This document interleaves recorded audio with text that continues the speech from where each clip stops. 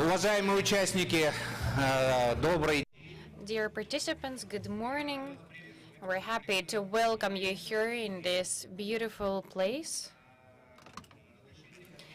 On behalf of the organization committee, please allow me to start our conference, thus prospects for the continuous improvements of health technology assessment in the Eastern Europe and Central Asia region. And looking at all of you here, I would like to say that we're happy to welcome you. And every year our conference gathers more and more people. And also the geographical representation of our speakers keeps expanding. I am sure that these 2 days will be very fruitful and that you will remember them. We're starting, so with that, I will give the floor for the welcoming remark to the Minister of Healthcare of the Republic of Kazakhstan, Ms. Ajar Geniyat. She will speak online. She will connect through them. Good morning, dear ladies and gentlemen, dear participants of the conference. I'm glad to welcome you here at the International Scientific and Practical Conference, Prospects for the Development of Health Technologies Assessment in the region of Eastern Europe and Central Asia. As it is known, providing the population with equal access to quality medical care is the main principle of health policy in most countries of the world. Health technology assessment, HTA, is one of the most important steps in providing the population with quality medical care, which allows selecting the most clinically and cost-effective health technologies for application. HTA is an effective tool for making managerial decisions, which are based on the evaluation of evidence of clinical effectiveness and economic evaluation, and it is aimed at optimizing costs in the healthcare system and rationalizing the use of budgetary funds. In Kazakhstan, the HTA procedure was first introduced during the implementation of a joint project by the World Bank and the government of the Republic of Kazakhstan back in 2010-2013. To date, Kazakhstan has successful experience in this area, and it is an institutional member of the international organizations such as GIN, ISPOR, HTA, and ENACTA. Over the 5 years, more than 450 surgical interventions and diagnostic methods have been evaluated. Also, a list of the Kazakhstan National Drug Formulary has been developed and it is annually revised. This list consists of more than 950 pharmaceutical drugs according to the international non-proprietary names. And we also have 7,000 commercial pharmaceutical drugs. Based on the principles of HTA, more than 1,100 clinical protocols have been developed, and they are now fully in operation in Kazakhstan. These activities allow to standardize the medical care, increase the availability and quality of medical care, and rationally use budgetary funds. And the country's population is now able to receive clinically proven cost-effective healthcare technologies. Interaction with the countries of Eastern Europe and Central Asia will make it possible to adopt and implement best practices in the area of HTA and provide an opportunity to develop prospects for the integration of countries in these regions. I am sure that today's conference will make a valuable contribution to the development of cooperation between the countries of Eastern Europe and Central Asia in the area of HTA. I wish all of you fruitful discussions and creative solutions. Thank you for your attention. Thank you very much.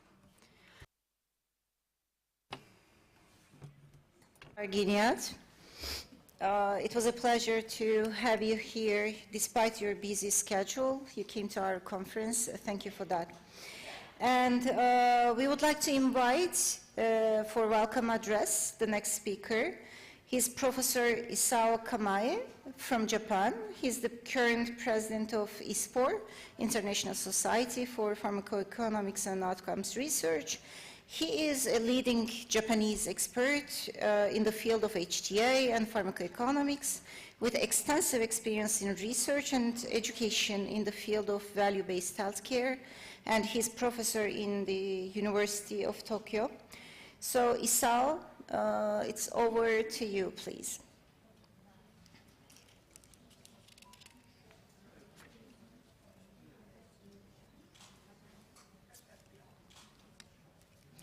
Hoping we have the connection with Professor Kamaya.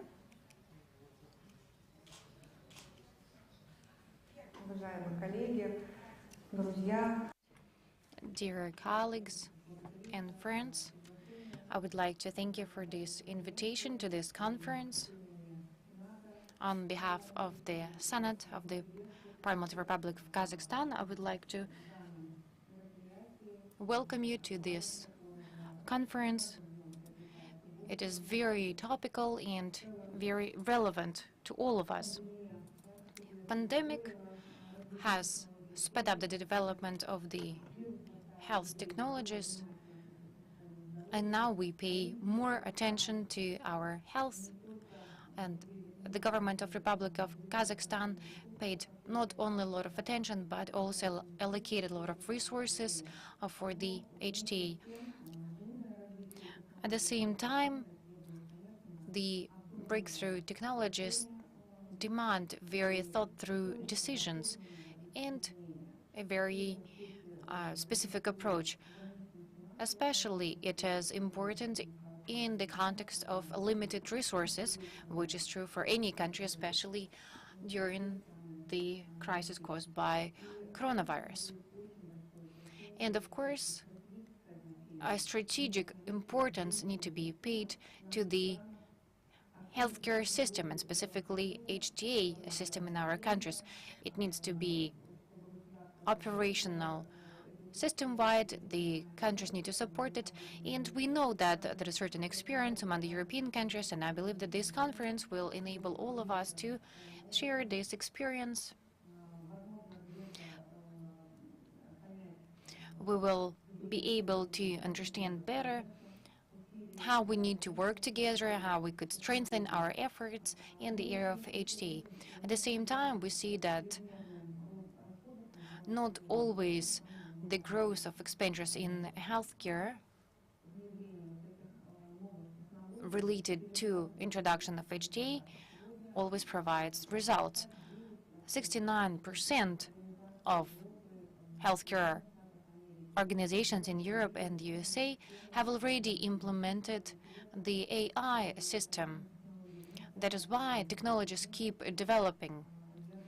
And I also believe that the strategic role of such approaches that we will be discussing today, specifically HTA, that we have in the healthcare system, is very important.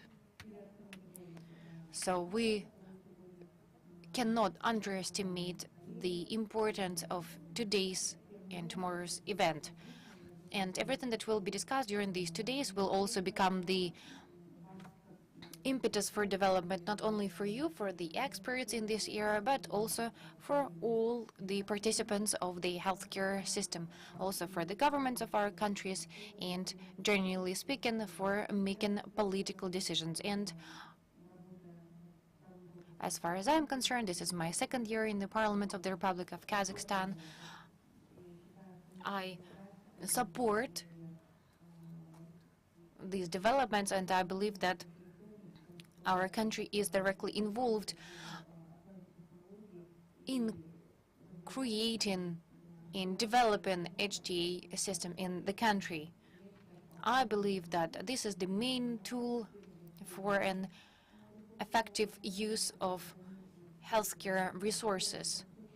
This will also provide availability of medical care and its high quality. With that, I would like to welcome you once again and wish you fruitful work at the conference, and I would like to assure you that representing the Senate of the Parliament of the Republic of Kazakhstan, I'm ready to support your ideas that I'm sure will be elaborated throughout this conference. This will be an important step for the healthcare of our country. The system needs to be well developed, it needs to be of high quality.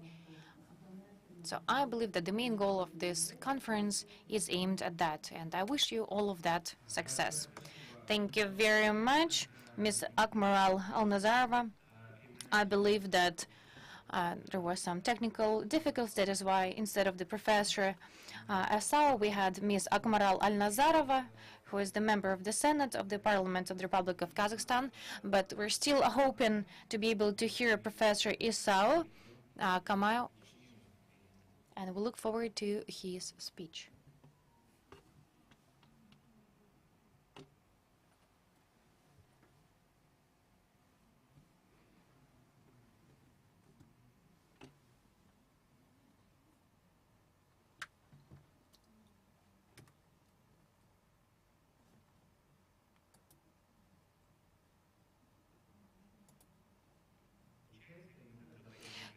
Are we able to load the video by Mr. Kamau?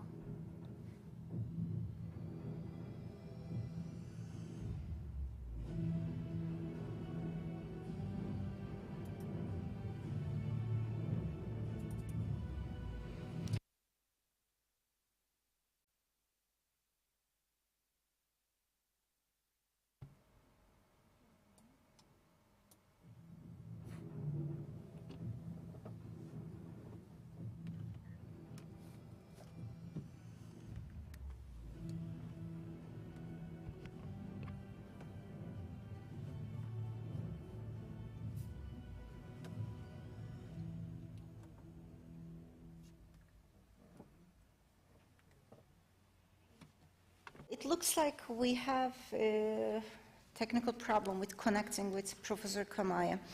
So I would like to introduce our next welcome speaker, Dr. Vaya Ortwijn. She's from the Netherlands, and she's currently the president of International Health Technology Assessment Society. Vaya is very well known for her international support in many different countries, especially in introduction to HTA in these countries. She currently works at the Redwood University Medical Center, Department of Evidence-Based Medicine, in the field of international HTA, and was one of the authors of a report describing the organization of HTA in the Netherlands. So I would like to welcome Vaya for her welcome notes.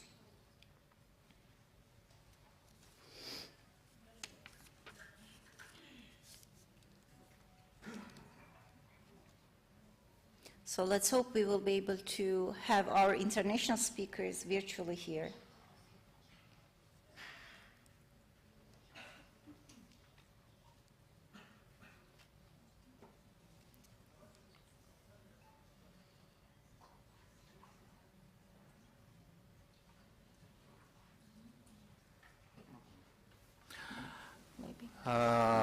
Я так понимаю, да. We understand that we have some technical difficulties with connecting our international experts, unfortunately. So I believe we will thank all those who have given us the welcoming remarks and wished us good luck and success. And with that, we will start our first session dedicated to the healthcare technologist assessment as a tool to support universal health coverage in the Eastern Europe and Central Asia region. We all know that the expenditures in healthcare keep growing annually. And of course, we need a certain tool, and HTA is such a tool that will allow us to answer the question, how should the funds be allocated while not compromising the quality, and even more so, the quality needs to keep improving. We also need to provide equality and access to medical care. And of course, today during this panel session, we will talk about different possibilities of HTA and how it can improve the quality. We will also share the experience. We have planned participation of a number of speakers. Some of them are here, and now we will give them the floor and we will introduce them first.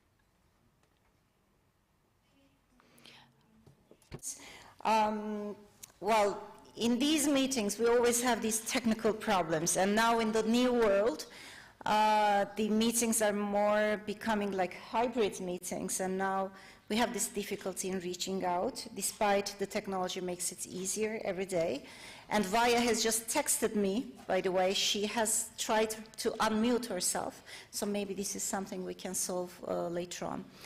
As Konstantin already introduced the panel, this is about HTA being engaged in the healthcare reforms when we are moving towards universal health coverage. HTA is one of the main tools, and today we have amazing speakers that we will go deeper into these topics. And our first speaker in this plenary will be Christoph Landa. I'm very happy to welcome here in this panel. Well, Christoph, while he's moving to the floor, I want to introduce him. He is an international HTA expert. He has introduced HTA in his country, Poland, but he has also extensive experience in the region. He's currently the president of Health Commission Business Center Club from Poland on the key principles for evidence-based decision-making in healthcare using HTA results. He has experience in drug policy issues, reimbursement and pricing of medicines and devices, and he previously served as the Deputy Minister of Health in Poland, President of Meritum, member of the Board of National Center for Research and Development, a very long CV, but now he will cover in a short time the experience that we will benefit from that. Floor is yours. Thank you, Rabia. Good morning. Luckily, I have arrived to Kazakhstan, so we won't have any technical difficulties while I'm speaking and communicating with you. Thank you, Alex. Thank you, Alima, for the invitation. Maybe I should add to the kind introduction of my person that actually I'm a friend of Kazakh evidence-based medicine and evidence-based healthcare for quite a few years. And thanks to Alex and thanks to Alima and also Ainur, I've been coming here many times, and also I had that privilege to run courses on evidence-based medicine and health technology assessment for Kazakh experts. I also dealt with your basic benefits package just as it is, recommending also some changes in the future. Right now, today I will have two presentations for you. The first one refers to principles of evidence-based decision-making in healthcare, and why HTA, so health technology assessment, is actually plays a key role for coping with these principles.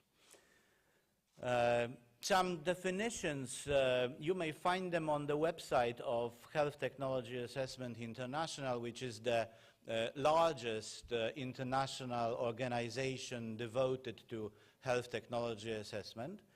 I won't read these definitions, as probably you all know them perfectly. Just I would like to point out what health technology is. Health technology, actually, it is medical intervention in a given medical indication. So you may have drug A being registered, or drug A has market authorization, let's say, in 3 different cancers. Then it makes this drug to be a part of 3 separate health technologies. Because this drug, even if in the same dose, the same administration way, it will create 3 different health technologies, because efficacy, safety profile and cost effectiveness of that drug in these 3 different indications will differ. Also, with respect to HTA, what do we expect from health technology assessment is that we would like decision-making in healthcare to be transparent and to be rational. So health technology assessment, at least as far as I know, it is the only tool to achieve these 2 main principles. Now, insurance coverage. In Poland, universal healthcare is based on coverage. So everybody pays taxes, and these taxes partly go to finance the healthcare. But in many other countries, you have pure insurance system where you calculate the risk associated with certain diseases, and treatment of these diseases certainly generates costs.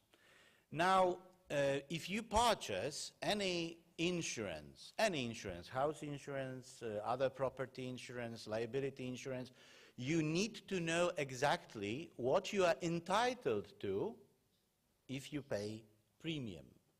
Similarly to taxes. If you pay taxes, these money are collected and you are entitled to some benefits. The more precise this definition is, the more certain as the client you may be to what you are entitled when you get sick. So you need to define benefits also in your healthcare. So if you get certain sickness, you will be treated with certain methods, certain health technologies. Our Minister of Health, former, a few years ago, Professor Religa, you might have heard this name. He was a very famous cardiosurgeon who performed the first heart transplantation in Poland.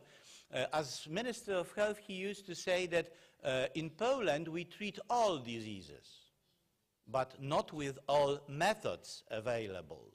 Actually, no country can afford all health technologies which medicine could offer. And we could spend the whole budget of the country, every country in the world, on healthcare only.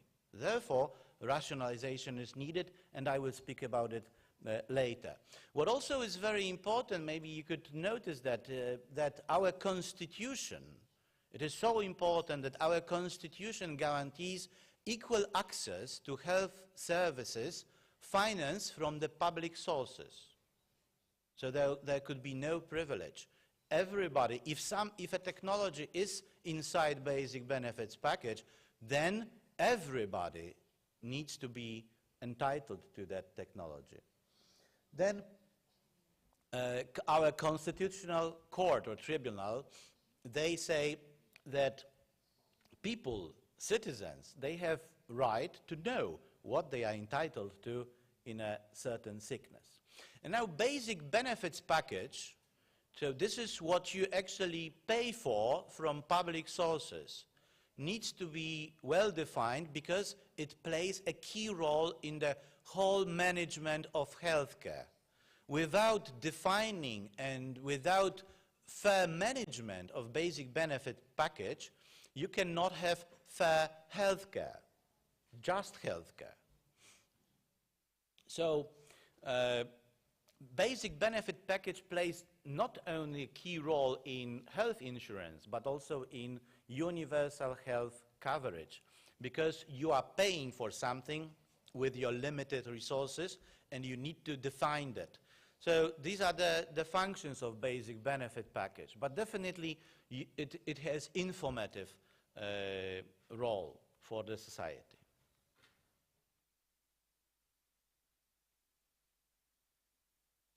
Now, management of basic benefit package. So all decisions of inclusion, certain drugs, medical devices, procedures, to basic benefits package, to the scope of health technologies to which people are entitled to in a given diseases, need to be justified. And in many countries, cost effectiveness evaluation plays a key role, because you know what is the value for money.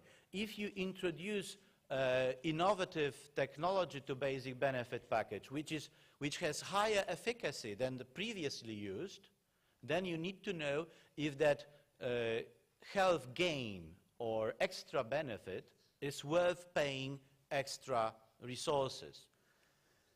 Justified decisions. What are justified decisions? Justified decisions need to be rational, and they need to be transparent. And as I said, health technology assessment is a tool to assure that. And, you know, actually internal structure of basic benefit packages differs among the countries.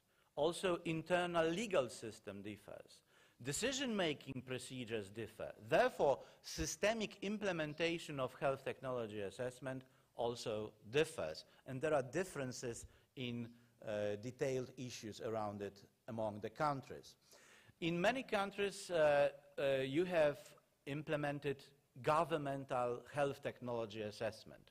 Usually they are called health HTA agencies. The question is, if you want to have institutionalization of HTA in your country, then what this agency or this department or this society or any other council maybe, how that should look like, and should it be big, hiring 500 people, or relatively small, hiring 30 or 50 people? Should it, who will bear the cost of doing health technology assessment? Who will pay for development of health technology assessment report? These are absolutely key questions to be addressed before you establish a governmental HTA agency. And you have two extreme models. Obviously, there is a full spectrum of possibilities, but you have two extreme models. One extreme model, this is a heavy touch, or maybe some people call it proactive model of health technology assessment implementation in the state. So in this particular model, state pays for doing health technology assessment reports. So state hires 300, 500 people, 1,000 people doing health technology assessment on a daily basis, just to address needs of your Minister of Health, of your Parliament, of healthcare providers, doctors, and everybody around. But on the other way, on the other side of that spectrum, you have light touch HTA agency models. It is called reactive. So you don't spend public sources on doing health technology assessment, but you ask those who are going to benefit from reimbursement or inclusion to basic benefits package. So pharmaceutical companies, medical devices companies, they need to prepare high quality HTA reports to address needs of decision makers of inclusion and exclusion from the basic benefits package. And it is difficult to address all health services, all drugs, and all medical devices in that manner. So usually you have actually mixed model HTA agencies, which are, I believe, more prevalent. So with respect to drugs, in Poland, for example, our HTA agency plays the role as light touch HTA agency. So we expect pharma companies to develop HTA reports, and these HTA reports need to fulfill quality requirements. You may easily find on the website of our HTA agency HTA guidelines, and these guidelines inform industry what are requirements with respect to completeness and to quality of HTA reports being submitted to our Ministry of Health. While for medical devices and for other procedures, our HTA agency develops HTA reports on their own, on assignments of Ministry of Health. And now, short story about ending up, just short story about HTA in Poland. You are on that route similarly to Poland. So it began in 1999, Governmental National Center for Quality Assessment in healthcare. Then capacity building, the same. You had some basic courses on evidence-based medicine, pharmacoeconomics, and HTA. We started in 1999 with international conferences, also like this one. The World Bank project led by Professor David Banta. Evidence-based medicine and health technology assessment taught at the universities. Governmental HTA agency, decree number 17/2007, which fulfilled transparency directive of European Union expectations. Then clear HTA guidelines, which I mentioned, law on basic benefit package in 2010, law on drug reimbursement and pricing from 2012, and bill on reimbursement of medical devices prepared in 2016, still in progress, but it will come soon. Thank you very much for that, for your attention. I think that we'll be meeting today a few times later on. Thank you.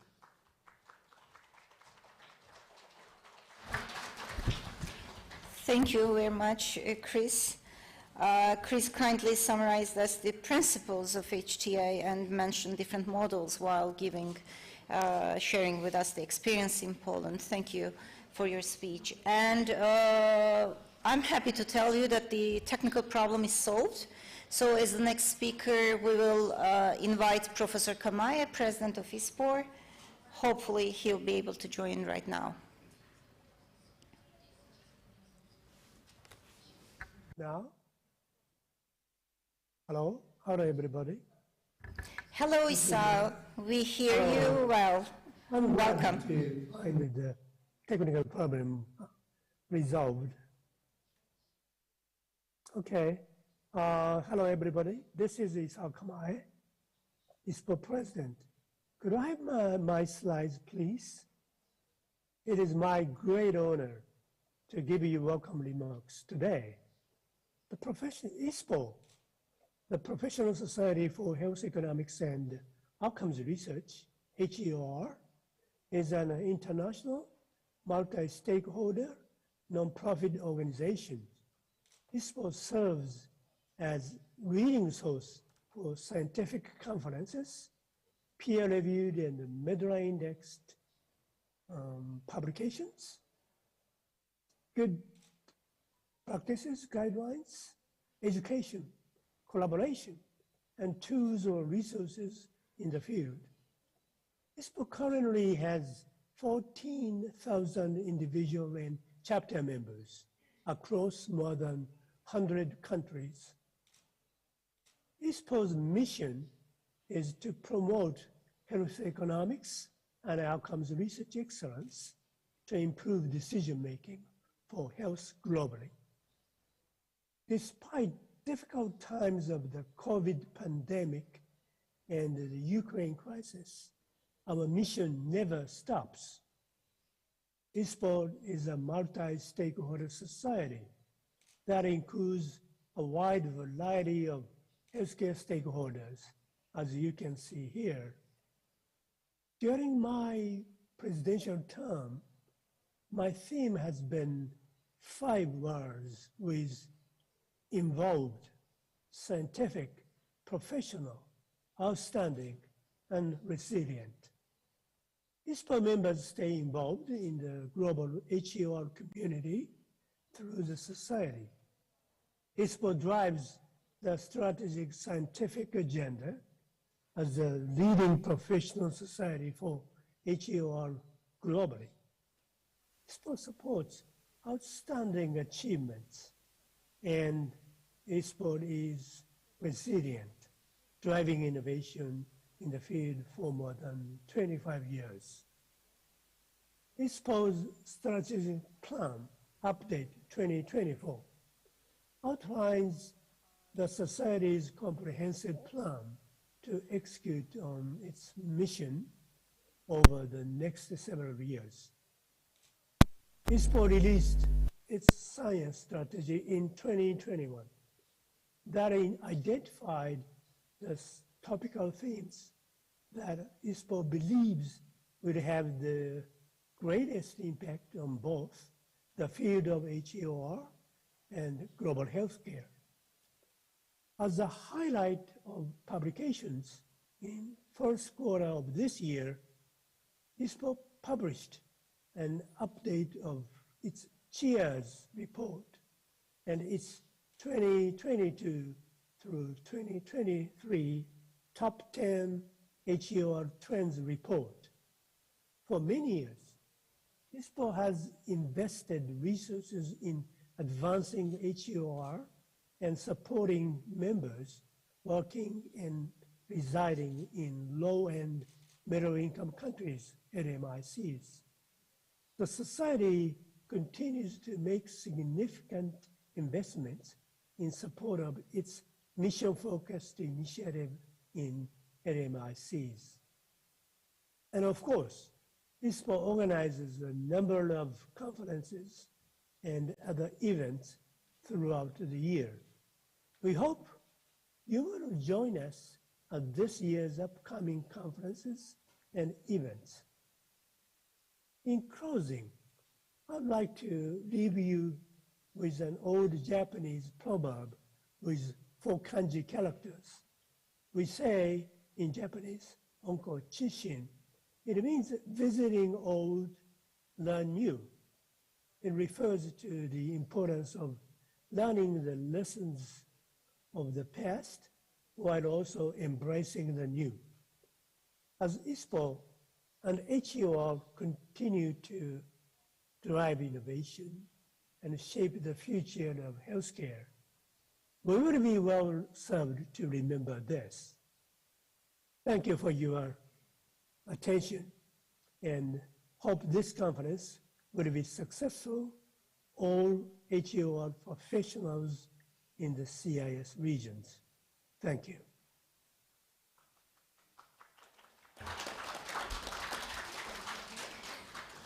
Thank you, Issa, for your welcome notes. And thank you for the patience bearing with the technical challenges, but it was very nice to have you here. And I would like to introduce our next speaker, Vaya Ortwine, as I already introduced her. This time she will be giving her welcome notes, and I will kindly ask Vaya to combine it with her presentation for the plenary session. So, Vaya, floor is yours. Please welcome. Thank you, Ramya. I hope you can hear me well. And so sorry for not being able to address the welcome words at the beginning, but luckily I have my presentation for you today. So dear colleagues and friends from the Republic of Kazakhstan, it's really an honor to speak to you today. I'm very sorry for not being able to be with you because I've been visiting Kazakhstan many times and I've worked very closely with the Ministry of Health as well as with the HTA department of the Republican Center at that time in establishing HTA for universal healthcare coverage. And it's also an honor to speak to you today on behalf of Health Technology Assessment International, of which I am the president. And Chris already introduced a bit about HTA-I as well as HTA, but I would also like to say a few words about the role of health technology assessment in supporting universal healthcare coverage. So the issue of health technology assessment is not only for low and middle income countries, it's also a very important tool to support decision making in high income countries because the allocation of scarce resources is a global issue. All health systems across the world are striving for universal healthcare coverage. And this is a fundamental right. It's a right for the population. Universal healthcare coverage means that all individuals and communities receive the health services that they need without suffering financial hardship. And like what Chris already said, it's not only about drugs, it's about the full spectrum of medical interventions, ranging from health promotion or prevention to palliative care across the life course. And this is something that has been defined by WHO. This is what WHO calls the Universal Healthcare Coverage Cube, and it means that you can focus on 3 dimensions when you want to strive for universal healthcare coverage. You can focus on expanding the scope of services paid for. You can also focus on the increase of the share of the population that has access to those interventions. And third, it is very important to reduce out-of-pocket payments in order to obtain universal healthcare coverage. And like you probably can see on this slide, this is not an easy task. And health technology assessment can support governments, but also hospitals and other decision makers in making these kinds of decisions. Chris already introduced the health technology assessment definition, but I would like to highlight it. This is what we call the new definition of health technology assessment. And it's not completely new, but it is a definition that has been established by collaboration. And I would like to emphasize that collaboration between organizations, but also between countries, like you will be discussing during the course of this conference, is key in making progress in the field. So please note that HTA is a multidisciplinary process, so it's not only about costs, it's also about the preferences that the patients would like to bring into the process, but it is also about science. So it's also very important to use explicit methods to determine the value of a health technology. And the purpose is always to support decision making in order to promote an equitable, efficient, and high-quality health system. So HTA is a policy tool, and its added value is immense. Here you can see all the organizations that were involved in the development of the new definition of HTA. The initiative was taken by HTA, by us, and INATA, and we invited all the other networks to work with us on this new definition. And it's important because now everybody is speaking the same language, and also everybody is using this definition when they do their activities. So here you can see that collaboration is a key aspect in our field of HTA. Focusing now a bit on the collaboration between HTA and WHO, we have a memorandum of understanding. It's the only society that has a memorandum of understanding with WHO. And for us, this is very important because we together are driving the institutionalization or development of HTA across the globe. WHO has provided a resolution already in 2014 in which they mandated member states to use HTA for their decision making. So here you can see the resolution or the key points of that resolution where HTA has been given a key role in the work that WHO does. And it also is important for member states, not only in Europe, but also in, for example, the Americas and in Latin America and the Asian Pacific area, to strengthen the capacity of HTA and use HTA in their decision making. Also, the support of exchange of information, sharing of experience and capacity building is very important in this resolution. And this is also where HTAI and WHO collaboratively work towards that issue. So here you can see a slide that shows the web page of our society. And on the top you can see the link to the website. So HTA is indeed the International Society for the Promotion of Health Technology Assessment. And we do have different kind of interest groups, which you can see on the right side of the slide. in which members of our society, which is multi-stakeholder members, work together in different kind of projects, for example, information sharing, but also development of tools to progress the field and to exchange and learn from each other. These interest groups are key for the development also of HTA across the globe, but also especially for capacity building and to exchange and to learn from each other. One of our strategic goals, which the agenda you can find on our website, is to advance the field through knowledge sharing, knowledge production, and capacity building and development. And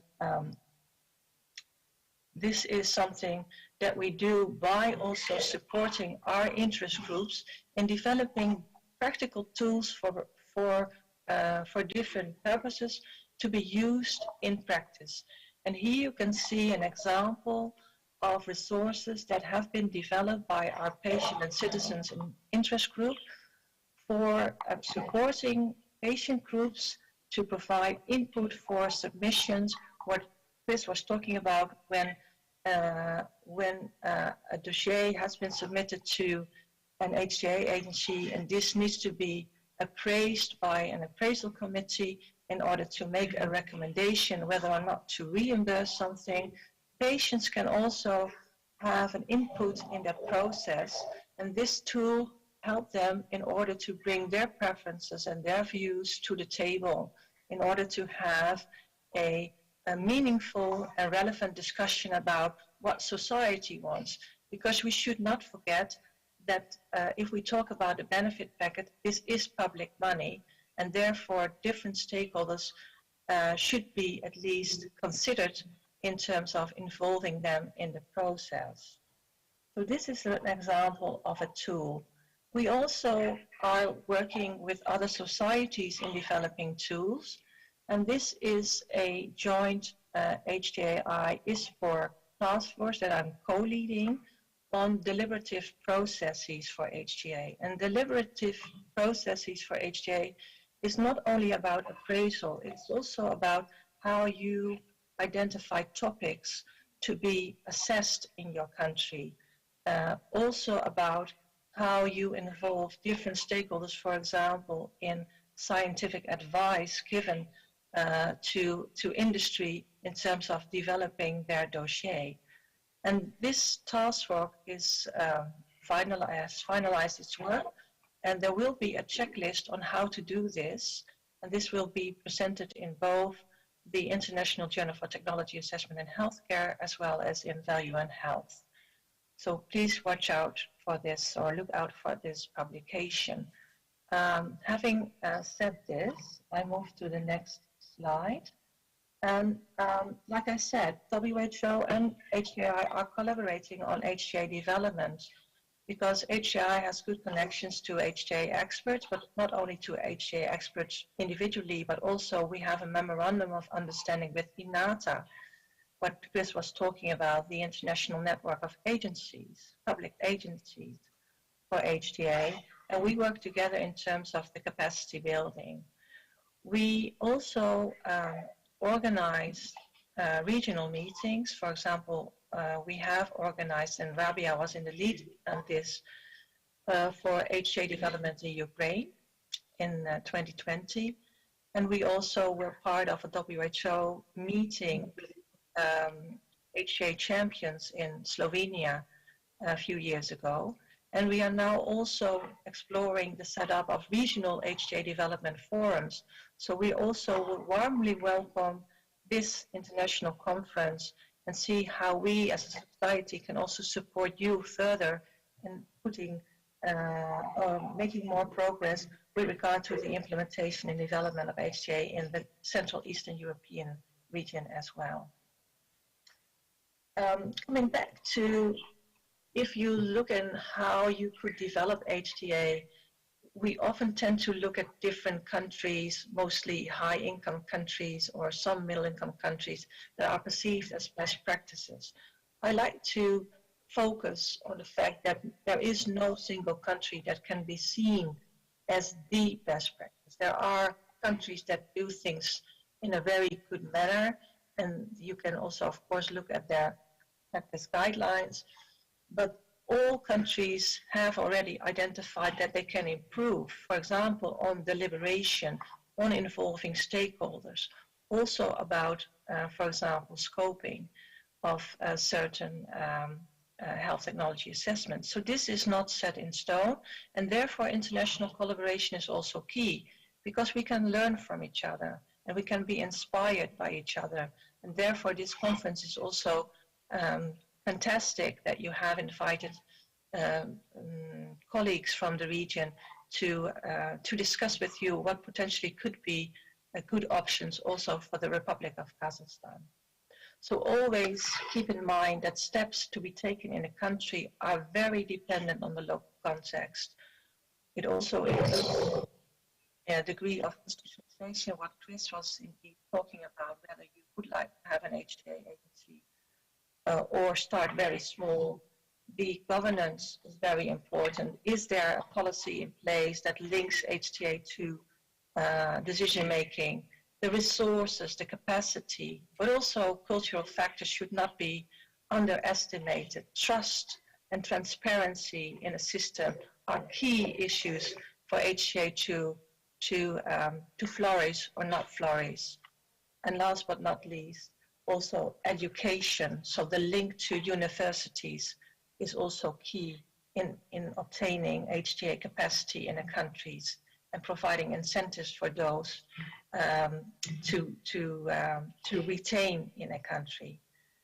So what we often suggest is an incremental path for HTA, especially for countries that do not yet have HTA or are starting with HTA.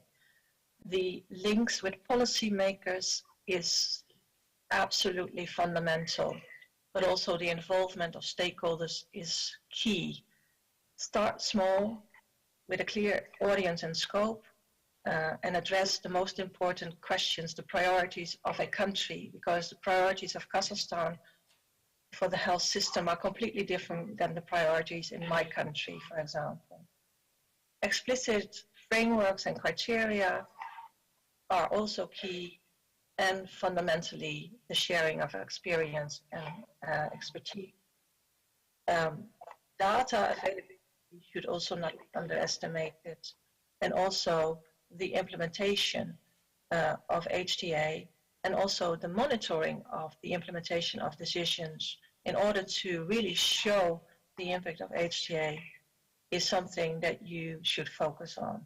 I know that Kazakhstan already made great progress in all of these steps because I was part of that, and I applaud everyone who was involved and also the willingness to move forward with HTA in the Republic. I think this conference will be a complete success because you have all the key stakeholders there, and I'm really proud to be part of this, and I'm really proud to and happy to discuss with you further any issues that you might have. And I also would like to, as a final word, thank you for everything, and I would like to invite you to come to my country, which is the Netherlands, in June, where we have the next HTI meeting in Utrecht. And of course, because it's spring, I will send you flowers, tulips from the Netherlands. Thank you.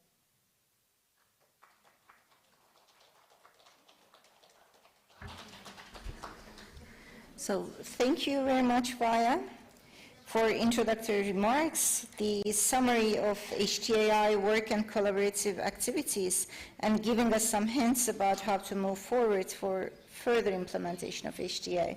And definitely we will be in Utrecht, right? Because the next meeting will be in Utrecht in June.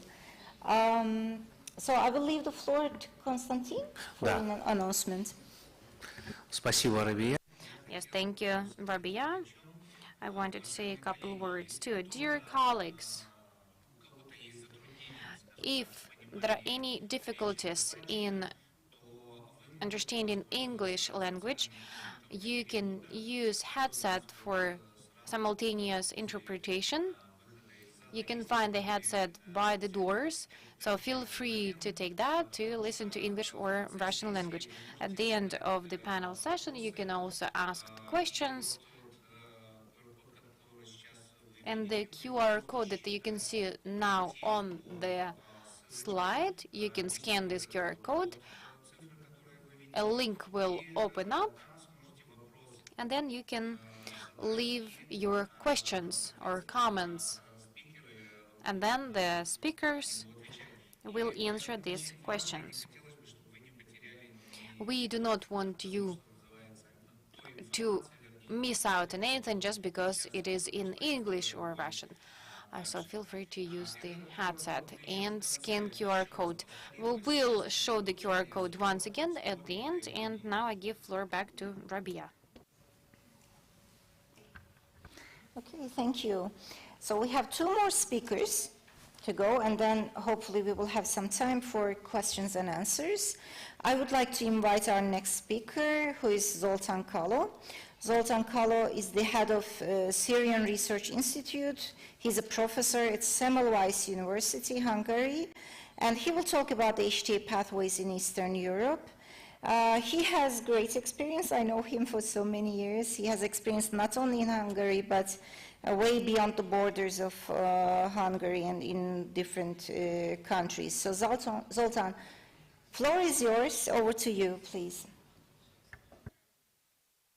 Thank you very much, and good morning, everyone. I'm sorry that I cannot be here at the conference.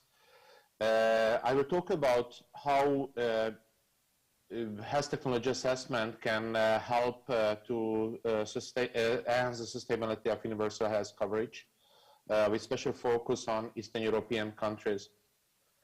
So the first thing that I would like to show to you is that obviously a health technology assessment answers different questions than related sciences, and then evidence-based medicine answers whether a technology can work theoretically. Comparative effectiveness research explains whether it works in real world, and then health technology assessment explains whether the technology works it. And this raises the question why we do health technology assessment. And it's an important question to answer if we would like to implement health technology assessment in any country. And while the question very often I hear whether if we implement health technology assessment, can we guarantee cost savings in a middle income country? And we did recently research on it. And I just show one slide from this research. When we asked experts in some countries on what health technology assessment can do or should do, and then the most important things that people expected from health technology assessment is health gain, transparency and accountability of healthcare decisions, and improved quality and efficiency in service delivery. So the least expected benefit is fiscal sustainability and administrative efficiency of the system. And we continued further the research, and maybe I can just share my conclusion on what HTA can do in middle-income countries. Certainly, the conclusion was that it's not easy. There are some negative aspects, but the positive aspects outweigh the negative aspects. So in any country, HTA implementation is recommended, highly recommended. And the most indisputable benefit of HTA implementation is improving transparency and accountability of healthcare decision. So sometimes we see that HTA can generate cost savings in specific areas, especially when we reject, for example, the reimbursement of a very expensive technologies. But in other areas, actually, HTA concludes that an expensive technology should be used. And currently, there is no evidence that HTA can generate savings at the macro level in countries, for example, in in developed countries. So there is no evidence that, for example, just because the Netherlands, just because Canada, just because UK implemented health technology assessment, they saved money from the healthcare systems. And actually, cost saving is even a more unrealistic expectation in middle-income countries where we have relatively underfunded healthcare systems. So my message, my conclusion from this is that the reason why we implement HTA is not to facilitate cost savings. There is no guarantee that HTA delivers cost savings to a country. HTA makes health systems better, but we are doing it not to avoid investment into health, not to reduce healthcare spending, but to improve the way how healthcare funds are used. So if you look at actually what are the problems of implementing HTA in middle-income countries, obviously the first one is that compared to some other countries, we have limited human capacities, few trained HTA professionals, and this is especially true for health economists. We have, in many middle-income countries, relatively low budget for doing HTA research, and often we complain about the limited availability of local data. Also, we have sometimes too sophisticated methodologies, which is not that easy to understand for those people who, at the end of the day, make policy decisions, make pricing and reimbursement decisions of new technologies. And we also have a feeling that in many middle-income countries, and I do hope that Kazakhstan is not one of those, but politicians may not have good intentions to improve the transparency of decisions. This is definitely true for my own country. And also, well, we heard in the previous presentation how important is deliberative process. But sometimes when we have a deliberative process, and if politicians at the end of the day make the decisions, then we know before the deliberation what the decision would be. And we have very limited tradition for managing deliberative processes. And also in certain countries, frequent changes in policy leadership has a negative influence on the consistency of implementing HTAs. So for that reason, my conclusion is that middle-income countries cannot directly copy the HTA implementation roadmap of other developed countries. And actually, I can even say that the way how, for example, England, how Netherlands, how Canada, how other Western societies implemented the HTA, well, they had an easy job. They had lots of people, they had more resources, and so on and so on. They had very democratic processes. But in our region, we need more creativity to implement health technology assessment. So really, the question is how we should start, where we should go, how to implement health technology assessment in middle-income countries. And then there are two approaches. The first one is a bottom-up approach, and the second is top-down. Bottom-up means that there is a natural evolution of the HTA system. While we do not set long-term objectives, well, we have mainly small steps for improving the system. Certainly, we leave the key stakeholder groups to influence the direction of health technology assessment. We do not appoint a single person who is responsible for making the progress in implementing HTA, improving the HTA system. And the other approach is the top-down approach, in which we really have a very strong analysis on where HTA should go. We determine long-term objectives of the HTA system.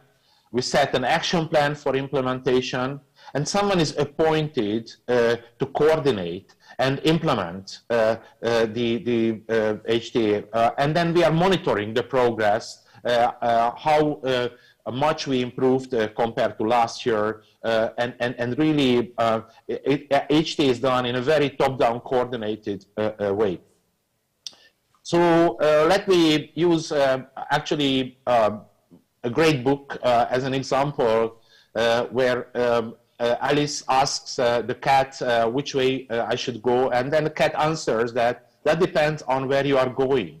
And when Alice answers that I don't know, then the cat, it doesn't matter which way you go. And I can translate it to developing the HTA system. So we can say that which way should I develop my HTA system? That depends on how you want to use your HTA. And if the answer is I don't know, then it doesn't matter how you develop your HTA system. So that's why I'm advocating very strongly that in every country where we want to rely on HTA, we should have a very consistent, strong plan on how we develop the HTA system, the way I mentioned before, a top-down approach. And then actually, if we have an analytical HTA framework, we should explore where we are today. We should set a preferred status, so where we want to be in 10 years from now. We should have an action plan. We need to make a publication, like where we would like to go 10 years from now and what we would do, and a coordinated action plan to reach the target status. And then we should monitor our progress. So we implement the action plan, and comparison, are we closer to the preferred status of HTA implementation. So we should always compare where we are to the preferred status of an HTA system. And this way, we always move toward our target, to how or where we would like to be in the long run. And then we also can think about what should influence our HTA system. And we can think about many different items. We can have a survey, for example, as I mentioned, among health policy experts on what HTA should do. We can ask someone to come, like someone from England, and to explain how NICE was implemented. Well, we need to take into account political support. We need to consider capacity constraints, and capacity constraints, two elements, human resources and budget. And then we need to take into account how my country is different from other countries. So we need to have a good overview on the context. And if you look at which out of these 5 elements is the most important, I can tell you that the analysis of the international experience is the least important. We made actually this type of survey in several different jurisdictions. So if, for example, someone from NICE comes to my country and explains how they set up the NICE, actually it's a very good story. It's like a fairy tale, but we can't repeat the story with our limited resources in my country. So that's the reason why all other elements are far more important than how others did in a very rich country, in a country with lots of health economists, lots of budget, and so on and so on. So you need to create a system which is good for your country, and do not copy how other countries became successful with your HTA system. Overall, you need to consider several elements, how you will have trained people for HTA, how to finance HTA activities, how to do HTA legislation, including the process and the institutionalization, like the organizational structure, the scope and the depth of implementation. So should we use it only for pharmaceuticals? Well, maybe initially yes, but then how to extend it to other technologies, and so on and so on. What should be the decision criteria? Like how you ensure quality assurance, transparency, timelines, how you rely on local data, and so on and so on. And obviously, international collaboration is very important. So if we look at the components of HTA, HTA can be very complex, and I do not want to read it. But if you would like to just choose what are the most important elements of let's say, of HTA, I can address 4 different questions.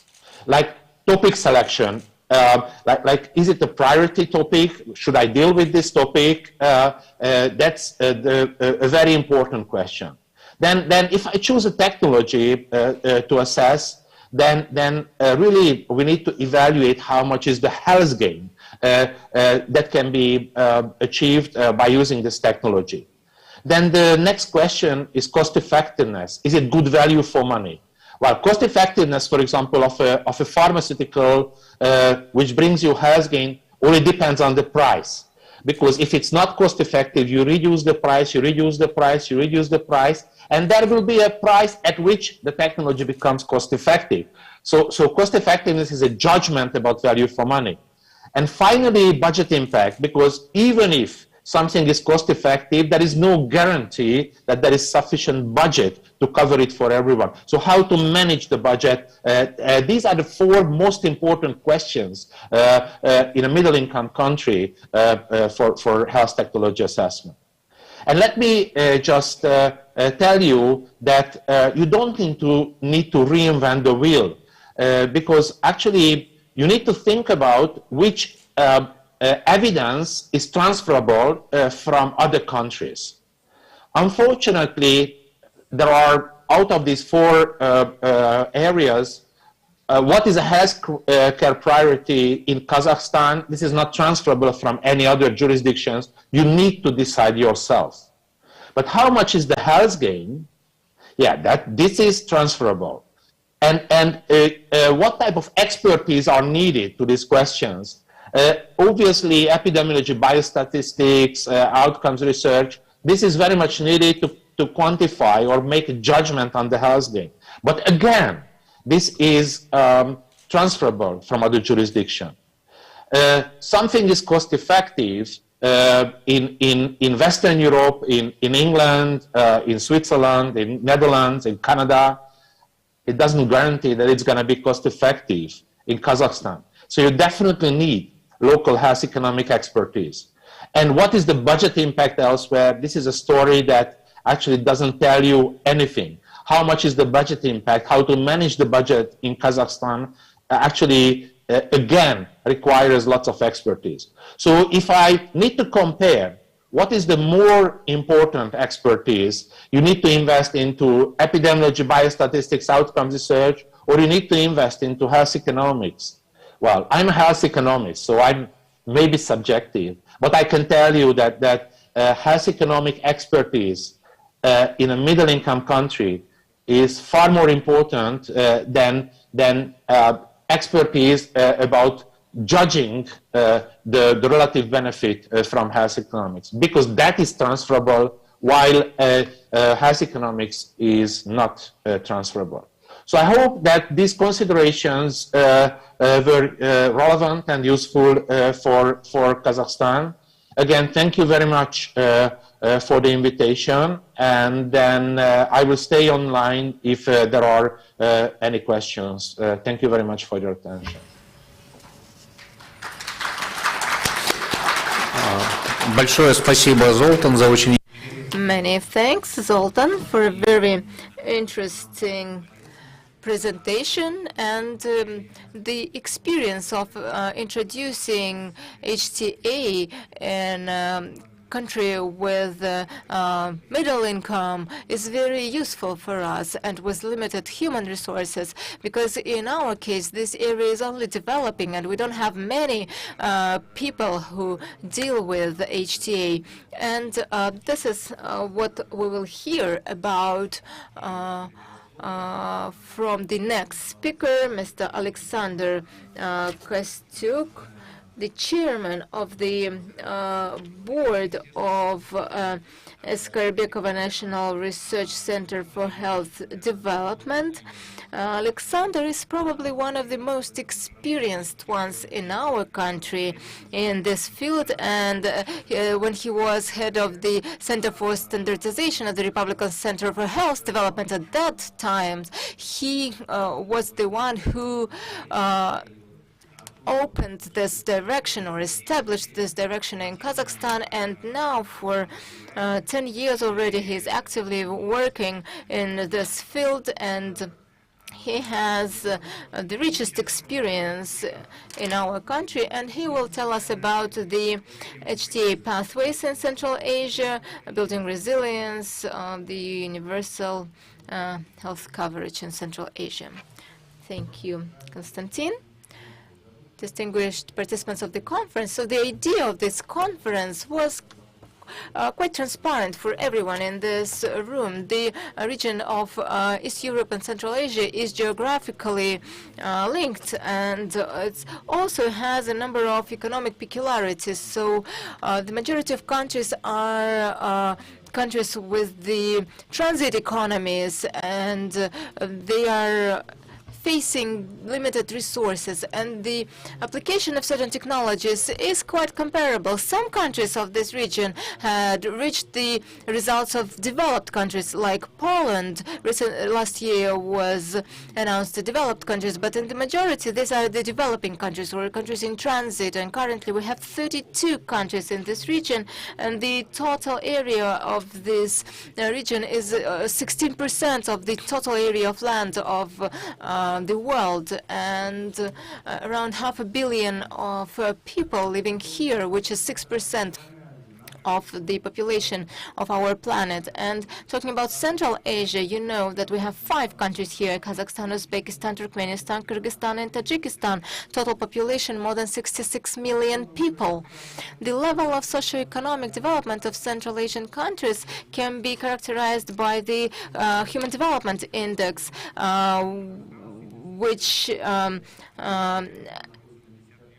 for Kazakhstan, for example, has the leading positions of 0.8, and despite the increase of GDP per capita, still these countries have one of the, for example, country like Tajikistan has the lowest life expectancy in the region, and this is quite a good illustration for the effectiveness of the healthcare costs, as we're talking about HTA for the effectiveness. And the growing number of the new technologies is one of the issues in the region. Another problem is the use of technologies with insufficient effectiveness, and the combination of both factors leads to inadequate healthcare and limited financing. In this regards, the most important aspects of policy in healthcare is to ensure universal health coverage, and our panel session now is devoted to that topic, and why I was talking about it. And the key events in this regards include mobilization and redistribution of resources. Let me go back one slide. So mobilization and resource allocation. So increasing income for universal health coverage, diversifying funding, also increasing fairness and accessibility, removal of barriers like financial, physical, social, improving the targeted financing, balanced participation of private-public partnerships, and also increasing efficiency using cost-benefit analysis and other analysis to optimize resource allocation and balancing the demand, and also containing the costs and adding value and ensure ensuring better results.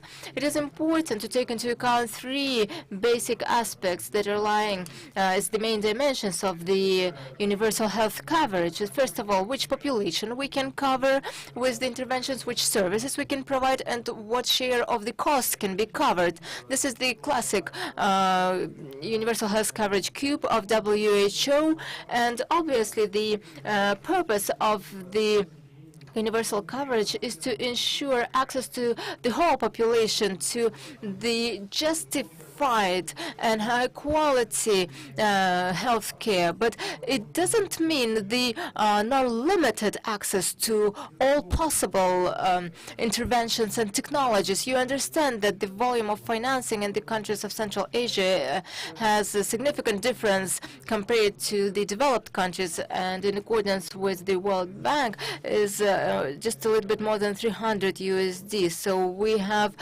230 USD per capita compared to USA, where it's 12.5 thousand USD. So that's a significant difference. And in this regard, it is clear that Central Asian countries region cannot spend such money for medical interventions like the developed countries like the United States.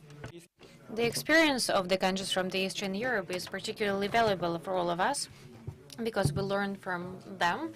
We learn from most developed countries quite often, and the models that are used there are not easily adapted to our country or to our region, and they can't always be used straight away.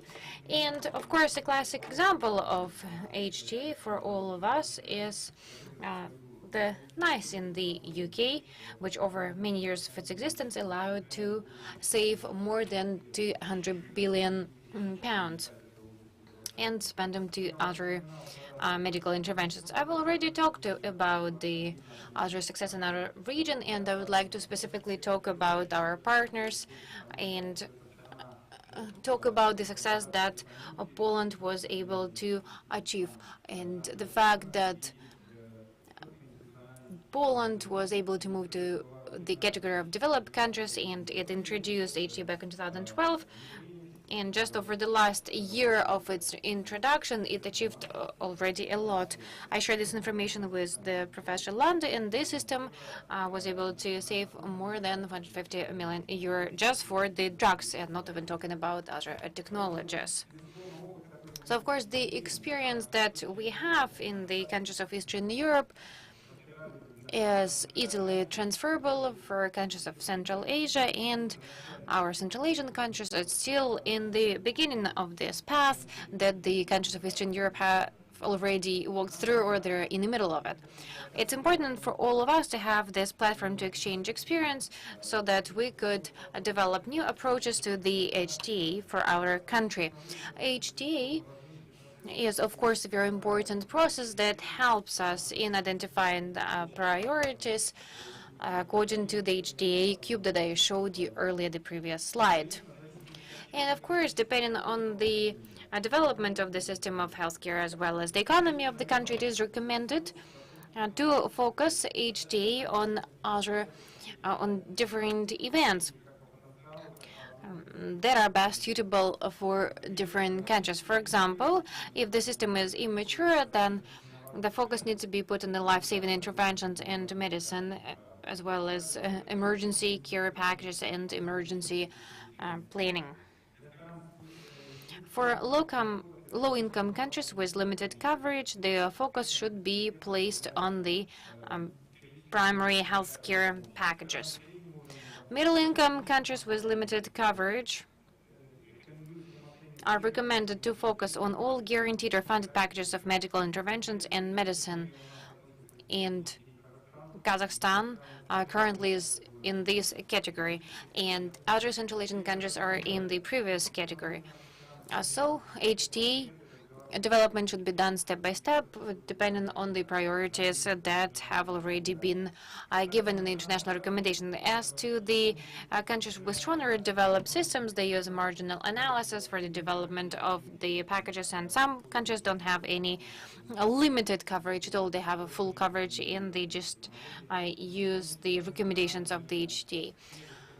The first three category countries can not go without some limited list of packages, keeping in mind the limited resources we mentioned earlier.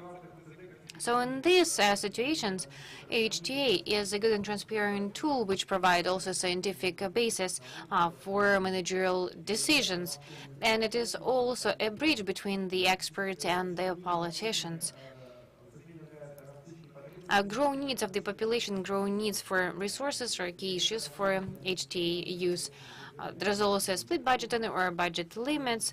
That is why it is important to move towards the risk-sharing pattern, and it is important to use patient registers. If we're moving from paying for a drug to buying a therapeutical outcome, these are the schemes that are quite topical for all of us and for countries in Central Asia and specifically for Kazakhstan. Economic analysis is an integral part of the HTA, and it should be linked to the goals, values, and priorities of the health system. It is also important to understand that the clinical trials, randomized clinical trials, do not always provide all the necessary information, and it's important to have dialogue with industry and additional research, and HTA will provide exactly that, including from the point of view of the pricing. And it's important to make point decisions in relation to the revelation of evidence, and cost effectiveness of any technology need to be coordinated and evaluated by a very specific criteria. We need to understand the quality for our region, and specifically for Kazakhstan, that we also need to use the threshold of willingness to pay. Keeping in mind the importance of HT, the pathways for the countries of Central Asia are, of course, the advocacy and promotion of the best practices in the evidence-based prioritization of clinical and cost effectiveness, including, of course, first and foremost, HTA. Capacity building in the HTA and economic evaluation in the countries of the region. Development of HTA is a system tool to form packages of services and institutionalization of HTA at the country level. I believe that the success of all this work can be achieved through cooperation and coordination between the countries of Central Asian region as well as the countries of the Eastern European region and the Western European region, by the exchange of experience and also through the development of specialized platforms to exchange information. It's important that the HTA becomes cost-effective for every country, and we need to also keep in mind that we need to choose the model that would enable us to use our finances in the best possible way. HTA of each country needs to be developed, keep in mind the local context, and we need to move away from just the formal approach. HTA needs to be a transparent tool and not just a consultative process. It's important to understand that making decisions based on HTA is not a marginal process. It should be balanced. Keep in mind the balance of all the advantages, clinical, economic, social, and ethical ones. Thank you for your attention. Thank you, Alexander. Thank you for such an interesting report. It's true that the HTA, as we have seen already, doesn't necessarily lead to cost savings. What's more important is the quality of healthcare. It needs to be beneficial for everybody, especially for the consumers of the medical services. Now, please show us QR code once again so that those who wanted to scan it and ask the questions could do so. Please feel free to scan the QR code. Now, if anybody would like to ask a question without any QR codes, feel free to do so.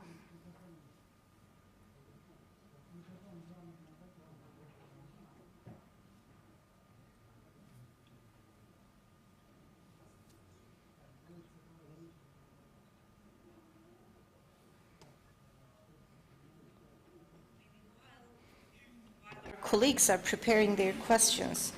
I can ask a question. because I was listening to the speakers. There was a lot of reference to saving and a lot of reference to efficiency. So I don't know if Chris, would you like to comment on that? Because Zoltan said it doesn't always bring savings, which I would agree, but also we have examples where we have lots of savings, right? What would you add to this? Yes, thank you, Rabia. Truly, we gained a lot of savings in Poland, introducing strong HTA rules in the law on drug reimbursement in 2012. Only in the first year of after endorsement of that law, we had savings in the amount of 400 million zlotys. 400 million euro, I'm sorry. 400 million euro. And obviously it was not about savings. We didn't save this money in order to bring it to our GDP or spend it on constructions or of roads or bridges or education or some other purposes. No, just having these savings, we were able to cover more drugs and more innovative technologies in our basic benefits package. So these savings were not just to generate savings. These savings were used in order to purchase or reimburse, make available new drugs and new medical devices to our society. In the next years, savings were lower than in the first year, but still they were substantial. I believe that, that HTA is absolutely, as Zoltan said, it is not about savings. Because you don't generate these savings in order to spend it on something away or out of healthcare system. But we do generate savings all the time because we have tool which says this technology should be included to reimbursement or basic benefit package, and this one shouldn't be because it's not value for money. Nevertheless, we have limited budget, and this budget, within this budget, we would like to buy as much health benefits for the society as possible. So it generates savings, but it is not all about savings. Thank you. Thank you, Christoph. I think it's a very important point and a very important discussion because we need to be aware of the main purpose of HTA, why we would like to introduce HTA into the system. It's not about spending less money. It's more about spending whatever we have in hand in a more rational and more efficient way. So I can also give example from the countries I worked. I'm from Turkey, so I can give example from Turkey. When we introduced HTA in 2007, it was the first introduction, and over the years, it was not more about the money. Actually, we spent much more money than we were spending before. But we managed to transit the country towards universal health coverage. So basically, with the budget we had, we were able to cover a much more population. Actually, right now, the coverage is 99.9% in Turkey. So everybody, almost everybody is covered with a very broad range of healthcare services. And it was thanks to HTA introduction into the system. The second example I can give is I was leading hospital-based HTA, which we never talked about it in this plenary, but we can use HTA at the hospital level as well for the investments within local level. And when we introduced this into our system, and in one hospital, in 3 years, we saved 2.5 million euros, just making rational decisions and changing the decision-making model to evidence-based decision-making for introduction of new technologies, and also to rationalize the technologies we already use in the hospital. So in only one hospital, 2.5 million euro in 3 years, it's a huge impact. But it doesn't mean we had this money in hand at the end. It was more about this money goes into the system so you can cover more new technologies or rationalize the current use of existing technologies. So, yes, sure. I will give you one more example which comes to my mind. When I was Deputy Minister of Health responsible for drug reimbursement, reimbursement of medical devices and basic benefits package, we launched the program focused on rehabilitation. So there was a part of basic benefits package with health services for used in rehabilitation. And what we noticed is that probably up to half of these health services, they were technologies of unproven efficacy. I believe that some of these technologies were even harmful to our patients in Poland. So the idea was to evaluate these technologies, to get rid of what is harmful or ineffective, and therefore to spend limited resources for rehabilitation on these technologies which are of proven efficacy, cost-effective, and therefore also reducing waiting times for the services, right? Because if you get rid of obsolete or harmful or ineffective technologies, you will have enough resources to finance what is efficacious. Thank you. Thank you. So we have a question. Yes, please.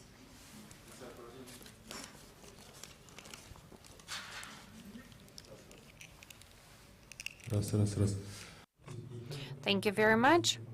I represent SK Farmacia. My name is Iskaliyev. I have a number of questions. My first question, having studied your organization, I understand that you assess health technologies, including quality. I have some experience in oil and gas industry, and Institute of Oil develops a standard, and it allows to assess the technology. But I wonder if there is a conflict of interest maybe here. If you develop a standard and then you assess the technology. In Kazakhstan, we also have some problems with new innovative drugs, such as Indocivir. It has not yet been approved of, even though it has good indicators. So what is the view at the global level of the maybe promotion or unethical promotion or advocacy of different drugs? Maybe some companies would like to introduce new drugs and they try to prove that these drugs are effective. We understand that there is maybe a gray line between unethical promotion and the ethical one. In our regions, our doctors only have limited drugs they can prescribe. So the problem of doctors is that, well, they need to advocate, promote some drugs. How is that done in the world? That is my question. This question is raised a lot, actually. And my third question is, we would like your organization to look at the local production. As far as I understand, you can influence the processes, the global processes in Kazakhstan. And you know that Kazakhstan has talked about the huge program of localization. What can we do in order for the international players to come to Kazakhstan and localize the drug that we have already, especially keeping in mind the current situation? In the CIS countries, we have quite an advantage in this area. Thank you for the questions. Actually, they're very good questions, but very broad also. So we have a limited time. So I will ask Chris to shortly address those.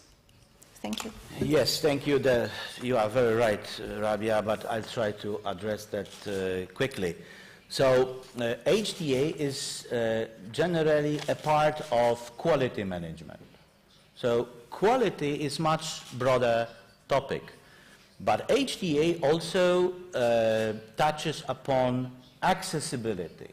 So if you think about value-based healthcare, which is currently very hot topic in the world, then you need to be patient centralized. So you look at the healthcare from the perspective of patients. And what do patients count on? What do they want, really? They want quality healthcare, which is accessible.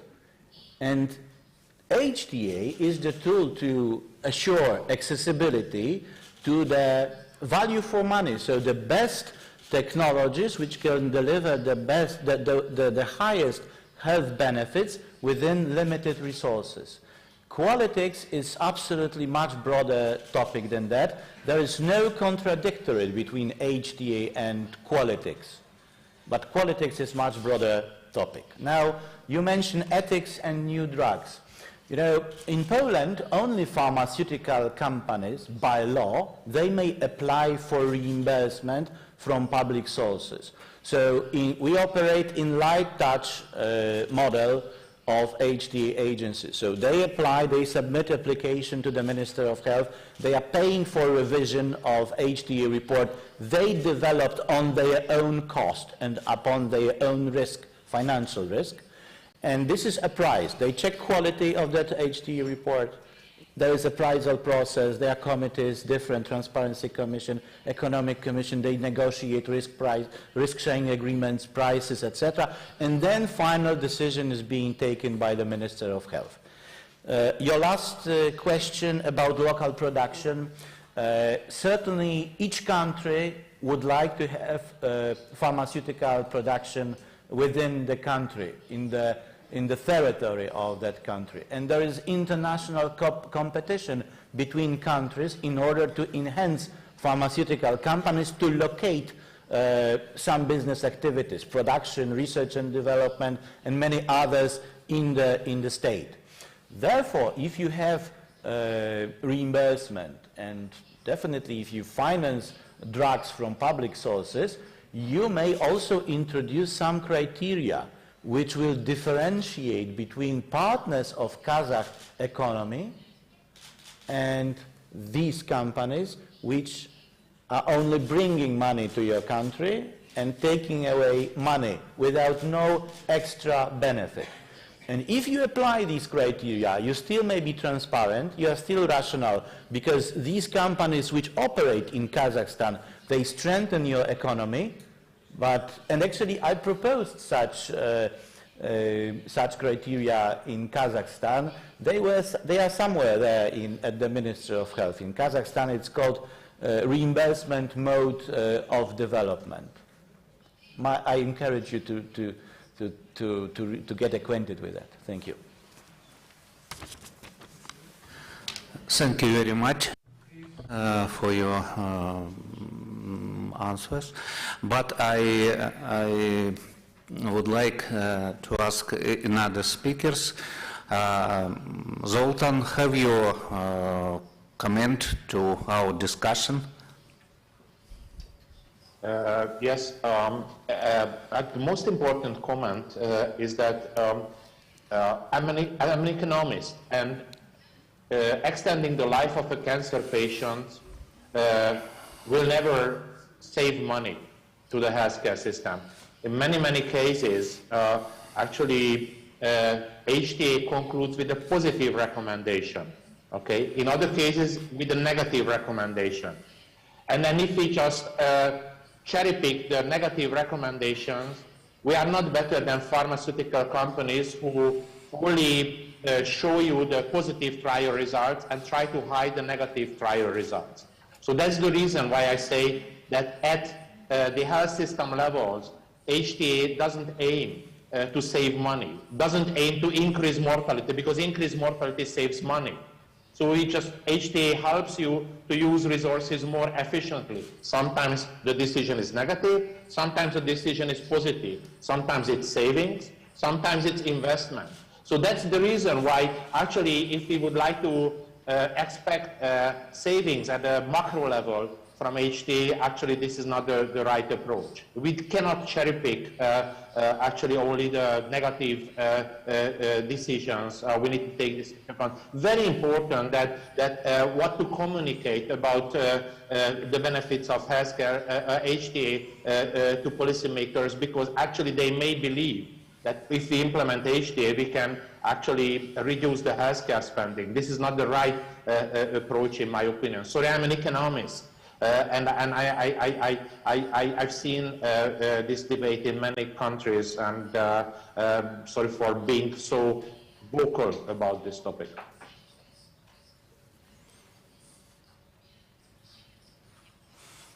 Thank you very much, Zoltan.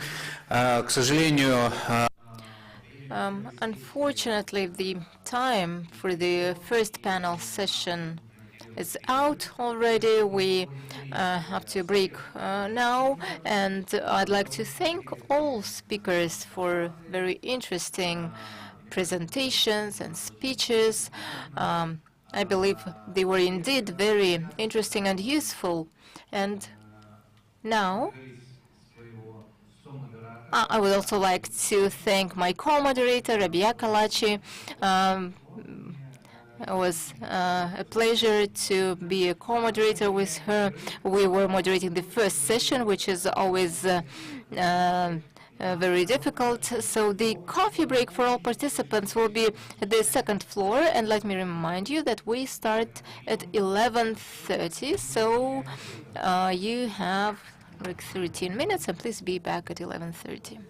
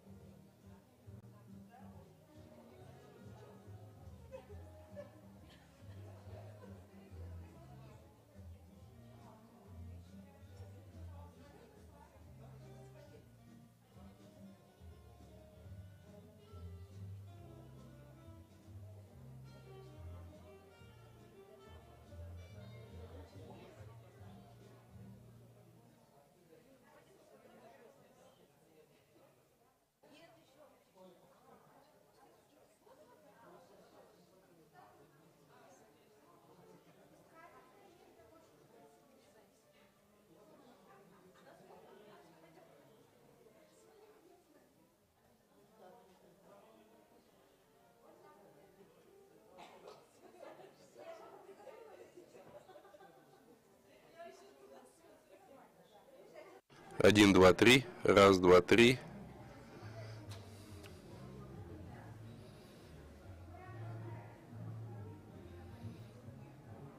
Раз, два. 1, 2, 3. Раз, два. 1, 2, 3. Английский перевод.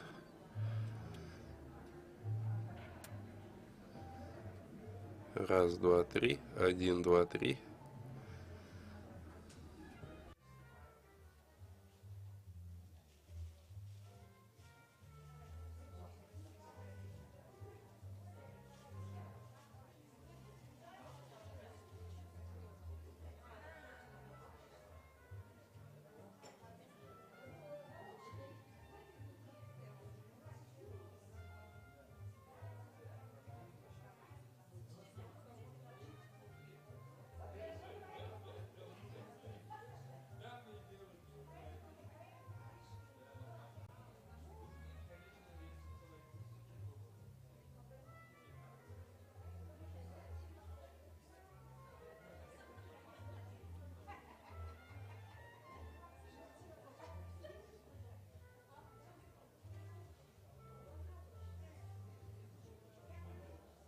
Сейчас проверяем.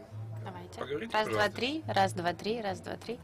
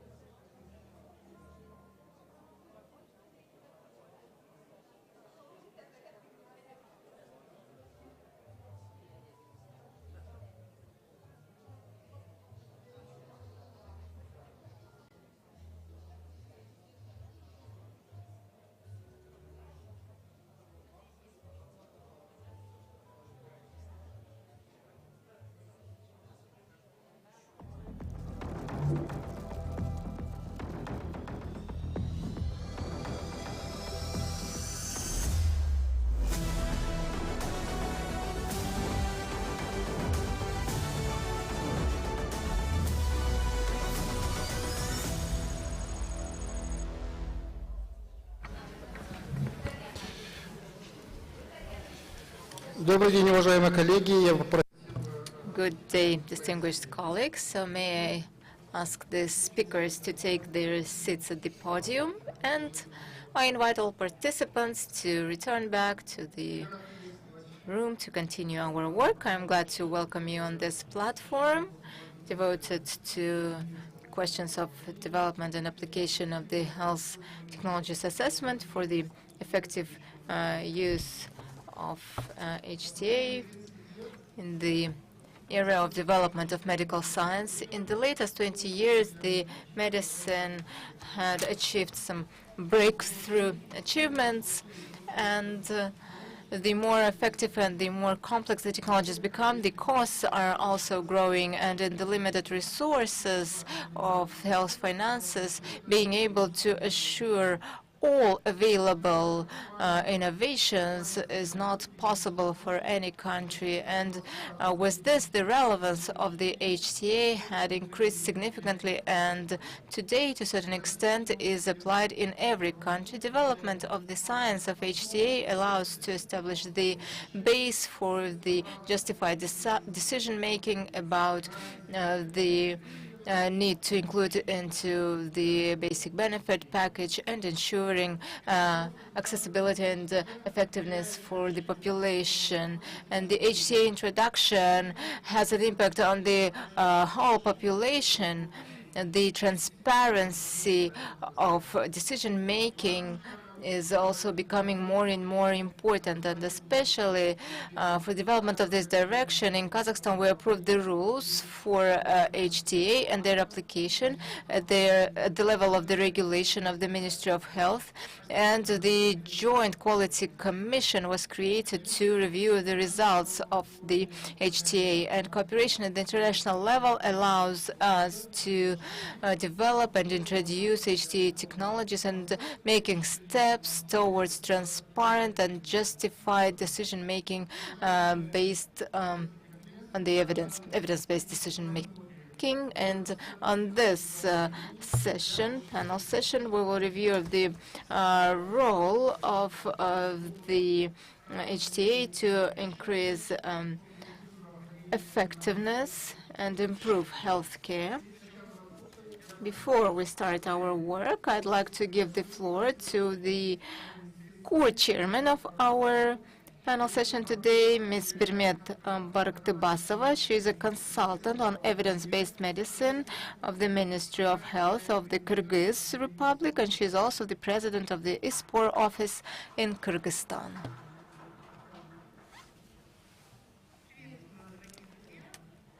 Greetings to all of the participants, and let me actually note that I am currently not a consultant to the Ministry of Health anymore, but I am still one of the most devoted specialists to introduce the evidence-based medicine and development of the HTA in our republic. Using this opportunity, I'd like to thank the organizers for this great opportunity to meet my colleagues, comrades, and friends in Kazakhstan and in Central Asia. Kazakhstan has the central and leading role in introducing and implementing HTA in the whole Central Asian territory.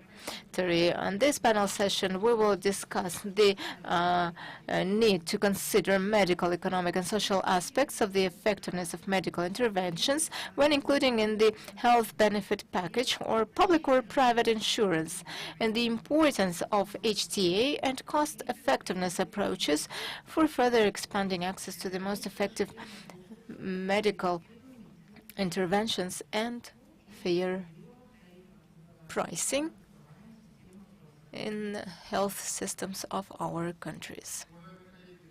Distinguished colleagues, our panel session will last until 1 p.m. and I request speakers to follow the time limits, so every speaker will have up to 9 minutes. Let me give the first floor to our first speaker, Mr. Lou Garrison, Professor Emeritus of the Choice Institute of University of Washington. He is the ex-president of ISPOR in 2016-2017. He's the founder of Global Health Economics from the United States, and And Professor Lugarson has experience of non-commercial research in healthcare, and he worked as an economist in pharmacological industry for more than 13 years. Mr. Lugarson had published more than 100 publications in the licensed journals, and he is researching the areas of national and international policy related to personalized medicine, analysis of benefits and costs, pricing,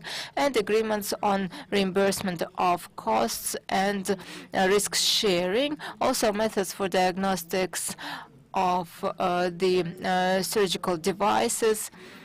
And he will present us the speech on best HTA practices for dynamic efficiency and access to innovations, promoting global differential pricing. Mr. Lugarson, please, the floor is yours. Thank you so much for the introduction. Okay, I'm getting a echo here. Much.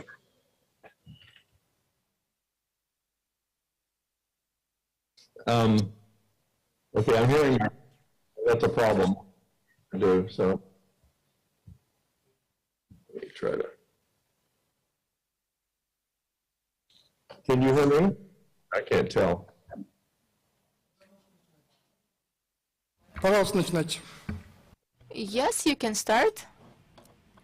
I'm just, okay, I was just hearing myself, getting an echo, but I can go ahead. Let me just say thanks so much for the sponsors and sponsors for the opportunity to participate in this important discussion occurring in Eastern Europe and Central Asia. Let me ask you, are you hearing the echo as well? Are you hearing the echo? Слышимо хорошо, в принципе. Well, we can hear you well, and we can hear interpretation as well. So you can go on.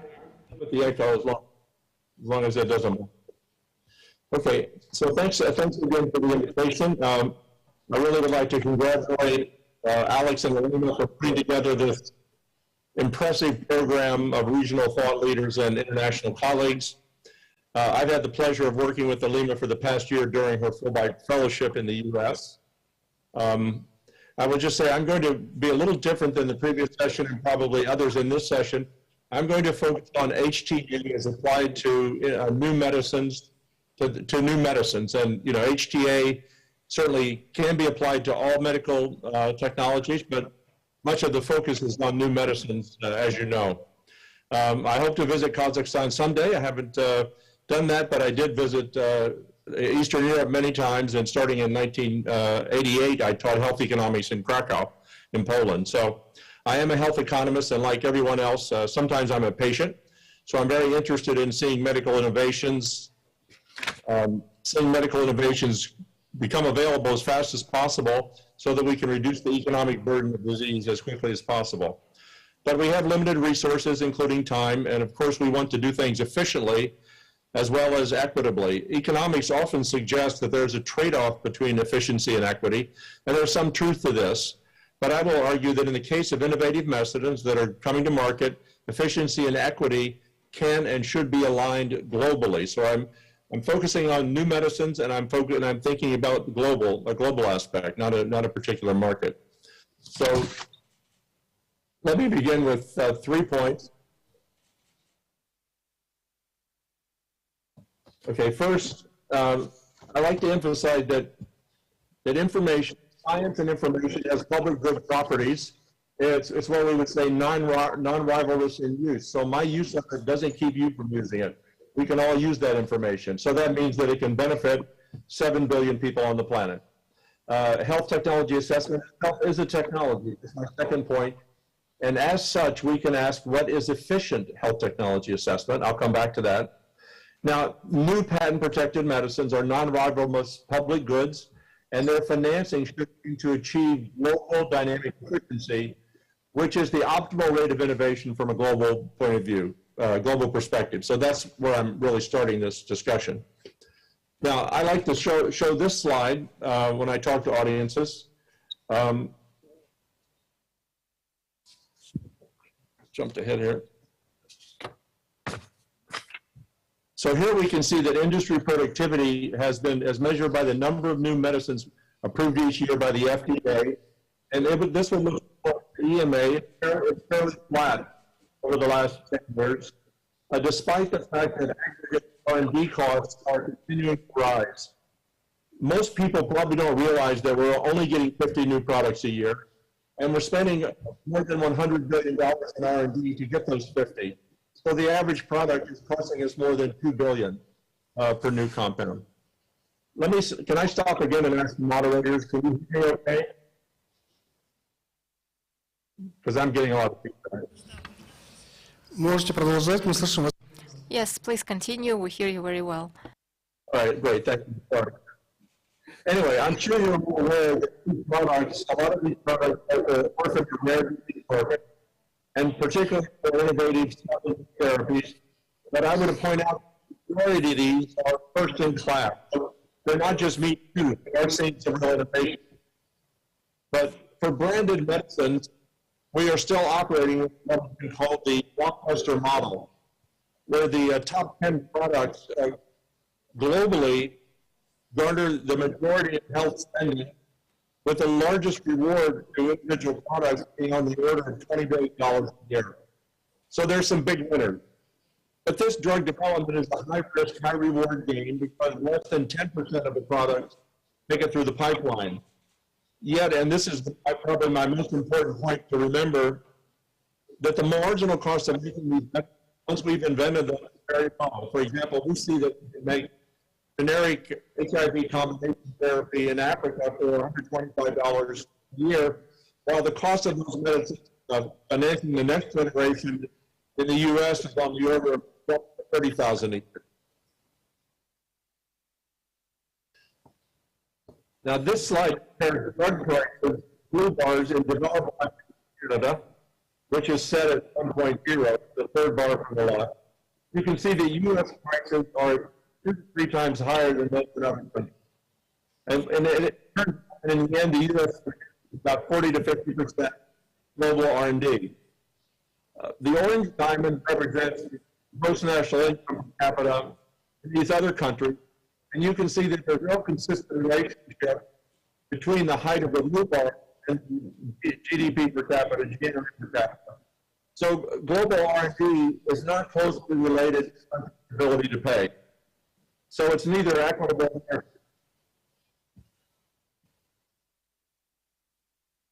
Now, economists have long argued that global differential pricing, as you see from these papers from almost 20 years ago, would be the preferred alternative. Economic theory suggests, generally speaking, that a monopolist, for example, a patent holder, would set prices higher than a free competitive market, and thus the volume of access would be lower than optimal. There would be an efficiency trade-off.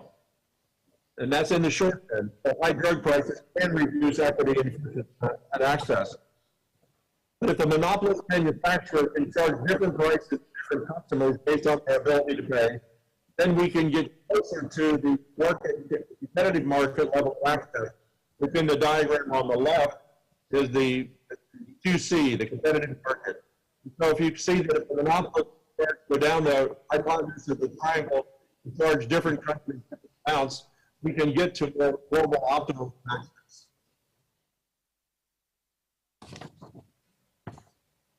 This debate has been going on for a long time with limited progress. So I'm surprised last week to see this proposal from the European Federation of Pharmaceutical Manufacturers calling for a shared approach to supporting equity-based tiered pricing, which is a form of pricing. I pulled out 2 key points out of this discussion document. First here is that a commitment from industry to file pricing applications in all EU countries no later than 2 years after the EU market authorization. So this would mean we would be addressing these as quickly as possible. And the second bullet is about a framework for doing this tiered pricing based on P&I per capita. Let me move to the next slide. So as you can see in this slide that on several points, tiered based on ability to pay, It's the price negotiation will be conducted within those years by the member states. There would be confidentiality about final prices, but there would be an external independent body that's monitoring the process to see that it is aligned with principles of equity. So I think this is the exciting thing to see under discussion and just getting started. For me, the point is the marginal cost of medicines is small, and we should be able to vary price across different markets in Central and Eastern, Central Asia and Eastern Europe, but also in Africa and in other parts of the world. So I will end with a couple of recommendations that I think will support this. Number one, I would recommend that HTA for market access and pricing should aim to be efficient locally and globally. And you see the word transferability here, and I totally agree with Zoltan that the biology travel and a lot of the information is transferable when it comes to statistics and efficacy and so on. So it's optimal for some local markets to free ride in the sense that they borrow the information from other places. So what I would suggest is that Eastern Europe and Central Asian HTA bodies could monitor what's coming through the pipeline of the FDA and EMA. Try to look at health gain, which is a key driver, but look at local health priorities and try quickly to negotiate prices for new drugs that promise large companies in disease areas of locally significant economic burden, which would be the high priority areas that Zoltan was talking about. So I'm sorry if this it's a challenge for me because I had feedback all during this and I didn't have that. But let me thank you for your interest and attention, and I look forward to the panel discussion. And thanks again for the invitation.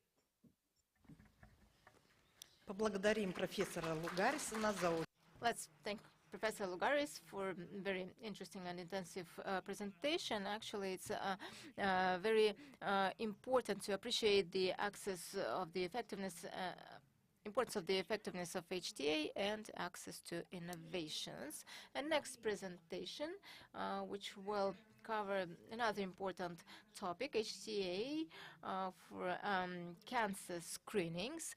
I'd like to give the floor to Olena Mandrik, Research Fellow of School of Health and Related Research of the University of Sheffield, United Kingdom. Olena will tell us about the assessment of the national health programs. She has 7 years experience in pharmacological business organizations. She started as a manager on pharmacological economy, and she achieved the positions of head of the department, worked in Merck, Sanofi, and other organizations. She joined School of Health and Related Research in September 2018. After the 2 years postdoctoral fellowship in the International Agency on Cancer Studies of the World Health Organization. So, Elena, please, the floor is yours. Good afternoon, dear colleagues. I hope that everybody can hear me and see me. I can't quite hear you, but as long as you can hear me. So I was already introduced. I'm not going to spend any time on that. The main area of my research is the assessment of national healthcare programs, as well as the cancer screening. You can't see my slide now, can you? I don't think you can. How about now? I hope you can see it now. Why is it important to assess the healthcare program? This is where we spend most of the budgetary money in healthcare. So what is the cancer screening program and why do we need it? Screening allows us to identify the disease as early as possible, and that saves money, and of course, most importantly, it saves lives. In the UK, there are 3 main national screening program.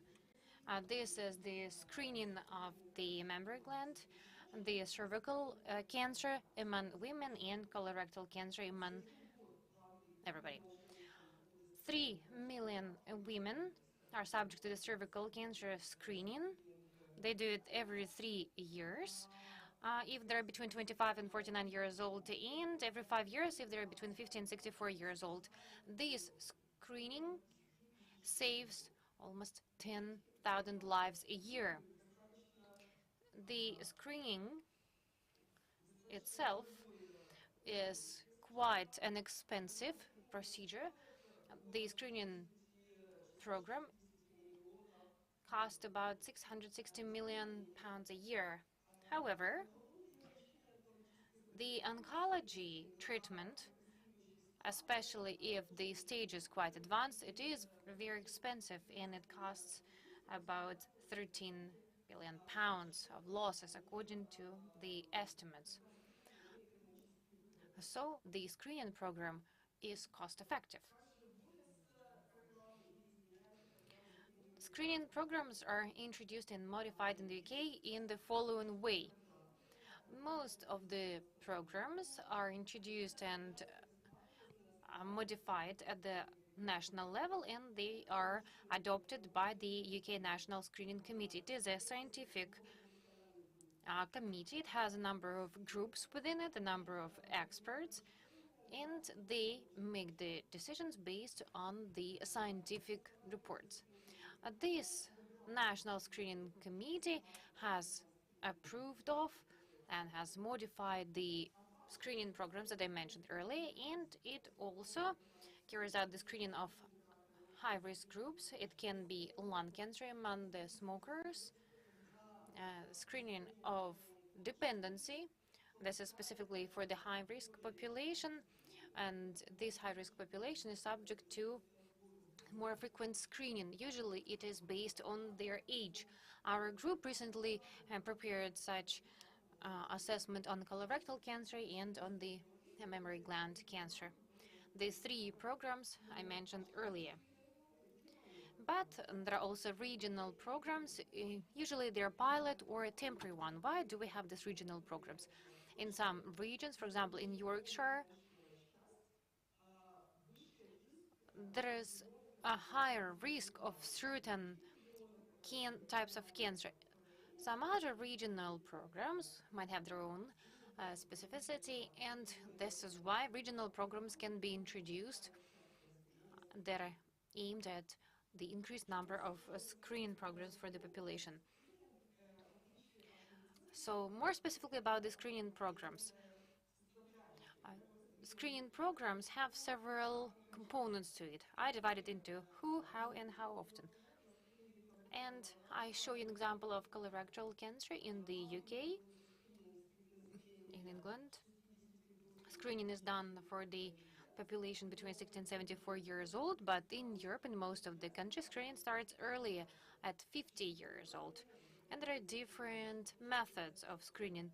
It can be based on the guaiac acid test, which existed until recently in England. Then we moved on to the FIT test, the fecal immunochemical test. There is also colonoscopy, and 80% of population in England, just before pandemic, there was a recurrent chemotherapy. But this is not the end. This is a chemical test, but it can also have different quantitative indicators and different sensitivity. The more people are screened, the more people will be invited to the follow-up diagnostics. Of course, that creates a certain burden for the healthcare. In England, we use 120 units per milligrams, but in Scotland, they have more sensitive tests. They use 80 units per milligrams. Screening programs are ongoing tests. This is not a test you only take once a year. And the same goes to the colorectal cancer screening. It's usually done every 2 years, but it's possible to have it more often or more rarely. Now, more about the decisions that are made to modify different programs. So here in this box, you can see the decision-making process, which was published in 2018 based on our recommendations. So recommendation was to use fecal immunochemical test, FIT test, and lowered the threshold down to 50 years old, the way it's done in Europe. So part of it was done. We have already moved to the FIT test, but as for the age has not decreased yet, or it only increased by 3 years. And this is related to the limited resources. The technologies are there, but the resources are still limited, and not always the decisions are made and the practice follows a bit later. So it takes time, obviously. I've already mentioned that it is the committee that makes the decision based on the report of the group. This report is the modeling of screening programs in oncology. It talks about modification of the program if needed and also cost effectiveness. Screening programs in oncology modeling is quite difficult, and let me explain why. The first reason is that such modeling requires creation of a model of the natural history of cancer. This is a different level of modeling in comparison to the therapeutical model, and it requires a lot of statistics, and this is the process that's called calibration of the model. I'm not going to get into the details. Let me just say that this is a complex program. Second is inaccurate or missing statistical information. The models are very detailed, and quite often it is necessary to say what happened before the screening was introduced. But a membrane gland screening has been around for many years, and the statistics before the screening is quite inaccurate. Also, screening programs are quite often modified throughout the process, throughout the years, and that creates another difficulty in assessment. And we need to see the differences that the screening program makes. Nevertheless, certain aspects and difficulties that are there can be overcome. But regardless of all the difficulties, the national and regional local committees rely heavily on the models that are developed in order to answer certain questions. Among the questions that we need to answer, and our group was involved in that, was specifically a screening for bowel cancer and breast cancer and by risk, so stratification by risk. Whether there should be a more frequent screening. We also talk about the introduction of new screening programs such as bladder cancer, lung cancer, prostate cancer. We also talked about the impact of a pause in screening programs and health indicators, and they, for example, specifically related to coronavirus. We also want to show what effect it had. Also, screening and social inequality. Inequality is particularly seen as far as oncology is concerned.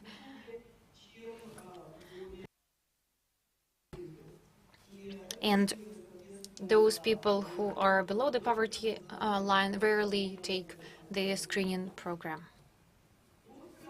So briefly, this is it. I was happy to answer to any of your questions. Thank you for your attention. Thank you for having invited me here.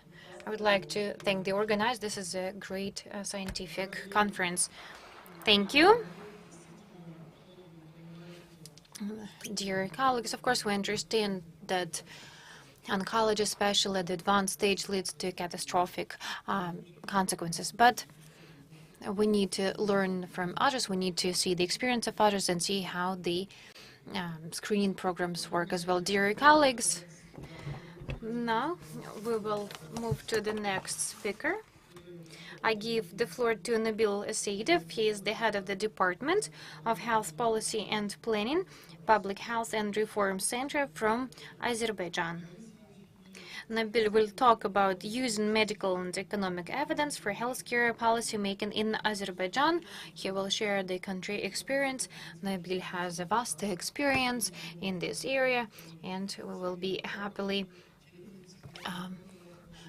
listen to his presentation.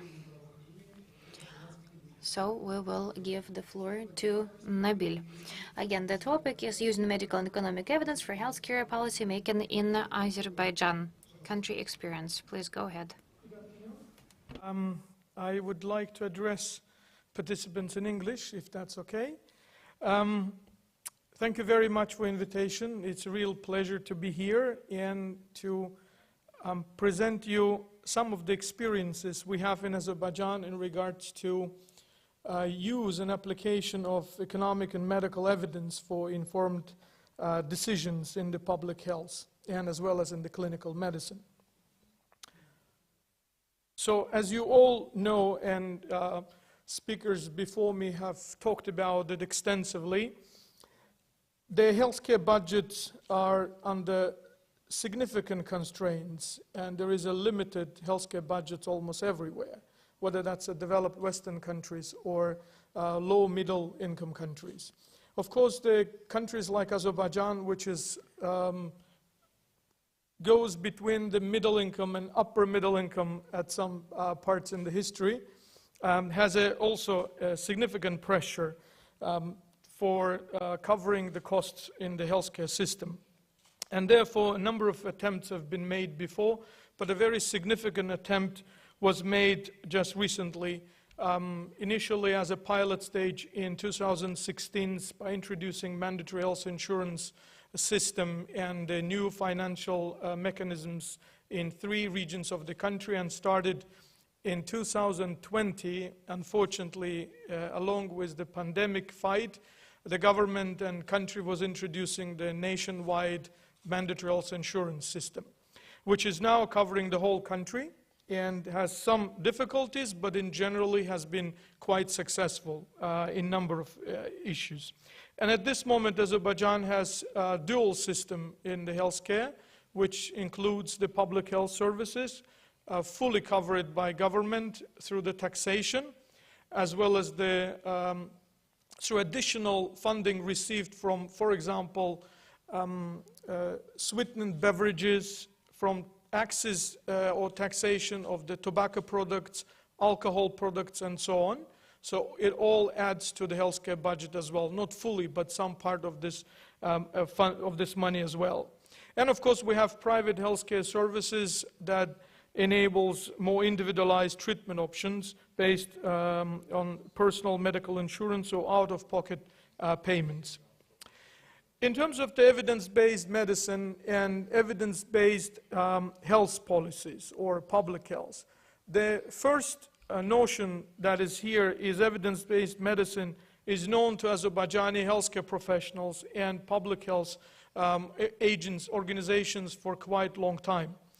And I'll just briefly read you what was said in one of the articles written by Sackett and Rosenberg in '96.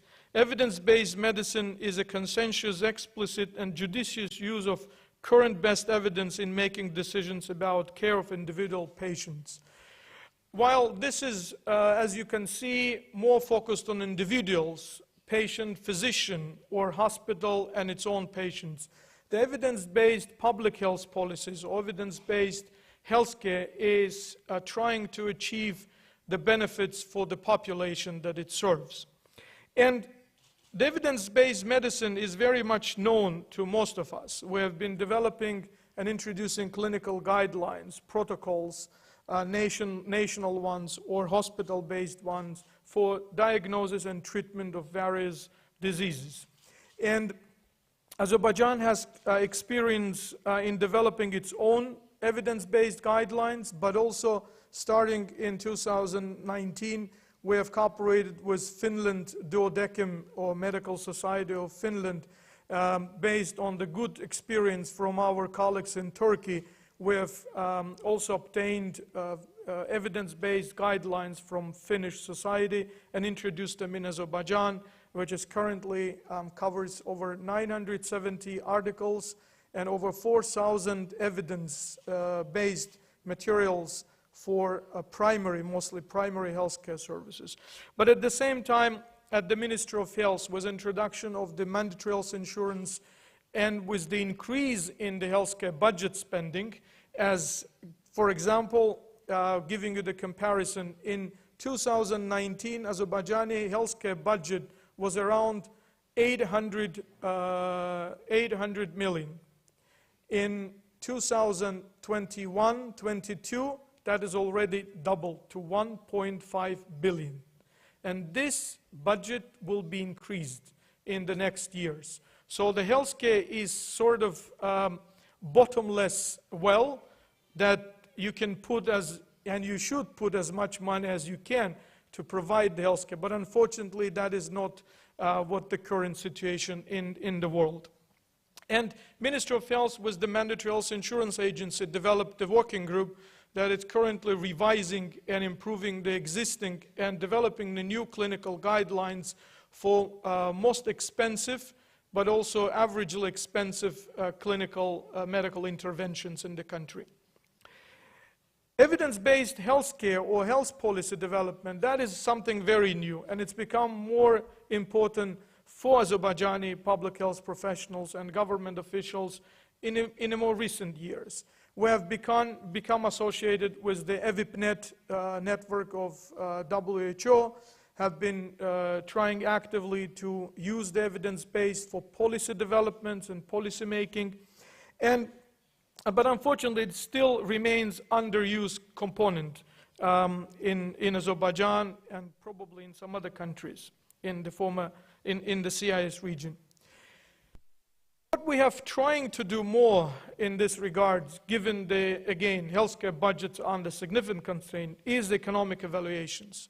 So I wouldn't go into much in-depth into this because of the time constraints, but determination of the cost and benefits for certain public health intervention, whether that's a preventive interventions, for example, whether that's a screening activities, or even programs to promote physical activity or healthy nutrition, doesn't matter whether too much related to public health or associated also with the clinical part of the medicine. It still requires a lot of data from economical perspective in order to ensure that whatever decision you made and whatever intervention you chose between the range of interventions, and they are most beneficial but also most cost effective. So partial economic evaluations are often used and widely used in most of other countries, including Azerbaijan. They're easy to do, but unfortunately, they're not the most effective ones. And they cannot help the public health policymakers and decision makers at the government level to make decisions that will lead to intervention that are scalable, that are equitable, and more efficient. So therefore, full economic evaluations are sort of becoming mandatory. And we have been doing a number of them. Cost effectiveness and cost benefit analysis is not something that you want to put the price tag on the human health or human life, but unfortunately the resources in the health sector, whether that's a human resources or financial resources or technical resources, unfortunately are limited. They're limited not only within the scope of the whole country, but between the regions, between the cities and villages. So it's becoming very vital to ensure that interventions would be beneficial and cost-effective for the whole population as much as it's possible. We have used that, for example, to introduce newborn screening program. In 2018, we did the analysis and evaluated the economic impact and introduced the newborn screening just during the COVID pandemic. So, but of course, if you look at the research in this field, before the use of the tandem spectrometry that was invented in the 90s, this could have not been possible without that, because it saves a lot of money and helps to do the population level screenings very effectively and cheaper. National Diabetes Program has become the part of the mandatory health insurance system starting this year. Before, it was a national program that was based on the partial economic evaluation. So we need this much money to provide the over 200,000 diabetic patients with the medications and glucometer and strips. So we can afford it within the healthcare budget, let's do it. But now it has become the part of the mandatory health insurance agency, and the cost effectiveness analysis is being carried out to make the necessary adjustment to the system. But of course, the Tariff Council has helped a lot with regulations of the drug prices in the country, and they use their own methodology to get the average prices for the medications, particularly the ones that are an essential drug list in the country.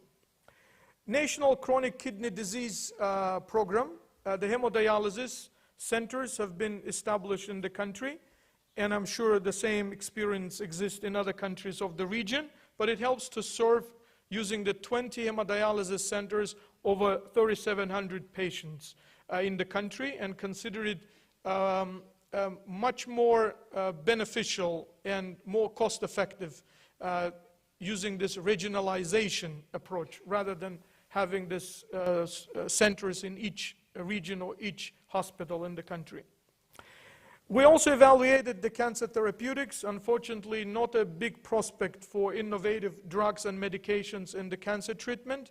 Our cost-effectiveness analysis didn't help us much to introduce new novel medications. And the same goes for the multiple sclerosis. The medication that we have used, and we have done a new analysis using novel medications, including leflunomide and several others, and still will continue using interferon beta for the treatment as a mainstay of treatment for multiple sclerosis. But of course, in the future, with the costing and pricing changes in the world, we will go back to this disease-modifying drugs other than interferons, and we'll try to introduce them as well. I'm forgetting to... Sorry, I was forgetting to do this here. Sorry about that. And of course, we recently introduced the screening for genetic disorders. It's a very interesting program, whether that concerns the premarital screening.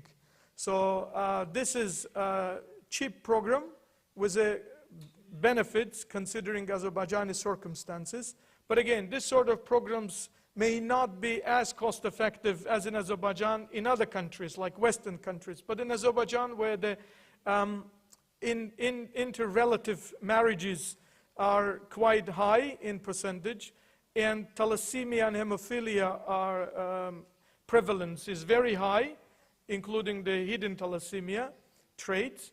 So this has become a very effective in premarital screening to become very successful. And it's not only about this medical and public health, but also we've been using this for introduction of the medical technologies, new innovative approaches, whether that's during the pandemic and beyond, telemedicine, telehealth, digitalization of the healthcare system, including the electronization of the medical records, which we have been trying for several years, and at this moment it is considered as very effective to do that. And of course, several countries, including Azerbaijan, during the pandemic we introduced, we work very closely with other agencies and pharmaceutical industry and clinical hospitals to establish model-type hospitals. And I think history will show whether it was a reactive decision, but whether that was really cost-effective or not. But at this first initial glance, we considered that it was. And also the treatment guidelines that were changing almost every month in the treatment of the COVID patients. That was also very interesting. And finally, take-home messages.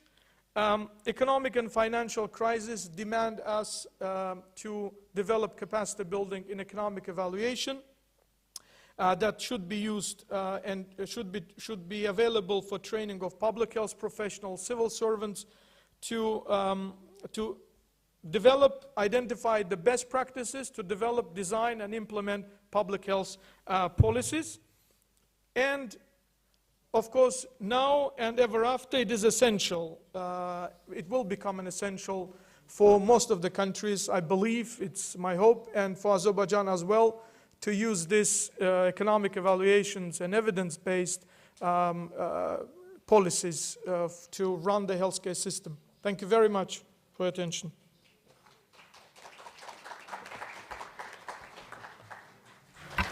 Благодарим нашего спикера за то, что поделился. Thank our speaker for sharing Azerbaijan's experience. The next speaker, Mr. Adlet Nazarbayev. We already discussed innovative approaches today, and I'd like to give the floor to Adlet. He is the head for CIS countries and head of the Kazakhstani branch of Johnson & Johnson. So his presentation will be on ensuring patient access to innovative medicines in Kazakhstan. Please, the floor is yours. Thank you very much. On behalf of the Johnson & Johnson company, I'd like to welcome all participants of today's conference today. Can you hear me better now? Yeah, good. And I'd like to thank the organizers once again for the opportunity to share our experience and opinion. The topic of my today's presentation is relevant for both patient society, for the system of healthcare in general. This is about ensuring access of patients to innovative drugs in the Republic of Kazakhstan. And this presentation has only informational purposes, but not promotional. I am the staff of Johnson & Johnson. I am the head of the branch of Johnson & Johnson in the Republic of Kazakhstan and CIS countries director. Before I move to the actual content, I'd like to talk about our achievements in drugs field in the Republic of Kazakhstan. During the pandemics in 2020, before the pandemic, the list of the drug supply was expanded from 45 nosologists to 131 nosologists, so that's threefold. That means that many patients with various diseases were able to get drugs through budget financing, and that means the procurement had also increased 8 times during the period, the latest 10-12 years. And that means that the role of the single distributor had also increased, because the savings actually reached 150 billion tenge. So this experience now allows to cover more than 2 million people with drugs provision, people with HIV, with autoimmune diseases have access to the essential drugs and therapy. The role of innovative drugs is very significant. It's clear, and the previous speakers had mentioned it, and by data of the European Association of Pharmaceutical Producers and Associations, the life expectancy in OECD countries from 2020 had increased per 2 years, and 73% of this result is thanks to the innovative drugs. And also increase of life expectancy per 1 year increases GDP per 4%. And this is a significant achievement in Kazakhstan due to application of vaccines. Every year we save lives of hundreds and thousands of patients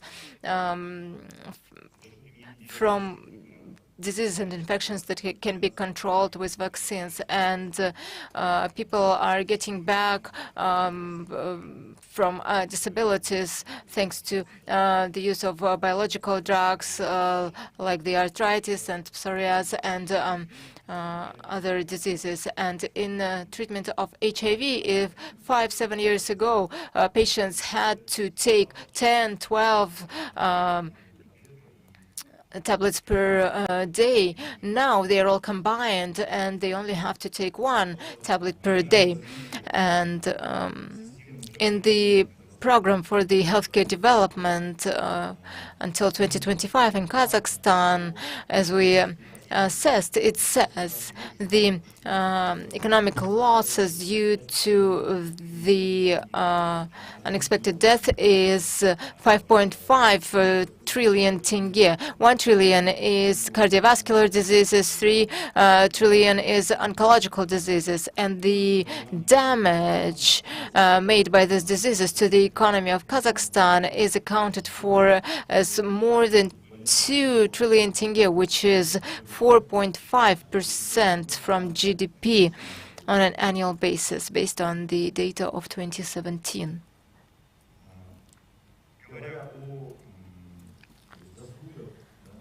Talking about the achievements and positive changes in the healthcare system, I'd like to also emphasize the areas that can be improved yet. First is that by the data of 2019, the spendings of healthcare were 2.8 from GDP. This includes both personal and government spendings, and out of all of the spendings, government spendings are 60%. If we compare it with OECD countries, in OECD it's much higher, and WHO recommends that the share from GDP for healthcare should be not less than 5%, and share of state spending should be not less than 4%. And having such a low indicator of spendings on healthcare from GDP leads to the fact that costs and spendings on drugs are much lower than in other developed countries. And if we want to actually achieve the main strategic goal of Kazakhstan to reach 30 developed countries of the world, this is one of the targets we have to aim for. The second issue I wanted to emphasize is that we have quite a difficult system of getting access to innovative drugs, so that these drugs would have access to the market. So in Kazakhstan, we have a procedure. We prepare the file for the registration. The registration takes around 1 year or more.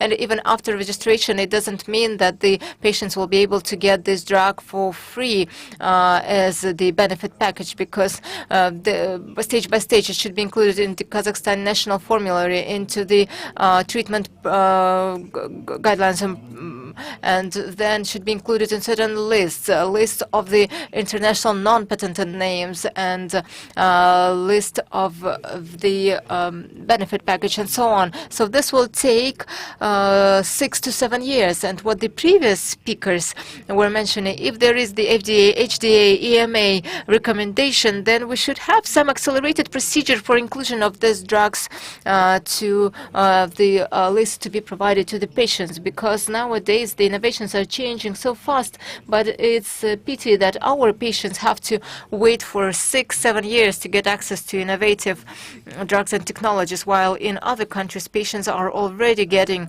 these drugs.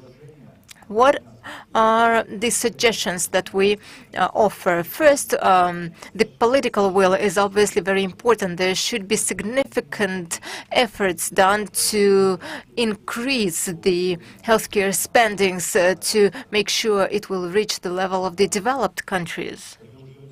As I already said, in the era of digitalization, we need to change something in the process of applying and registering the drugs in different lists.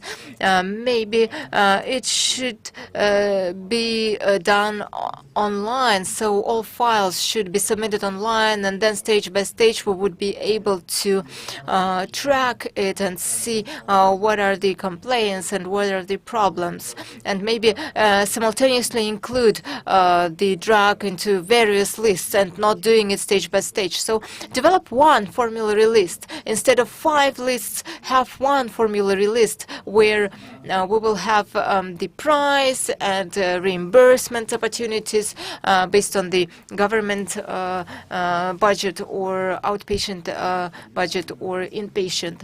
And also review additional financing opportunities from the fund, maybe to cover some significant diseases. We already see serious changes here. We know that there is a Kazakh Halkana fund, national fund, and many orphan diseases are already covered by this budget means or fund means. We hope that they will hear us as well, and the healthcare system will also be promoted. Johnson & Johnson company in Kazakhstan has also extensive experience, and we're always ready to support all of these transformations. Thank you, Adelet, for a very interesting presentation. Let me remind you, dear colleagues, that OECD is a strong anti-corruption organization that works with corruption, among other issues, which is also preventing money laundering. And there was a very good linkage that actually, if you try to save, then you have to pay twice. So the less budget you have, the more spendings you will need to have. And OECD shows the results of the countries that follow anti-corruption standards, and their health spendings are higher, the initial ones.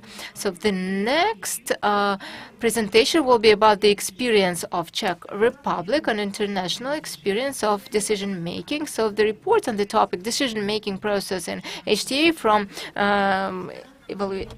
evaluation to peer review. So our speaker is Tomasz Doležal. He is the docent of the University of South Bohemia, and he was the invited docent of the molecular biology and immunology school of the Stanford University. So please, Tomasz, the floor is yours. Good morning to everyone.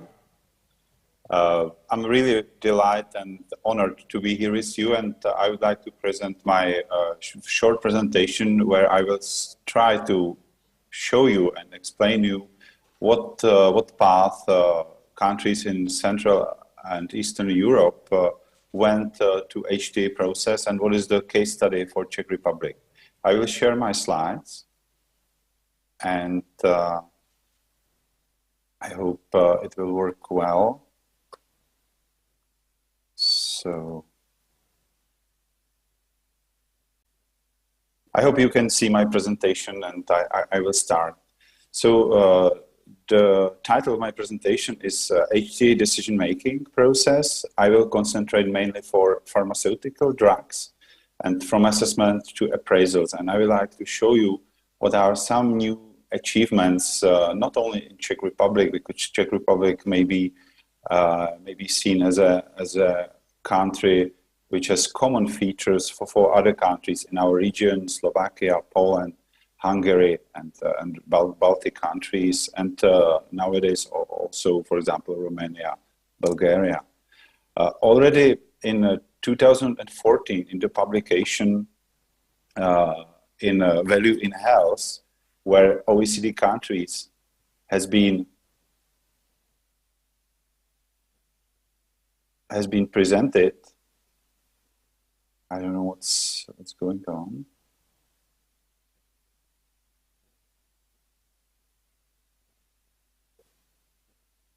Yeah. So I hope you can see my screen and everything working. I have no reaction in my headphones. So here you can see that already in 2014, many of the countries of our region, Czech Republic, Estonia, Hungary, Slovakia, Slovenia, and Poland, were countries with practical application of HTA in drug reimbursement process. All these countries already 10 years ago implemented requirement for cost effectiveness using cost per quality, with everything what it brings, positives and negatives. In most countries of our region, we have raised up willingness to pay thresholds, and we started to work with the troubles of willingness to pay thresholds. For example, new innovation, orphan diseases are difficult to get over these thresholds. So we were starting to find the ways how to bypass or how to overcome these difficulties. In Czech Republic, even if we have applied the HTA principles for every new drug and every new indication, we are not performing bad in availability of innovative medicine. Because if you implement HTA processes, you always need to carefully monitor also if this HTA barrier is not delaying the process of access to innovative medicine. And here you can see that according to weight index, which is updated each year, Czech Republic is performing on the 11th place of all EU countries in the terms of availability of innovative medicines. And in comparison to other countries of our region, we are among the countries in Scandinavia, Netherlands, Spain, Portugal, and even Scotland. So you have to always monitor if your HTA principle... Tomasz, we're sorry, but we do not see your presentation. Could you share your screen? We do not see your presentation. Thank you.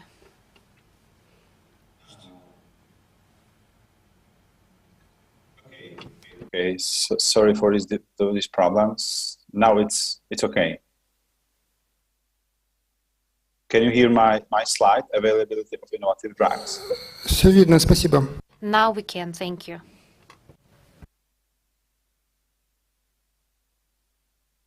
In Czech Republic, we have from 2007 HTA agency, which is called SÚKL. It's also regulatory agency for drugs. It's a state institute for drug control, which takes responsibility also for reimbursement and HTA process of medicines.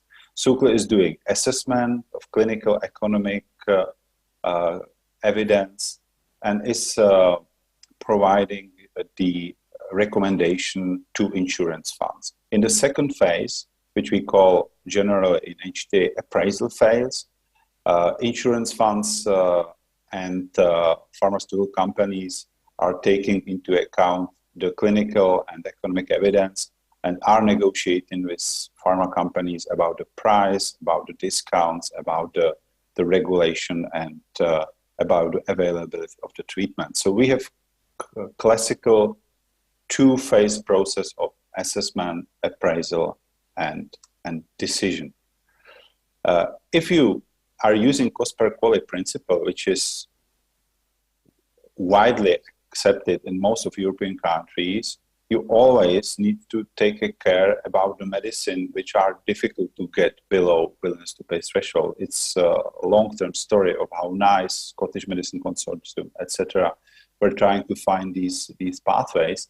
And in Czech Republic, we have, in principle, 3 ways how to get into the reimbursement, even if you are not below willingness to pay threshold. You can get temporary reimbursement. You will get reimbursement for 5 years, and you will develop the evidence. It's a coverage with evidence development. You can get exceptional reimbursement in very individual cases of patients which are different from other groups of patients. And very newly, from January this year, we have implemented new system for orphan drugs, which is inspirative in my eyes. And is getting to the table also the patient representatives. So in our HTA process for pharmaceutical, first you assess clinical and health economic evidence. You are performing cost utility study, cost per quality. If you are below cost per quality, which is currently 47,000 approximately euro per quality, you can get to final reimbursement. You are listing without any complication. If you are over the willingness to pay threshold, you can negotiate about risk sharing scheme, you can get conditional reimbursement, or you can apply for orphan medicine procedure. We have seen in the past that many orphans were not getting into reimbursement. This is our poster from ISPOR showing that more than half of orphan medicines were not included into Czech reimbursement due to willingness to pay threshold. And that's why there was a legislative initiative which ended up this January with the new law. And the new law is specifically creating criteria for orphan medicines. What is interesting there, that for orphans, we are applying societal perspective. You also count productivity cost, indirect cost, impact on the families and caregivers. And we also include patients into decision-making process. Here it's how it works. For orphan medicine, if the drug is designated and registered as an orphan by European Medicine Agency, a company can apply for orphan application. It's not necessary to be below willingness to pay threshold. Patients, payers, and clinical experts are invited during the assessment process. And for decision-making and appraisal process, also patients, payers, country representatives, and clinical experts are sitting around the table and are doing final appraisal and final decision. So it's very, very new, and we'll be happy if we can give you any experience with the new system. We have 10 criteria which are important for reimbursement orphans, and you can see that as a new criteria there is societal impact, quality of life, and also risk-sharing agreements on the top of effectiveness, severity of disease, clinical guidelines, cost effectiveness, and budget impact. And for the last 1 minute, I would like also to show you that our new government, because in Czech Republic there was a parliamentary election last autumn, and the problem of Czech Republic in HTA is currently not drugs, because our system for pharmaceuticals is performing quite well. We have 13 years experience and we are only fine-tuning the system. But the problem is that HTA is not applied to other technologies, non-drug technologies, like medical devices, procedures, prevention, etc. And the problem is also to get digital data available for all these analysis for the HTA process. And quite an important event is coming, because for the second time, Czech Republic will be serving as a EU presidency country in the second half of this year. And you can see that on the agenda of Czech Republic as a driver of changes in Europe for the second half of 2022. There are many topics like discussion about improved access in oncology.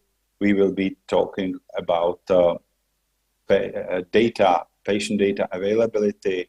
We will be talking about orphan medicines availability, and also about involvement of patients in the reimbursement process. And I think that participation of patients in the reimbursement process is very, very important. So that's from me. I hope you have seen all my slides and you have heard me. And I will be ready for any questions. And again, thank you very, very much for inviting me. And it was my pleasure to be here. Thank you.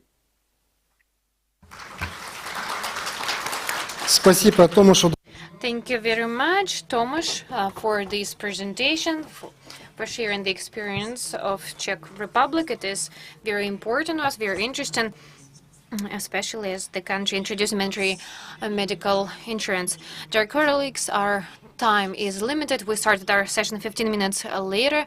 We did show QR codes, so if you have any questions, please submit the questions through QR code. Now we move on to the next speaker, Mirjana Huic, the Director of Health Technology Assessment and Evidence-Based Medicine Center from Croatia. The topic is using HTA to improve healthcare decision-making in the countries of Eastern Europe and Central Asia, balancing between affordability and value. Experience of Croatia, please.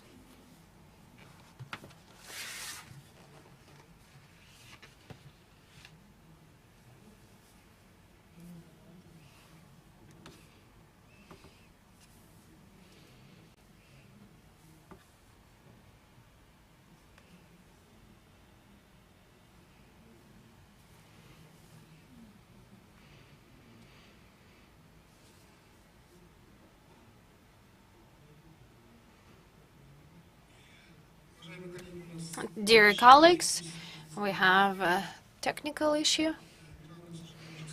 Mirjana cannot connect, unfortunately.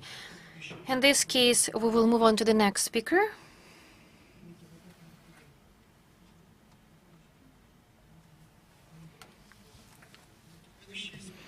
Our next speaker is Mr. Adilet Tabarov. Adilet is the head of the Center for Economics and Health Technology Assessment from the Karbekova National Research Center for Health Development. Adilet took part in the HTA International Conference. He is also the author of many scientific articles and journals. The topic of his report is Priority Setting for a Health Technology Assessment Kazakhstan case. Adilet, please, the floor is yours. Thank you, and good afternoon, dear participants of the conference. My report is on priority setting for health technology assessment, experience of Kazakhstan. This report was prepared jointly with the Ministry of Healthcare, specifically with the Department of the Medical Care Organization. Before I start talking about the priority setting, I would like to speak more about the brief history of HTA in Kazakhstan. Between 2009 and 2015, within the transfer of technology project in the Ministry of Healthcare in Kazakhstan, we introduced at the institutional level HTA in Kazakhstan, jointly with the consulting group from Canada, the CSH. In 2013, we prepared the first full report on HTA. After that, we developed the rules for the new diagnostic methods and the medical rehabilitation in which HTA was described. And starting from 2013, annually, we developed HTA reports out of the budgetary funds as prescribed by the government. In 2019, HTA was included into the law, the code of the healthcare of the population, and for the first time the decree of the Ministry of Healthcare was developed, which prescribed the rules for HTA. We have a hybrid model of financing HTA, assessment of priority technologies is paid for by the government. As for the other technologies that are not the priority ones, such as the assessment of pharmaceutical drugs, is done by the applicants, so by those who initiate this assessment or those who are trying to introduce these technologies. On this slide, you can see the legislation that stipulates HTA regulation in Kazakhstan, and the governing body is the National Center for the Healthcare Development that carries out HTA within the state order. Besides that, in Kazakhstan, we also have a number of agencies who carry out HTA, which is paid for by the applicants.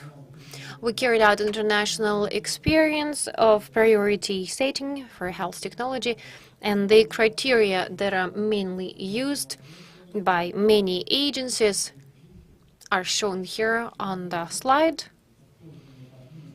There are 11 criteria altogether. These criteria were published in the systematic review, and based on these criteria, Kazakhstan, jointly with the consulting company CSH back in 2012, started defining priorities and criteria for HTA in Kazakhstan. We've included the most frequently used criteria that you can see now on the slide, such as the clinical impact, economic effect,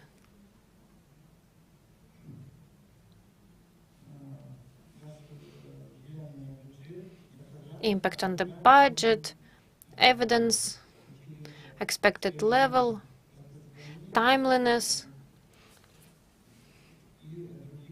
and other criteria. In the course of the discussion with the consulting company, we've identified the most often used criteria are the first four, and the next two are the alternatives that can be used as well. There are also ethical, legal, and social aspects of technologies that we use as our priorities. Based on this information, the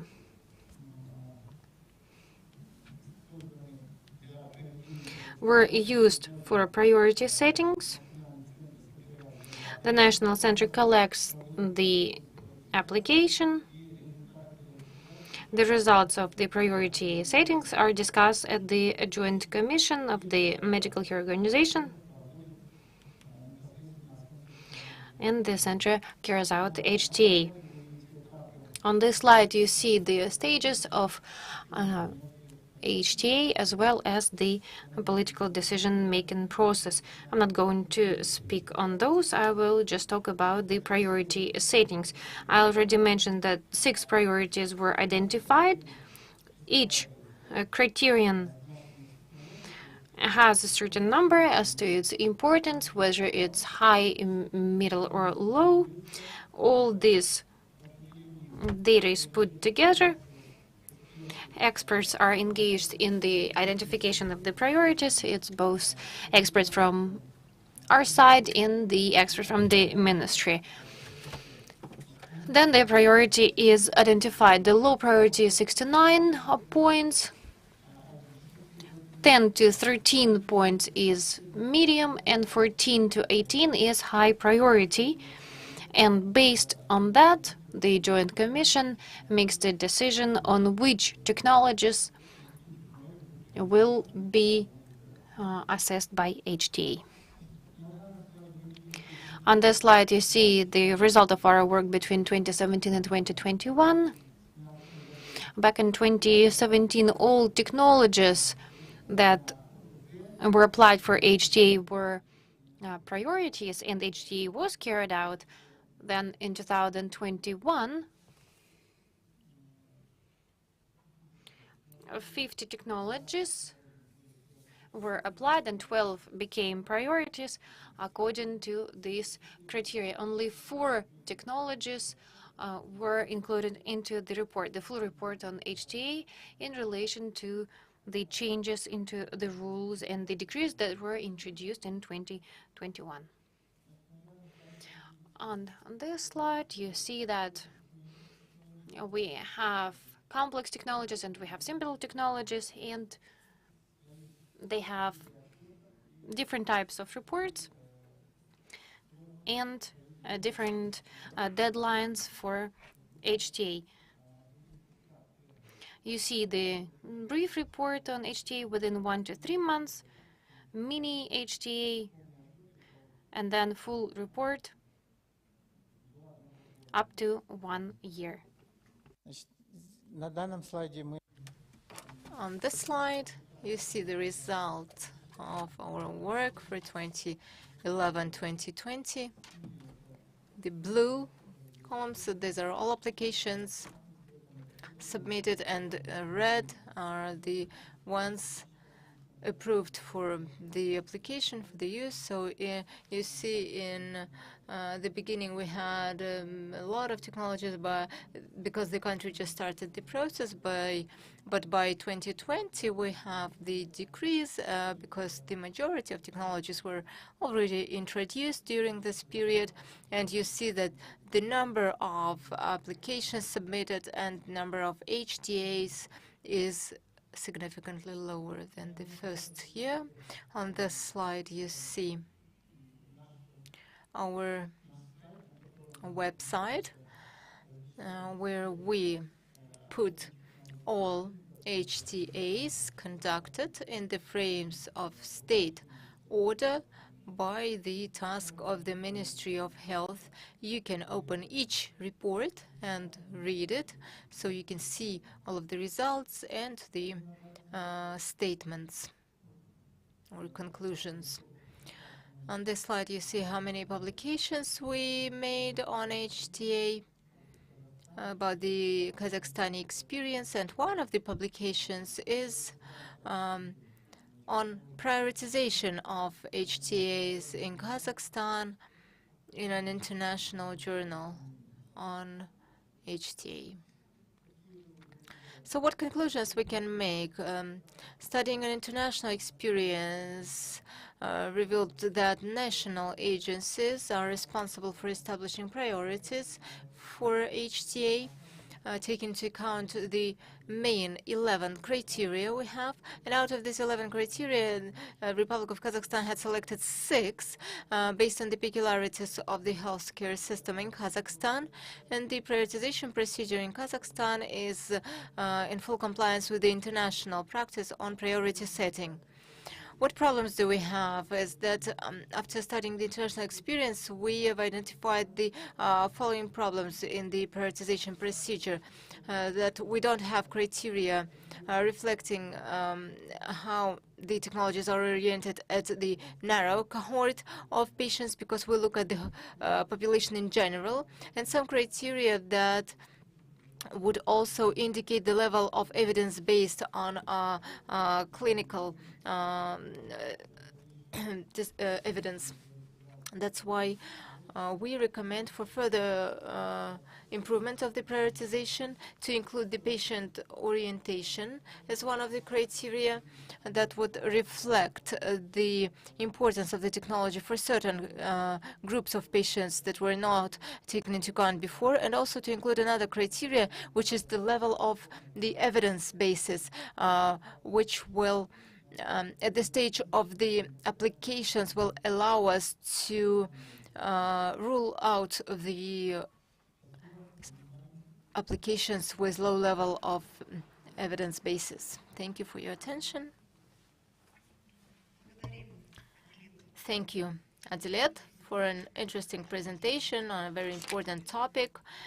Was interesting to hear experience of Kazakhstan in this question. And now I'd like to hear about the experience of Armenia in savings in healthcare financing. I'd like to give the floor to Marta Simonyan, professor of the Yerevan State Medical University and president of ISPOR branch in Armenia. Her topic is political savings of health financing and expenditure structure, country experience. Marta Simonyan is the president of trade organization Heratsi, associate professor of medicines, management and marketing department of Yerevan State Medical University. She's the founder of the Smart Lines LLP marketing agency. She's a supply chain model evaluator in the framework of the WHO rapid assessment of National PSM system for essential medicine. She has experience in pharmaceutical industry and was also a project leader of the Youth Foundation of Armenia and expert of the Secretariat of Bologna follow-up group. So, Marta, please, the floor is yours.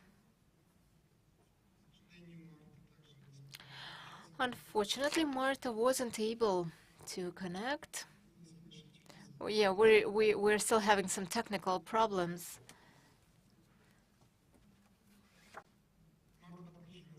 Do we have Marta? No, we don't have Marta, so we will skip her presentation now, but we hope that before we finish, she will get connected. So now I'd like to give the floor to Marina Huge. She has experience in the Department of HTA, the Ministry of Health of the Republic of Croatia, in the Agency for Quality and Accreditation in Health and Welfare. So her presentation will be about the experience of Croatia on using HTA to improve healthcare decision-making in the EECA countries, balancing between affordability and value. Thank you very much. I hope that you can hear me. I will thank you very much for a kind invitation, and now I will share my presentation.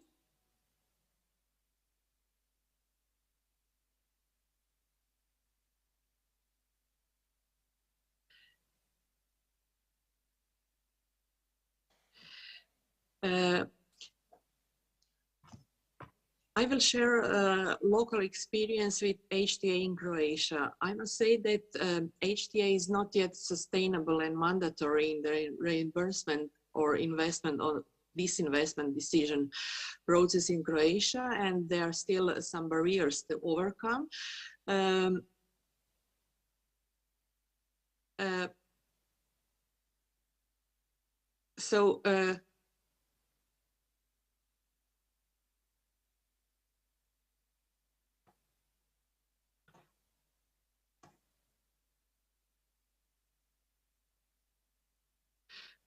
Okay, so I'm apologizing for some problems.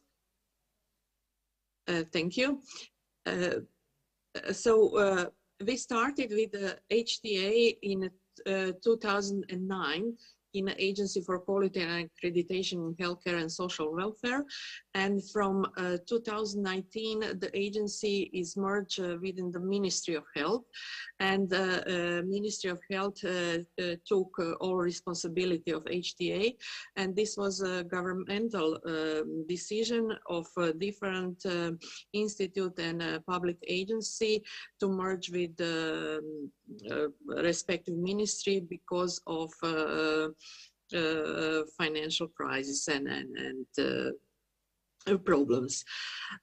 So we established HTA process within 10 years, and according to the law of quality of healthcare and social welfare, and in relation to this act, we prepared the plan for establishment of HTA process, and you will see how this was going in a short overview. This is the Croatian process of decision making and HTA process. So HTA is not yet mandatory. And the main decision makers in Croatia is National Croatian Health Insurance Fund, Ministry of Health, and Hospital Management.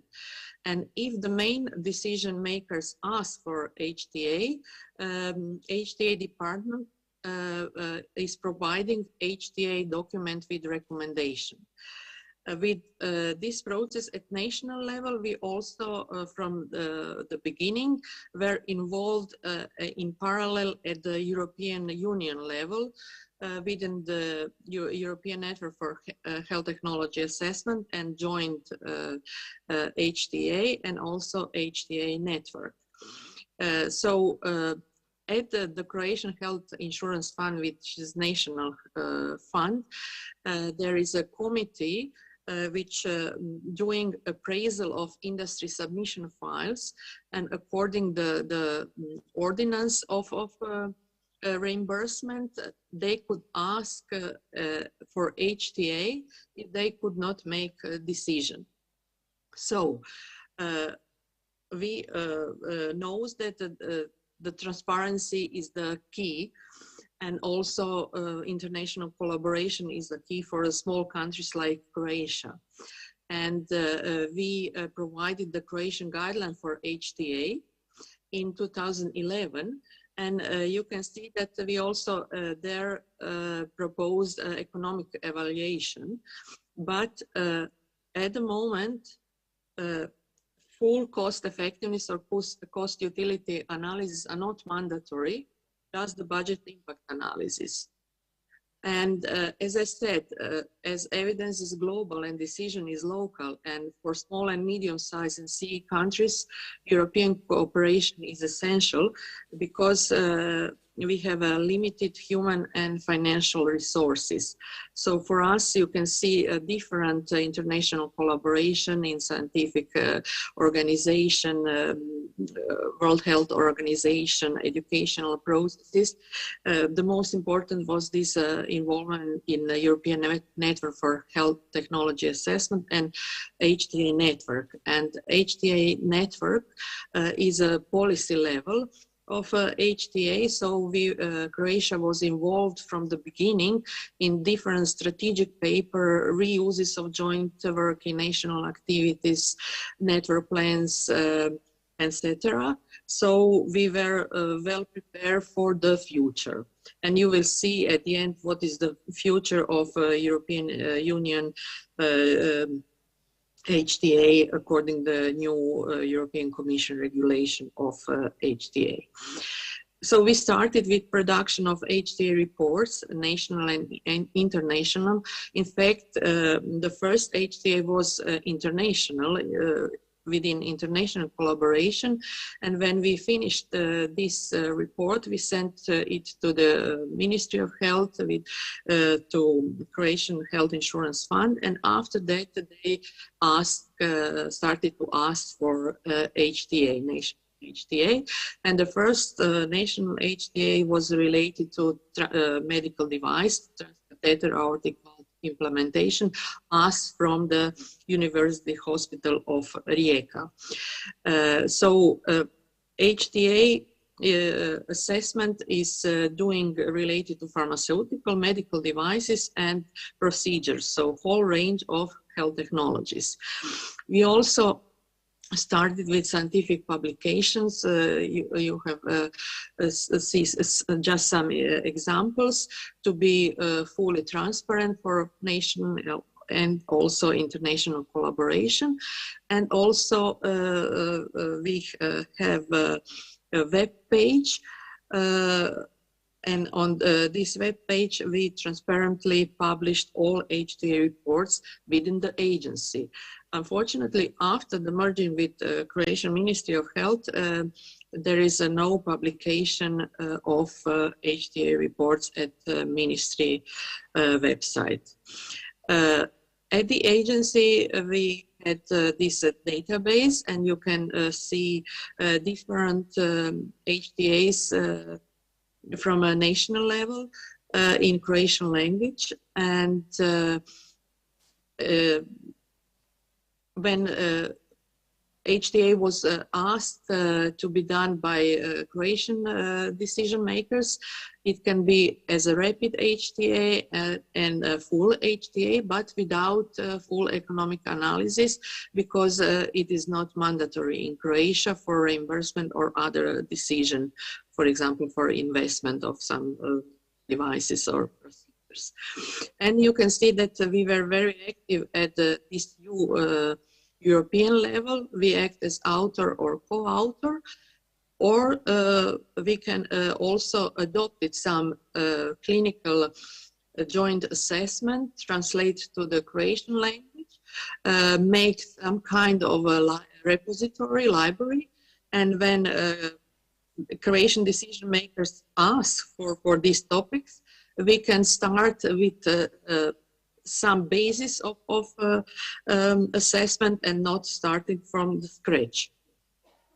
And this is some examples, because HTA is an excellent tool for rationalization of a healthcare system, for raising the effectiveness of healthcare system and also safety, and also quality of the healthcare system. And for example, it was a request from the Ministry of Health, should Croatia building particle beam radiation therapy centers for cancer in Croatia, and after the assessment, our recommendation was negative because of a small number of patients with clear indication for the treatment, lower than 100 in Croatia. Due extremely high cost of building and equipment, we presented the cost of United Kingdom, for example, and we recommend that patients with clear indications should be sent to international proton beam therapy centers. And with these examples, you can see that we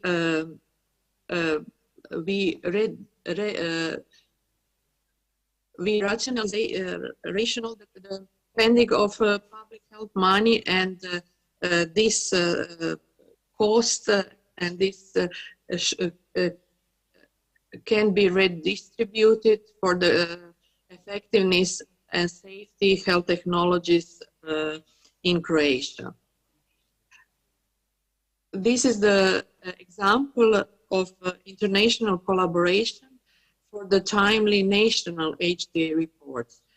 We were author of this UNETA report of this oncological drug, and when we finished the European assessment, we were asked from a Croatian Health Insurance Fund and our national HTA report with adaptation of this European report was delivered within the time frame of only 3 weeks.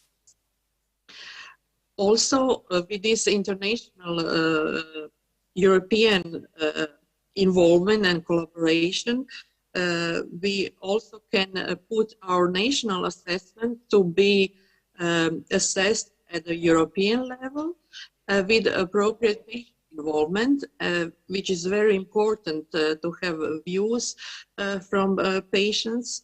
And for example, we had the focus group in Croatia with adults and the one with children related to these medical devices for glucose monitoring with the diabetes mellitus treated with insulin. And related to the future, this is the new regulation of HTA at the European level. It's published in December last year, and it's applied, will be applied in all member states from January 2025. And this regulation is binding and directly applicable in all member states. So we all need to have a capacity for joint clinical assessment, for joint scientific consultation, for horizon scanning for these emerging health technologies, and for voluntary cooperation, which could also involve full economic analysis, like cost effectiveness or cost utility analysis. And this is a very important for also for the sustainable national HTA process, and with this capacity building at national level, we can also during the sustainable use of HTA at national or regional level, we can contribute also to this sustainable HTA collaboration at European level according to this regulation. And as I always said, for the small countries, but not also only the small countries, because I think that the biggest country also will have a problem with all innovative health technology to assess in proper time and to assess it all, because this collaboration is essential. And I like this African proverb, if you want to go fast, go alone, and if you want to go far, go together. So I think this collaboration is the key and is the future and important for the national but also European HTA. Thank you very much.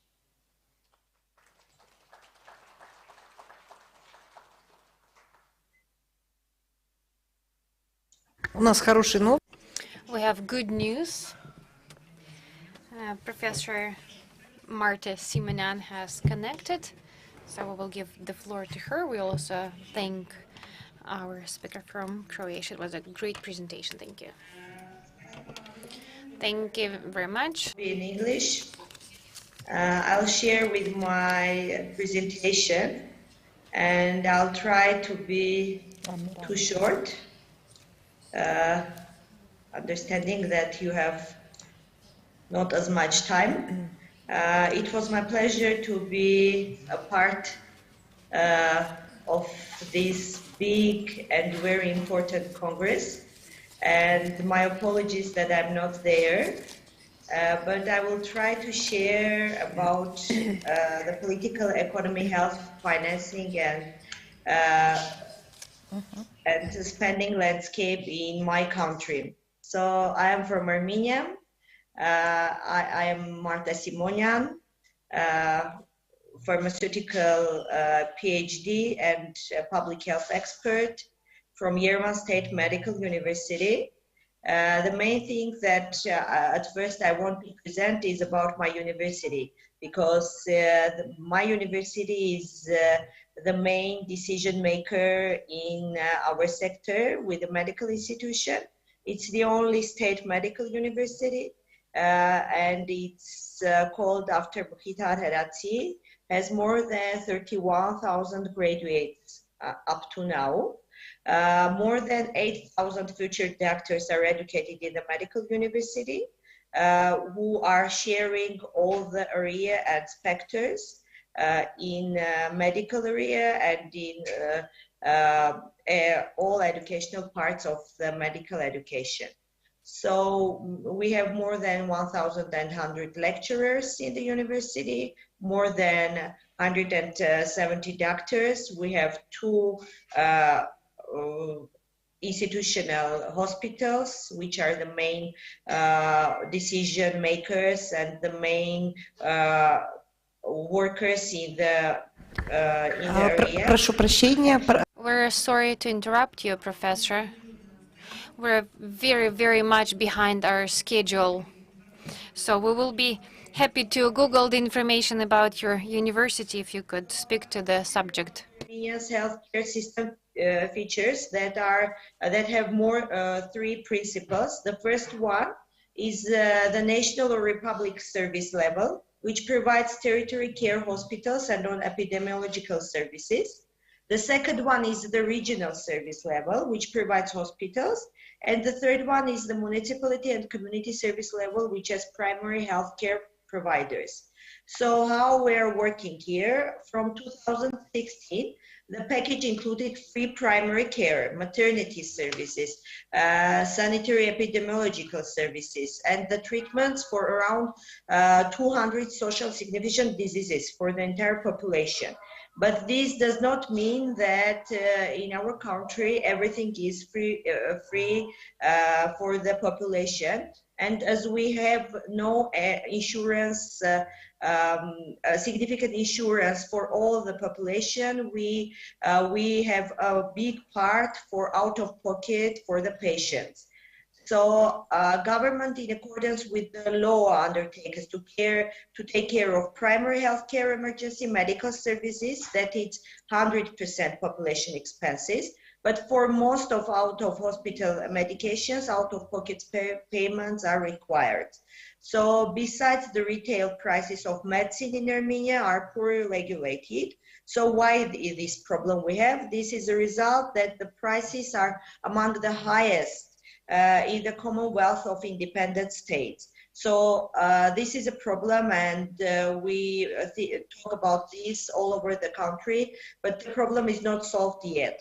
So the health services are financed as follows sources: from the state budget of the Republic of Armenia, from the local community budgets, from external donors, international organizations that are not too much, humanitarian aid, private from organizations, household funds, and the other sources. These funds are transferred directly or indirectly to financial agents, from them to the final health service suppliers that can be primary or secondary hospitals. So according to the statistics, out-of-pocket spendings in Armenia is growing every year. And such a structure of financing scams is a clear reflection of the fact that more than 80% of health funding is actually make direct household payments. These circumstances and high level of poverty of the population in Armenia is carried out by implementation of analysis of the financial healthcare system, the distribution of the financial burden, and the pro-poverty expenses, and the elaboration of appropriate policies. So, but we hope that we have the law that from 2023, the second part of the 2023, we will have full insurance that will hold all the costs. So we hope that the insurance system that will be implemented in Armenia will share and will solve some problems out-of-pocket payments in Armenia. So this was the short presentation that I have made.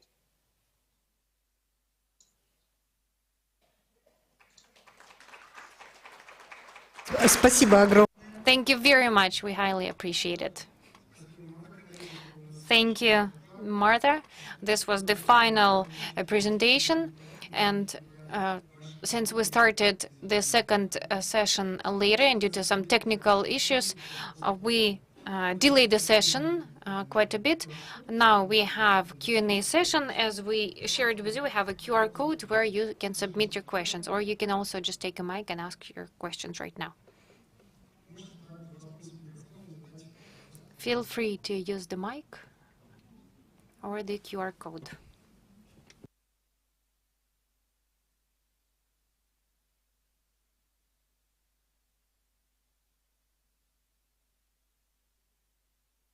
We have one question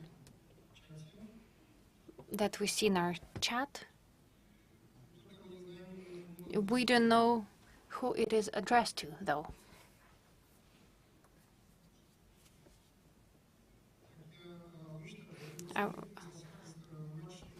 Technical features of new method of treatment when making decision on the approval of the method.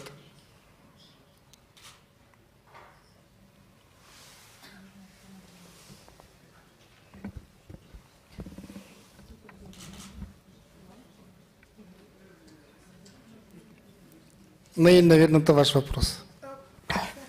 У нас As far as cancer-related drugs, this issue is particularly acute. We don't have much experience in this area in comparison to, let's say, Kazakhstan or other countries from our neighboring countries. Cost-effectiveness assessment will have a decisive role because there are multiple methods of treatment of different diseases, be it invasive or non-invasive or medical devices. So these methods are numerous. They can be equally effective. But cost-effectiveness analysis shows which of these methods can be approved. Clinical effectiveness of these methods can be the same, but cost-effectiveness analysis will also take an important part in that. What advantages, what benefits and health outcomes will it give?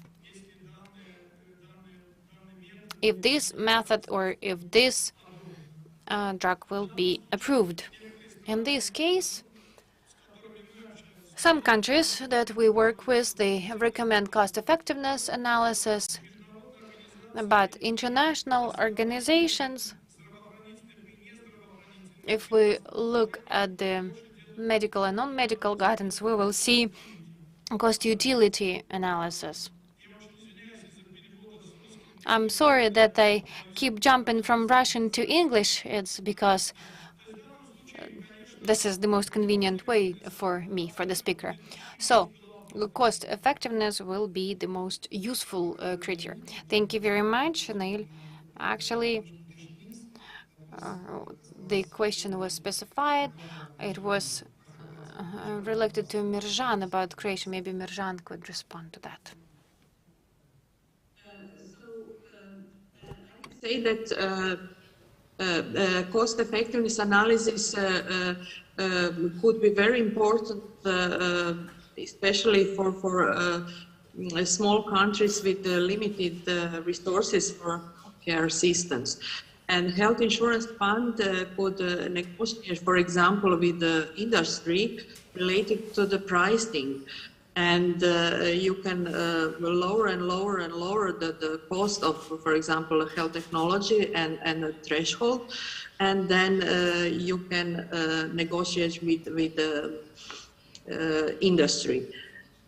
HTA bodies are not responsible in Croatia for negotiation of and are not involved in both the pricing, just give recommendation for decision makers for reimbursement.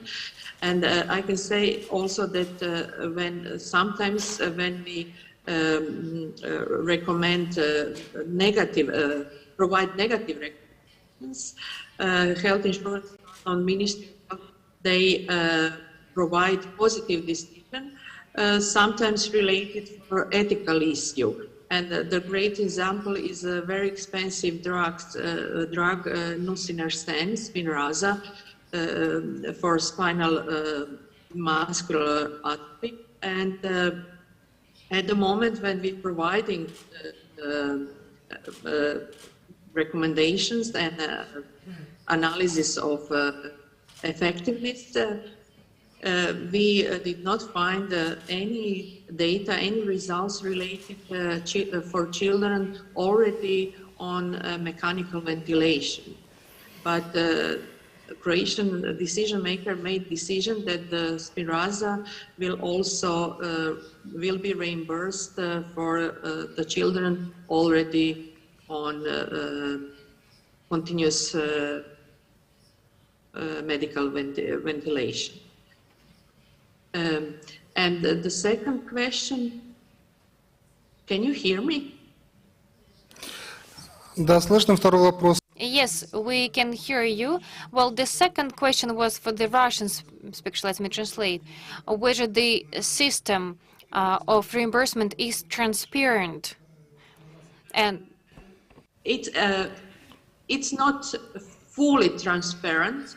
I think that for the full transparency, the HTA assessment should be published at the Ministry of Health website, also like formerly at the agency website, and also decisions from a national health insurance fund document should be also transparently put at the website. Currently, you can find only, for example, one or two sentences why some pharmaceuticals is not reimbursed or and put and Croatian drug list.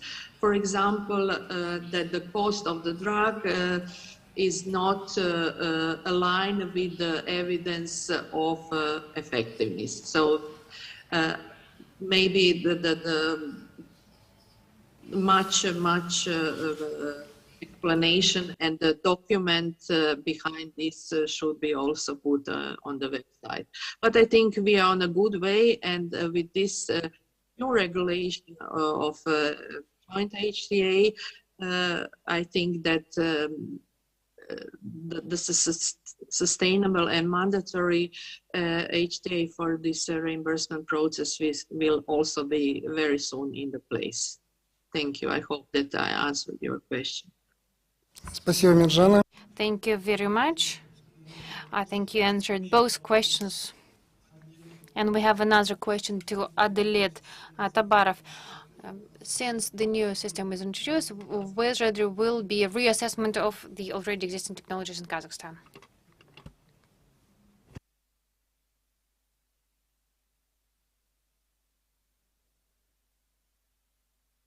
Thank you.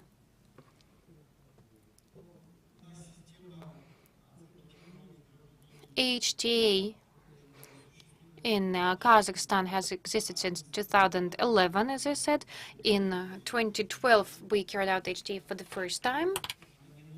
So it is not a new system. We are just improving it. Every year, HTA itself is getting better. The requirements to the HTA reports are improving as well.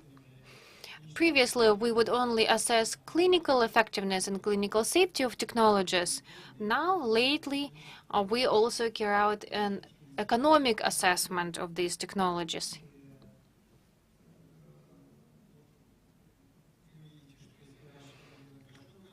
Previously, we produced a lot of reports, and now the number of reports decreased, but these are full reports. We have clinical and economical effectiveness modeling, so that, of course, requires time. This is related to the fact that we have a limited man-hours and limited number of experts who know these methods, and also limited resources by the government to carry out this assessment. We know that it used to be done within the World Bank project. I mean, it was financed by the World Bank projects. Now it is done by the Republican budget, and this budget does not increase year to year. It decreases on the opposite. But the quality of the assessment is getting better because now we have accumulated a lot of experience and the requirements are getting better. The assessment itself is carried out based on the international standards, so clinical effectiveness is assessed, and then if there is evidence to the effectiveness, then we look at the economical effectiveness as well. Thank you very much. I believe here we talk not only about the HT, but also we talk about the limited resources for this in general. And if we look at the data of 2019-2020, we will see the decrease in health-related expenditures. Unfortunately, this is an important factor. The World Bank project in Kazakhstan has a lot of potential, including the capacities that were developed here. Dear colleagues, we have one more question. Is there a need to assess technologies that are already used in practice? Because some methods might be outdated and are no longer used in other countries. Maybe, Adalet, you can answer that as well. Yes, this work was planned, but the Ministry of Healthcare did not give us such tasks before. We used to assess only new technologies that were suggested for the introduction in Kazakhstan. The HTA development strategy includes this work. We just need to discuss it first with the Ministry of Healthcare, how we're going to organize this work, and maybe it will be done not even with the Ministry, but with the medical insurance fund, because those technologies that are already introduced, that are fully operational, they're covered by the fund. And I believe it is in their best interest to carry out such an assessment to eliminate the outdated technologies and not to finance those anymore. Thank you very much for your answer. These were very interesting questions. Dear colleagues, are there questions from the audience? I have a question that is related to the previous question about routine technologies.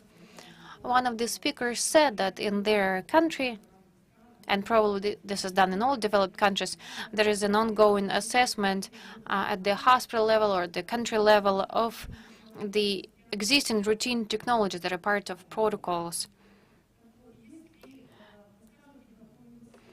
Is there a website or a platform where we could see the results of such assessment? I know that there is a website called Choosing Wisely, which has the information published by the professional association. They give information about ineffective technologies that are somehow still used in practice. And the association published the whole list of technologies. Is there anything else besides this website, maybe such experts that we have here today could share the platform? Second, if there are already the results of such assessment, why should Kazakhstan do this double work? And maybe we can just go to this website, look at the technologies, and then make some political decisions. Is there such a platform? Yes, Neil, please.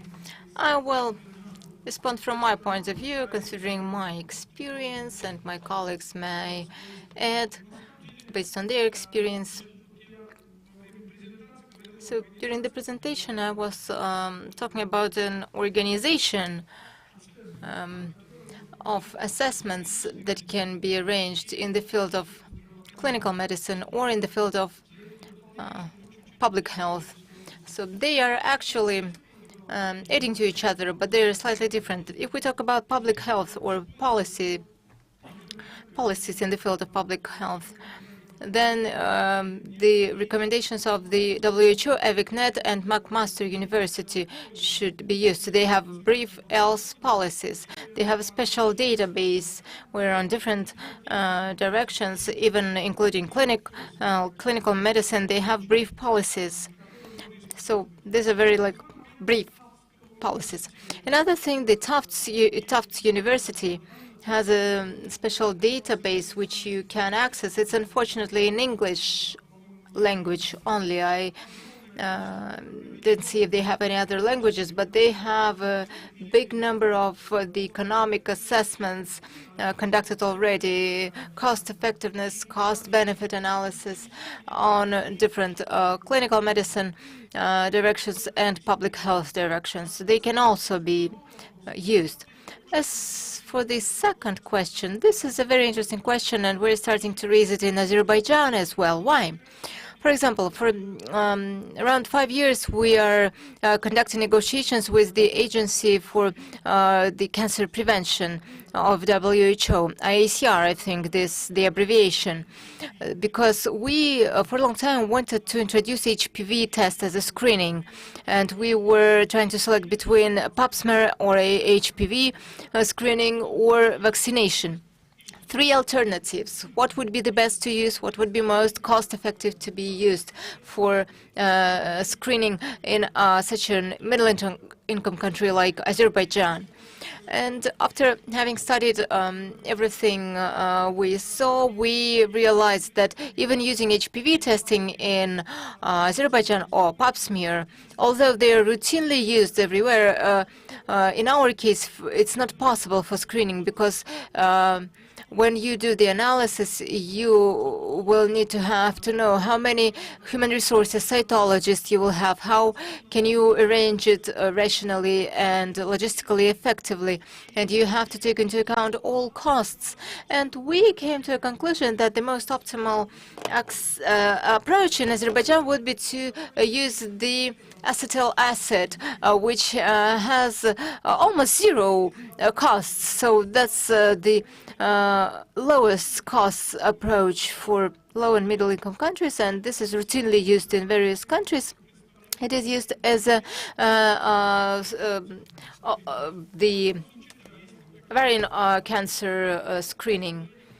So this is the methodology we decided to use, and mammography, especially the digital mammography, is quite expensive in our case, and that's why we cannot introduce it as a screening, even for certain ages, because it became very costly. Let me also add, because This is a very interesting question. For many years, even the Central Asian republics, specialists in the evidence-based medicine and HTA, we were dreaming about establishing a single information platform where we would discuss the achievements, experience, assessments, indicators, so that we would avoid duplicating and that we can consolidate our efforts. That's why your question is very relevant, even related to the topic of this conference. And few more words about the mammography, for example, being too expensive for some countries, and for some countries too expensive, actually. But the evidence-based medicine says that mammography screening also has 10% false positive results, which is additional scares for women, additional stress for women, women that actually don't have this cervical cancer, but they get this false positive result, and it takes additional analysis, additional studies to refuse this diagnosis. That's why we should not only think about cost effectiveness, but about some retrogenetic contribution of such screening programs of the exterior cancers. Let me add just one thing very briefly. Actually, this is very costly. Conducting cost-benefit analysis, economic analysis is very expensive, and Kazakhstan has much more experience than in our country, and still we see that HTAs decreased from year to year. And a colleague from Croatia showed a good example of a resolution or regulation of EU that was approved or adopted. And can we use the results of HTA of other countries? For example, in one European Union, if one country of the European Union had conducted HTA, then another country can just use the result. Another colleague from Johnson & Johnson was speaking. In Azerbaijan, we have this note in the legislation. If some conclusions are adopted by EMA or FTA, then Azerbaijan will not conduct additional HTAs or any additional economic assessments, and will just be able to apply this drug or this technology. Alexandra, please. Mirjana Huć from Croatia. Or the time is finished. Yes, please. Yes, we can hear you. We have very interesting questions and answers, of course. Go on. Yes, I think that Asian countries also can use how to avoid the duplications, like at European Union level, because we learned around 30 years in the past, and now we are in a place that we will avoid duplication. Because at the European level, we will do a clinical assessment, so without any economic analysis. And we will use as much as possible comparators in the assessment to be useful for all member states.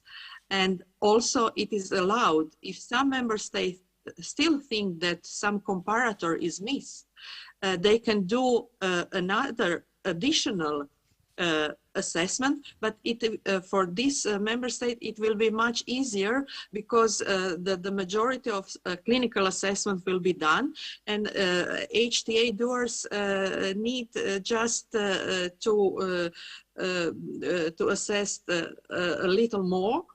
And some member states who are doing cost effectiveness analysis, they will also have this joint assessment, clinical assessment finished, and they just need to adapt slightly for national level and do this cost effectiveness analysis. So the time for assessment, national assessment, will be much shorter, and the Asian country also could use this European joint assessment to adapt to Asian countries with some epidemiological data, how many patients will be treated and so on.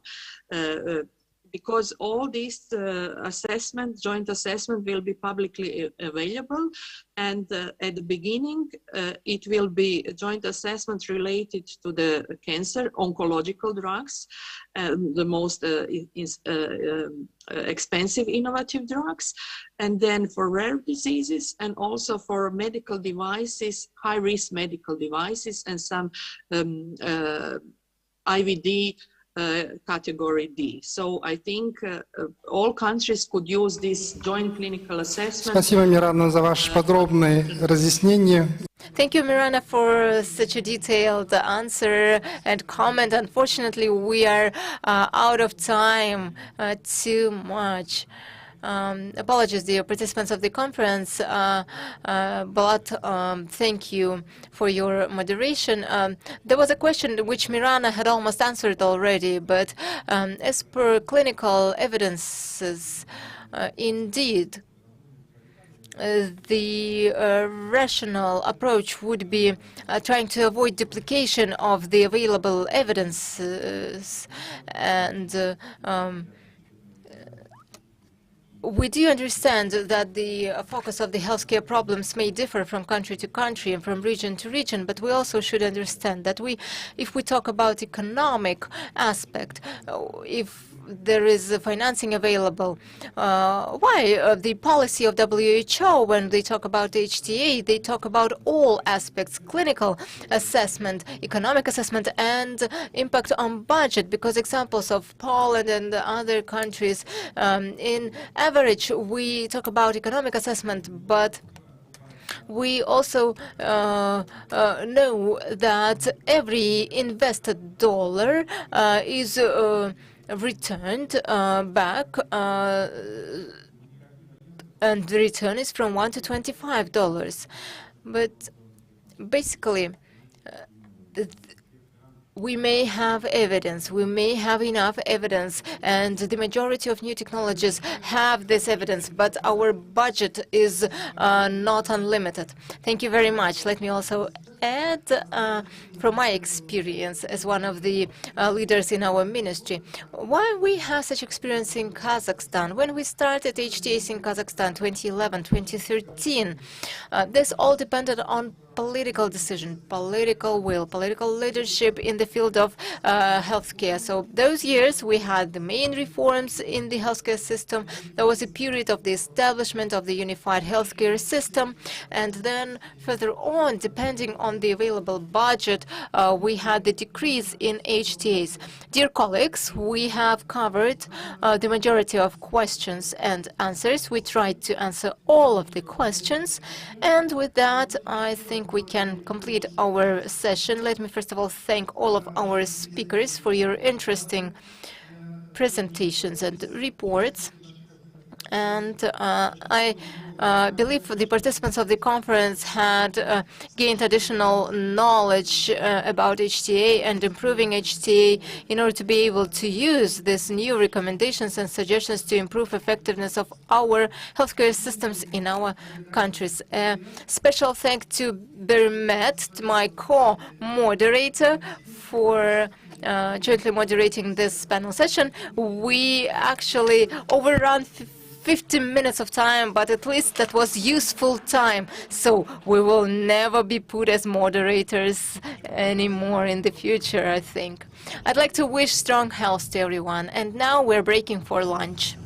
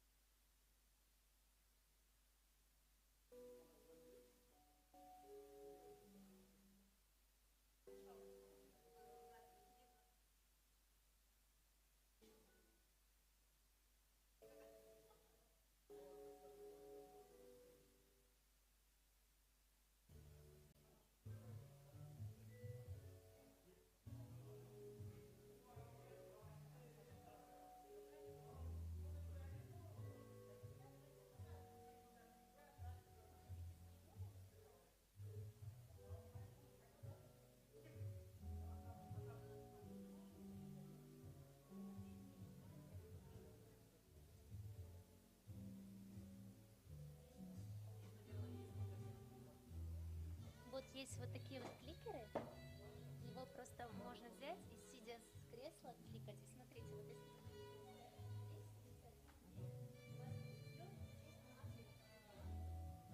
А кликать куда нужно конкретно? да, оно будет здесь тоже, если вы помните, у всех спикеров одно окошко было с их лицом, а другое, ну это зума, конечно. Ну, я буду стоя, да. А пульт направлять куда, когда кликаю? Она не имеет, она всё. как Wi-Fi. По радиусу. Все, хорошо, спасибо.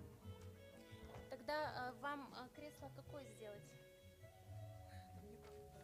Без разницы. Вот, ну, давайте с краешку. Нет, с краешку буду сидеть я. Рядом с вами так. Скромно.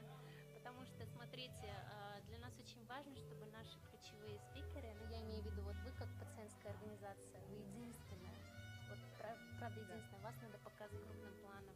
Я предлагаю вам ближе к центру хотя бы. Хорошо. Спасибо большое.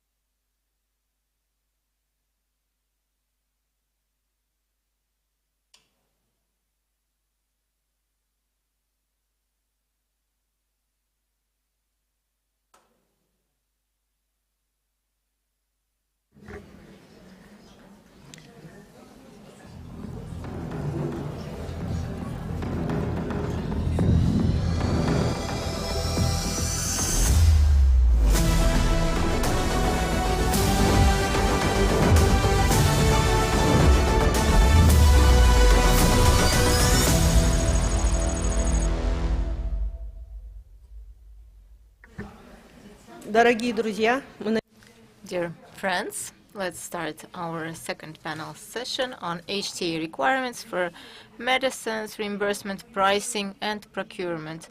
This topic of medicines reimbursement, pricing, and procurement is a very important topic for the economy and healthcare of any country, especially for developing countries. We will discuss the importance of HTA in development of reimbursement of procurement lists to ensure the transparency and soundness of decision-making and fair drug pricing and coverage based on clinical and cost-effectiveness data and efficiency considering the willingness to pay threshold. We'll start our session with the presentation of Dr. Krzysztof Landa, international expert in HTA, President of Health Commission of the Business Center Club from Poland, with the topic of HTA and cost containment of medicines.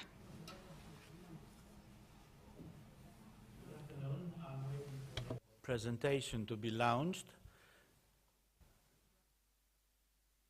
Thank you, it is there already. Just 2 comments before I start, although I have very limited time to present the topic. I would like to mention or maybe to address 2 issues which were discussed beforehand. So one issue is actually priority setting for doing health technology assessments. And please note that if you have light touch HTA agency, then prioritization is not needed at all. because HTA reports are being developed by the industry, by pharma companies or medical devices companies. And in Poland, by law, for transparency obviously, there is a rule which applies. This is first in, first out. So if a company submits application with HTA report today, it will be apprised earlier than dossier or application of the company which is going to apply tomorrow. But for heavy touch HTA agencies, they have limited resources for doing HTA. So they need to prioritize, as not all questions of the Minister of Health or other institutions could be addressed using these limited resources. Therefore, they prioritize what topics we could evaluate in the coming year. But it happens, for example, in France, that they have priority list of, let's say, 50 topics to be done in year 2022, for example. And you know, but very vulnerable topic of high political priority is listed as 51. So I'm sorry, they don't have resources to deal with that this year. You would think that this topic, number 51, would be the first priority for the next year for evaluation. Forget about it. Somehow it happens that next year they have resources for 60 topics. And nobody knows why this vulnerable politically topic is 61st. Forget, it's not evaluated again. The second issue I would like to touch upon is HTA transferable? Can you use HTA reports developed elsewhere? Yes, but they need adaptation. So pharma companies, medical devices companies usually develop international global economic models.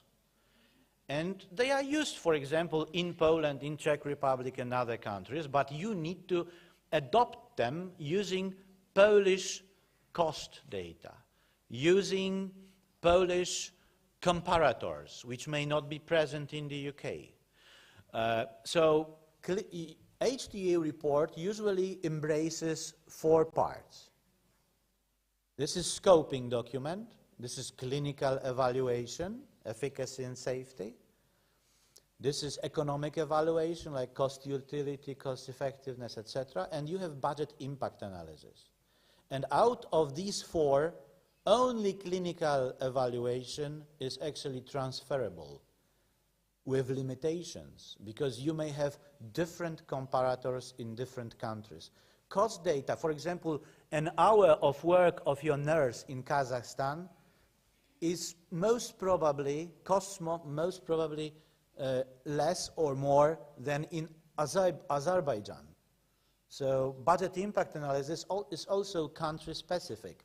So it is not that you are going to get single database and get HTA reports which are available and ready to be used in Kazakhstan. No.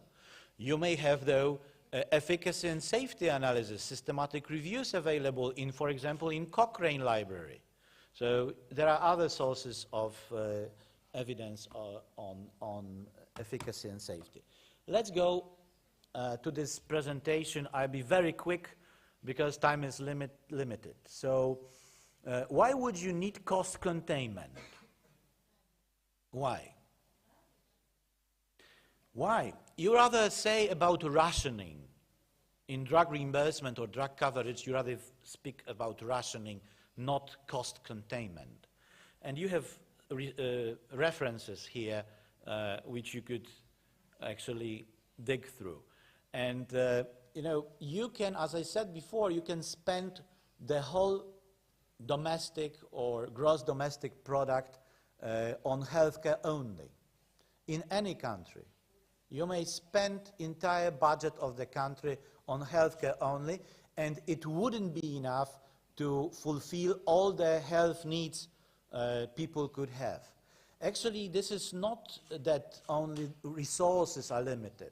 Therefore, we need to prioritize our spending, but also imagination of manufacturers is unlimited, and they can ask such big prices that you can easily spend whole budget only on one technology. So all governments need to rationalize spending, and they need to control that spending with respect to price control, volume control, and expense control. I don't want to get into details, but you may limit, or you may perform that containment on the supply side or on the demand side. And there are various tools used worldwide. This is not time to speak about it. In my opinion at least, the most influential tools for cost containment or rationing of the costs, it is reimbursement decision making. Even in Kazakhstan, when you create a budget of public sources to be spent on drugs, you already have some kind of coverage. I know that you have these lists and you do public central tenders for these drugs. But for a drug to be included to that list is actually very similar to regular reimbursement decision making. And you need to have criteria, you need to apply HTA for that in order to have transparency and rational decision making. And then again, pricing. So central tendering is not that efficacious, especially for innovative drugs, which have monopolistic position. Tenders are not really efficacious. You won't get low prices. In Poland, we have negotiations with Economic Commission with use of all possible risk-sharing agreements or managed entry schemes. Now, I certainly encourage you to read that article about Sir Michael Rollins, former president of British NICE, and Anthony Collier.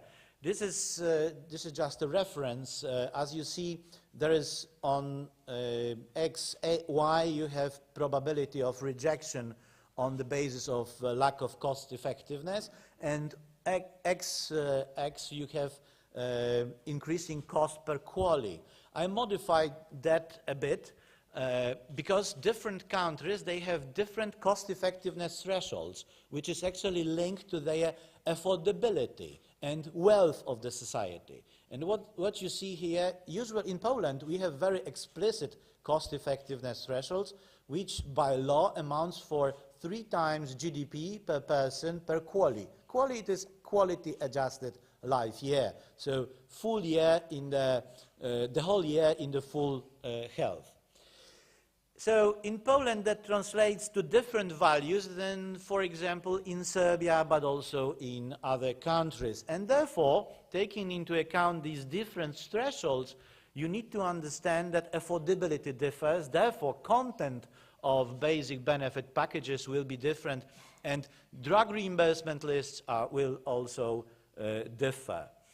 Poland is certainly not taken into account in the basket of countries while international global pharma companies take into account while pricing their drugs. Usually they price it as high as possible, so it is available in the United States, it is available in the richest 6 countries of the Western Europe, and maybe sometimes Japan. But Poland certainly is much lower than that. Therefore, many drugs stay out of scope of reimbursement in Poland for a few years until price erosion. This is general scheme of decision-making on reimbursement and pricing. First, manufacturers, they need to think about initial price they call, because that initial price will be taken into account in HTA report. So that will actually shape the results of economic evaluation and budget impact. So they cannot call whatever price they want. They need to think about affordability in a given country. But then after appraisal process, negotiations and possible other steps, you have a new price, and this is final price for decision taking by Minister of Health. If it's acceptable, then it is reimbursed. If it's not acceptable, forget about it, stays out of reimbursement. The prices in Poland are regulated, but only for these drugs which are reimbursed from public sources. If something is not reimbursed, then we have game of free market and free prices. We have also different levels of co-payments, as you see here, and you need to understand co-payment. What is co-payment actually for? Why would you like to introduce co-payment to health services to the drugs? There are two reasons. First of all, you need to collect extra money to cover the cost of the procedures or drugs or technologies. The second is to decrease moral hazard. Moral hazard, I will not jump into details into that topic, but these are two reasons that co-payment could be introduced. So we also use external and internal reference pricing, so you compare drugs within the country for the same indication, or you actually have a basket of countries where you refer to with respect to pricing. Obviously, official prices are available easily. You may find it on the internet, and actually in Poland, manufacturers applying for reimbursement, they have to bring the prices from other countries, official prices. But risk-sharing agreements or managed entry schemes, if you please, they are obviously confidential, and they should be confidential if they should be effective. And this is a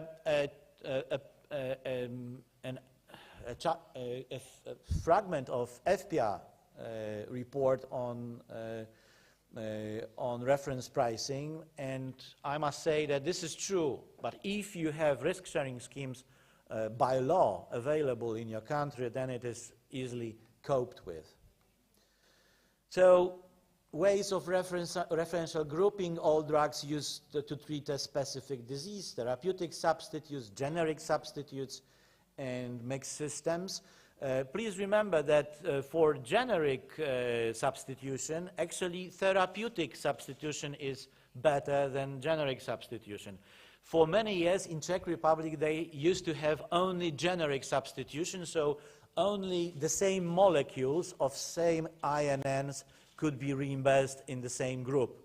That's very good for innovative drugs, not for the state which produces generic drugs. This is a map of countries which use reference pricing in Europe. The question is what path you are going to pursue. So please, evidence-based decision-making on reimbursement requires transparency and requires justification.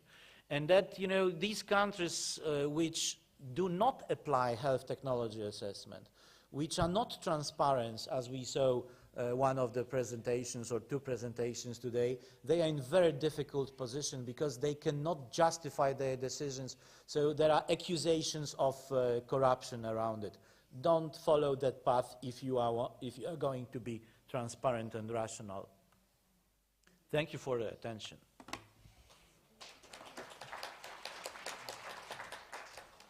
Thank you very much, Christopher, for your presentation. Absolutely right. Cost containment, very sensitive question for all countries except to Kazakhstan also.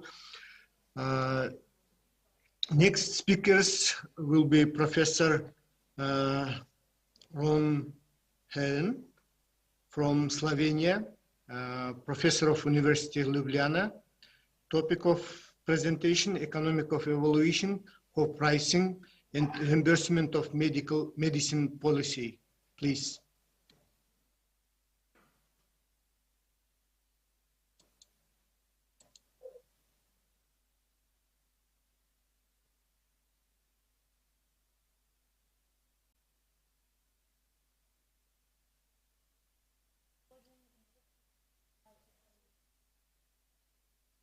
Professor Nogorin, I'm so sorry. Professor Rokhren, he has some technical issues now, so probably it's better just to introduce another speaker, Elena Chitan from Moldova. Thank you so much. Okay. Спасибо. Тогда. Thank you. With that, let me give the floor to Ms. Elena Chitan.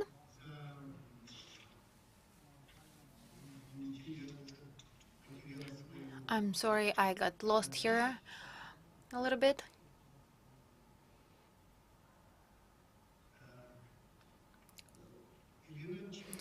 Elena Chitan, Head of Drug Policy Service, National Health Insurance Company from Moldova.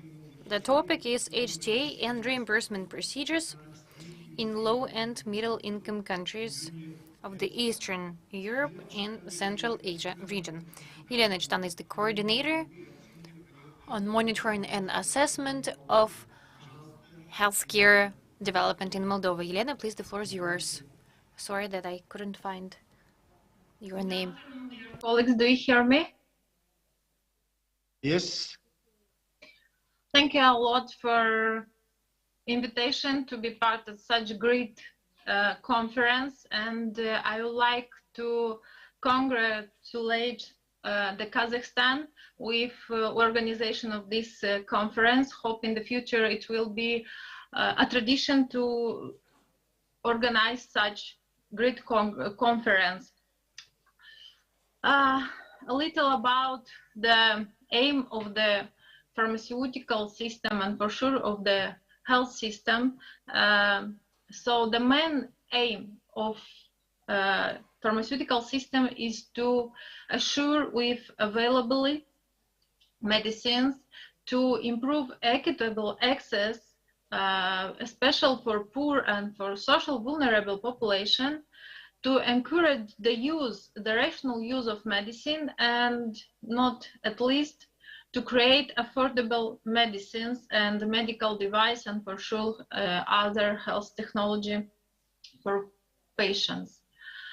The main critical areas for ensure the access for medicines for the next 10 years is to create essential medicine basket, to make them affordable for all the population, to ensure quality and safety of them, and for sure to encourage and to implement the rational use and especially the rational use of antimicrobial medicine that create a lot of problem after the pandemic of COVID-19.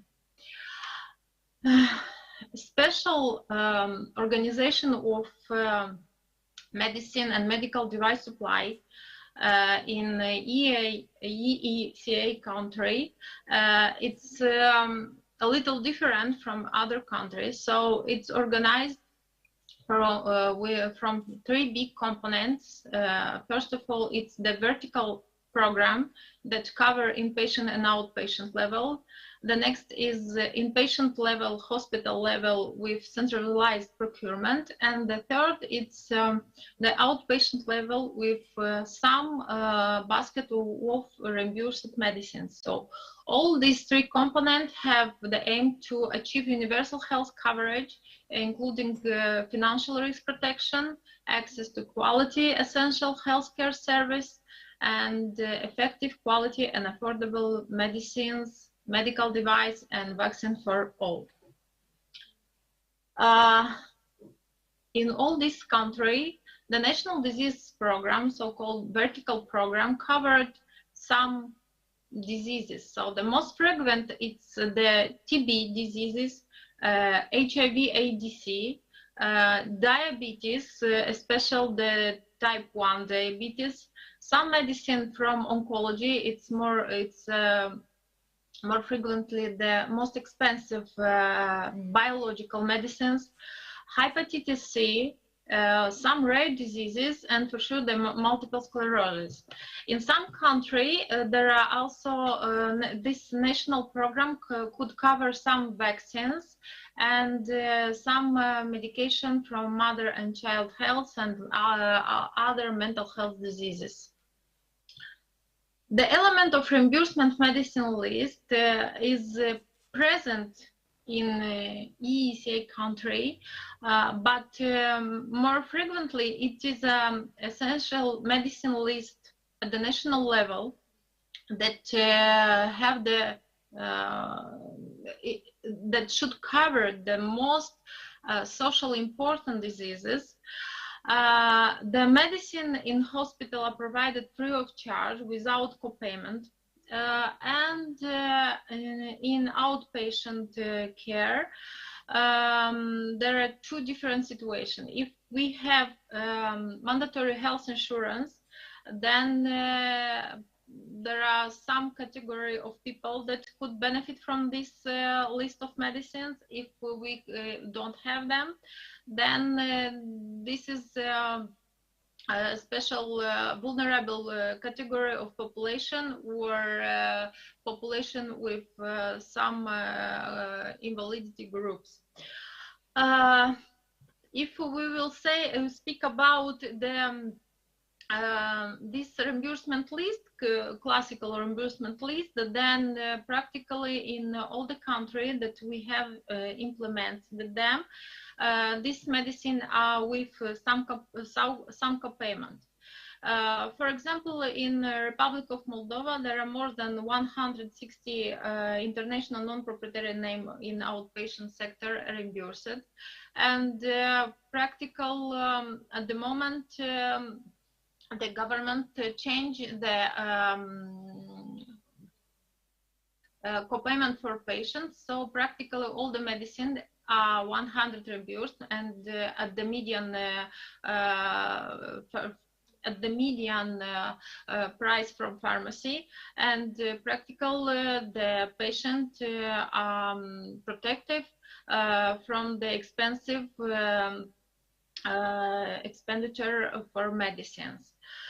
The health technology assessment in this country are more and more visible, and we could say that practical all the country have some elements of HTA, especially for medicine.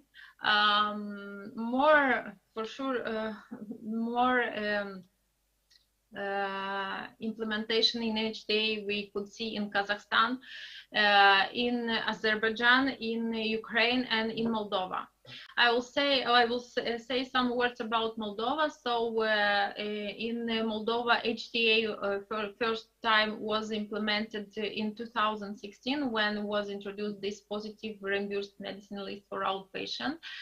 And HTA is made by manufacturer when they apply the dossier, but not for all medicine is required the pharmacoeconomic analysis. So there are some simplification procedure for some molecule. Only for new medicine there are more classical HTA evaluation. And at the same time, at the National Health Insurance Company, we have a secretariat who evaluate this dossier and prepare the budget impact analysis, taking and making the scanning horizon for health system, for our health system. The decision is taken by a committee that is an inter-organizational committee. The member are from the Ministry of Health, Agency of Medicine, Health Insurance Company, National Health Insurance Company, and from Agency from Public Procurement of Medicines. Here you could see the country, how the country implement HTA, different level of implementation of HTA in the EECA country. for a roadmap for HTA implementation in the low and middle income countries should start with this decision where this HTA structure have to be situated, the elaboration of a legal framework, and to create the HTA program that will include all the steps that have to be prepared at the HTA agency to strengthen the capacity, because it is a barrier, a very big barrier, the human resources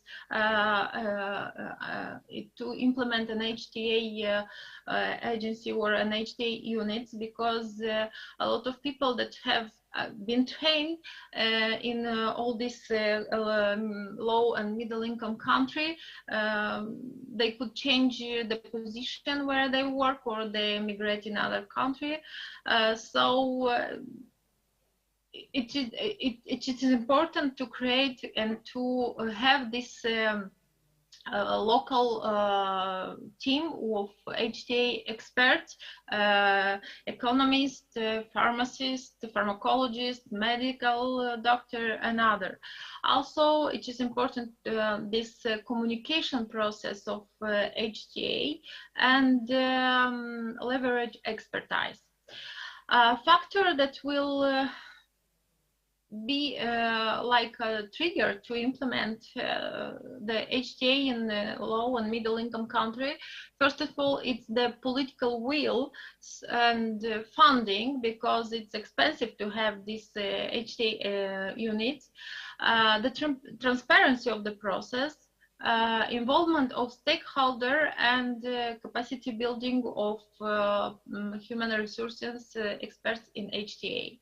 After that, for sure, the country could implement the assessment and the appraisal process to take the right decision maker for all the health service from system.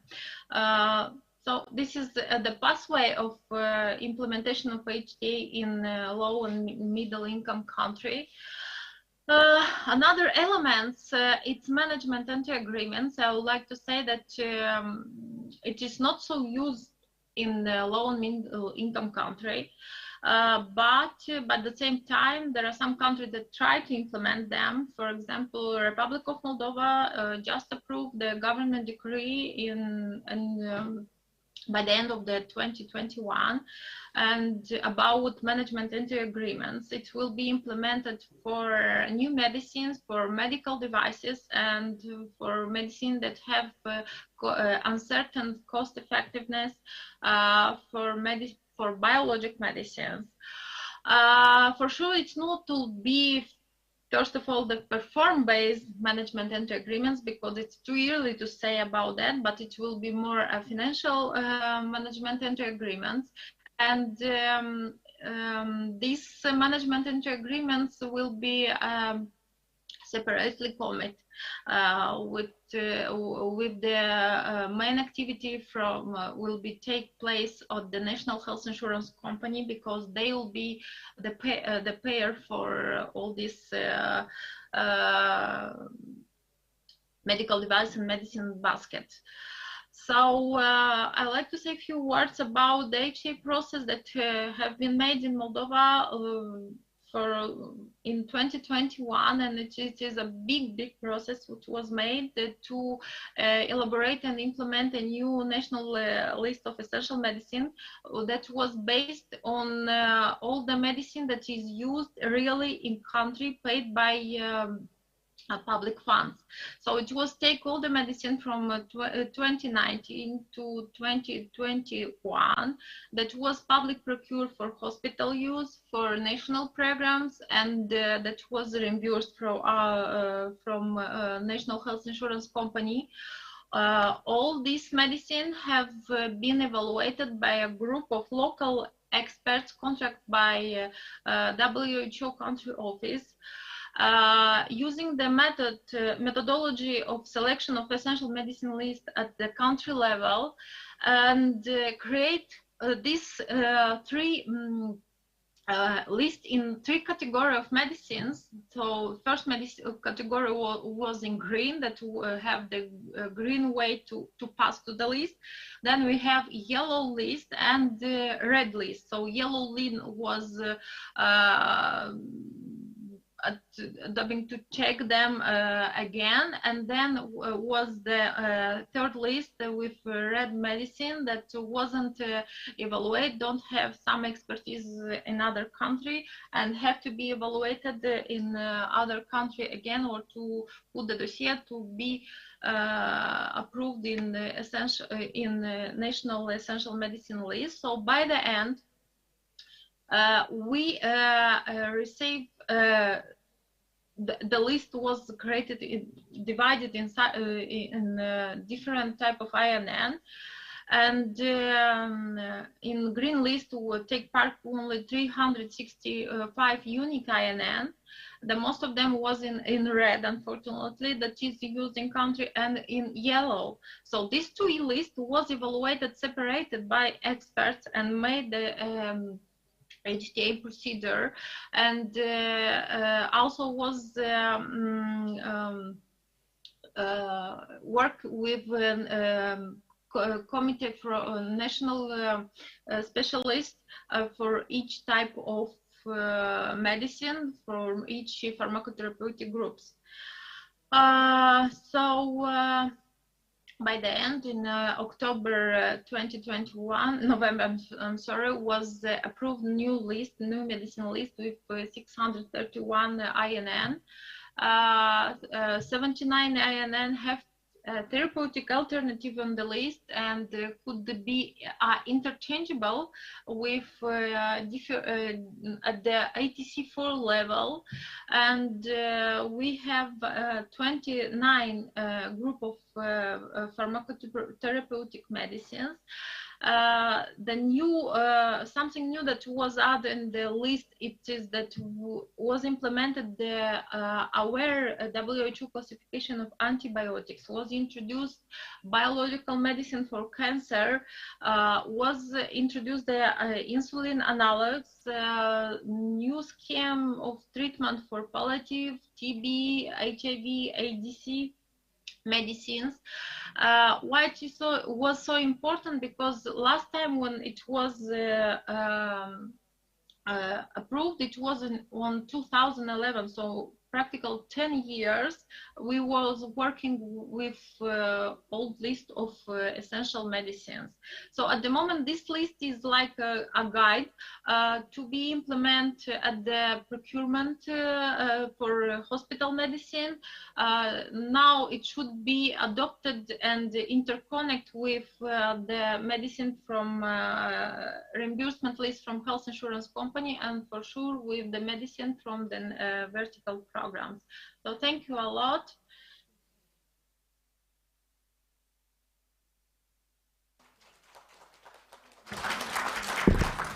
Благодарим Елену Читан. Thank you, Elena Chitan, for a very detailed speech. Actual reimbursement is a very complex and very labor-intensive process which requires a dialogue between the manufacturers and the government.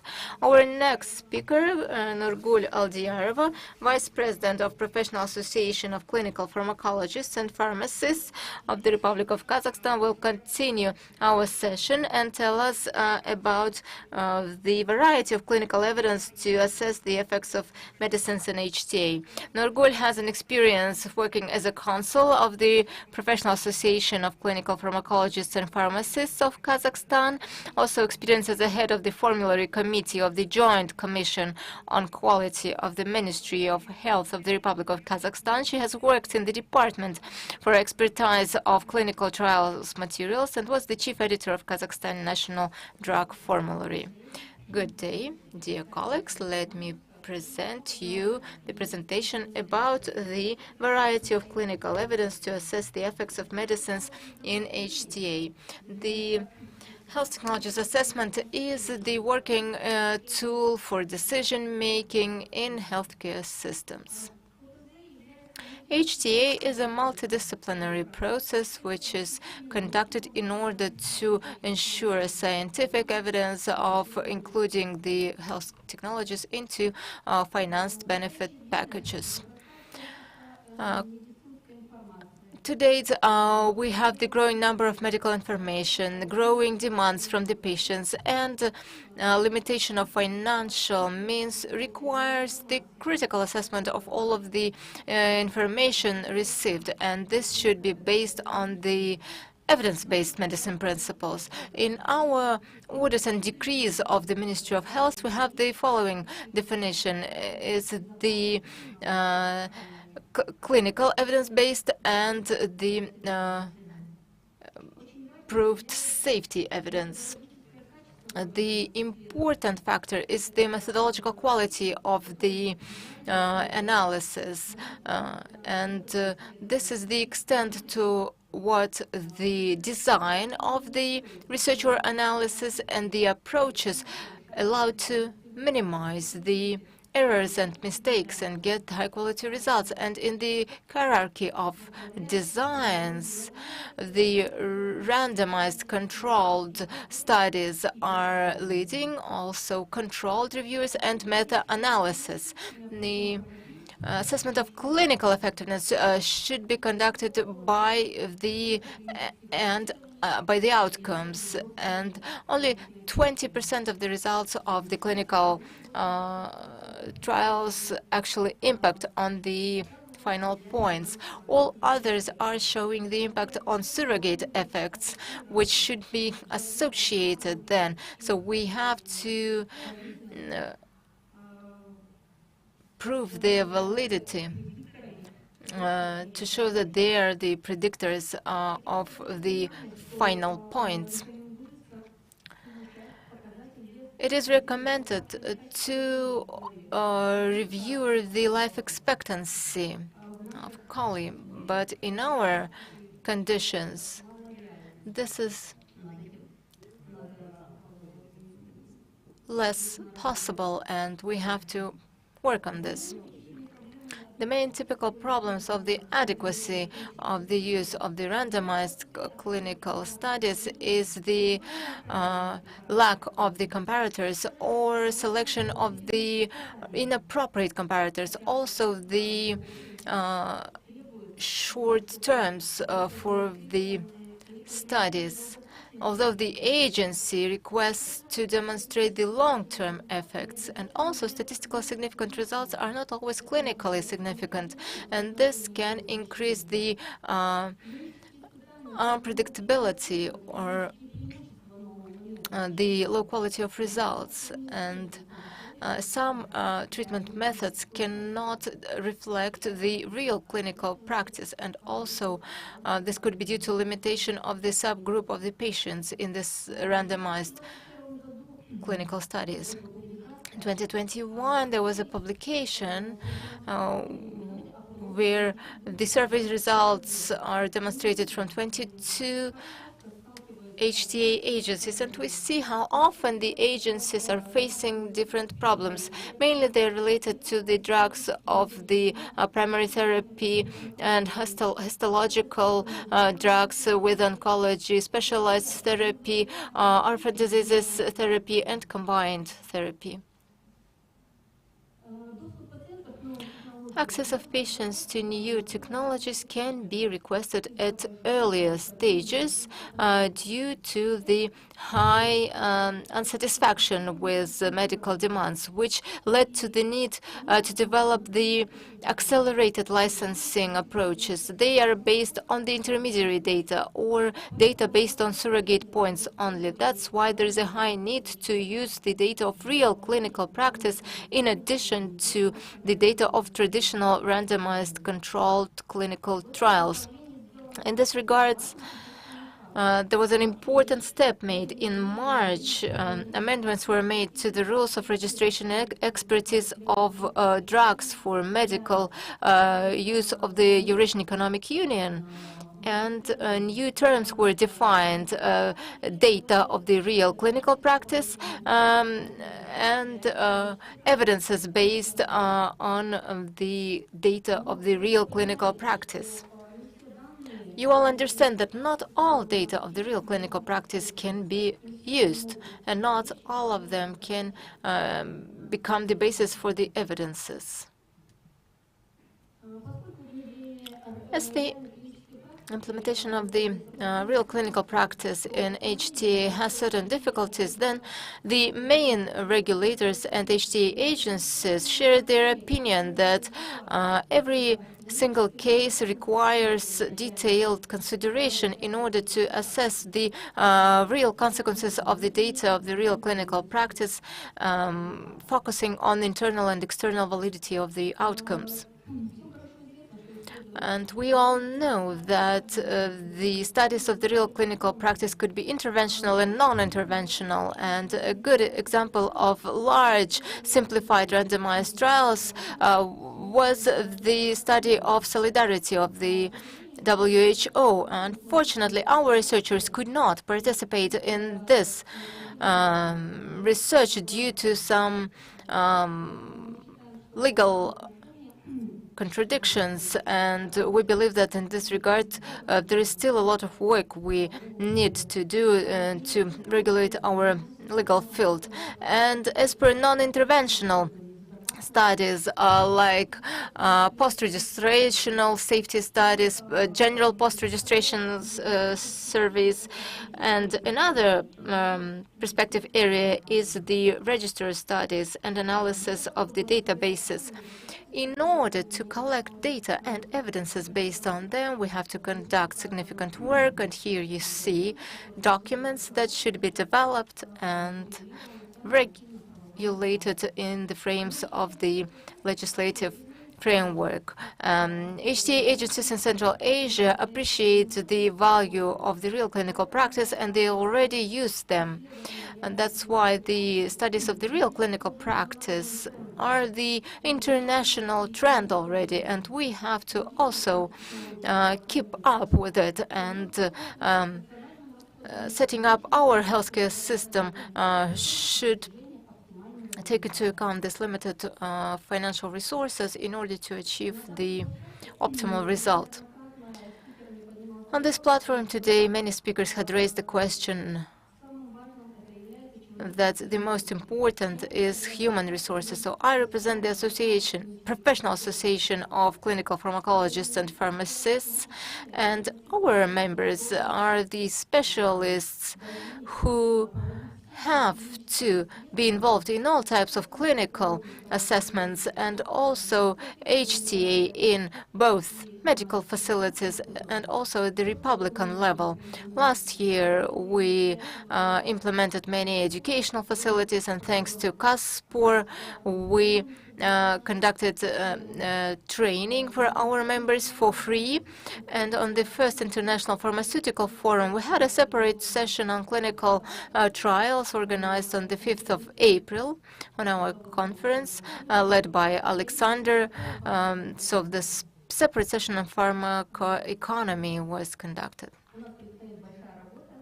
We still have a lot of work in front of us to improve and increase the level of our clinical trials and working with human resources. Many thanks for your attention, and I'd like to thank the organizers for this great opportunity to share my opinion. Thank you.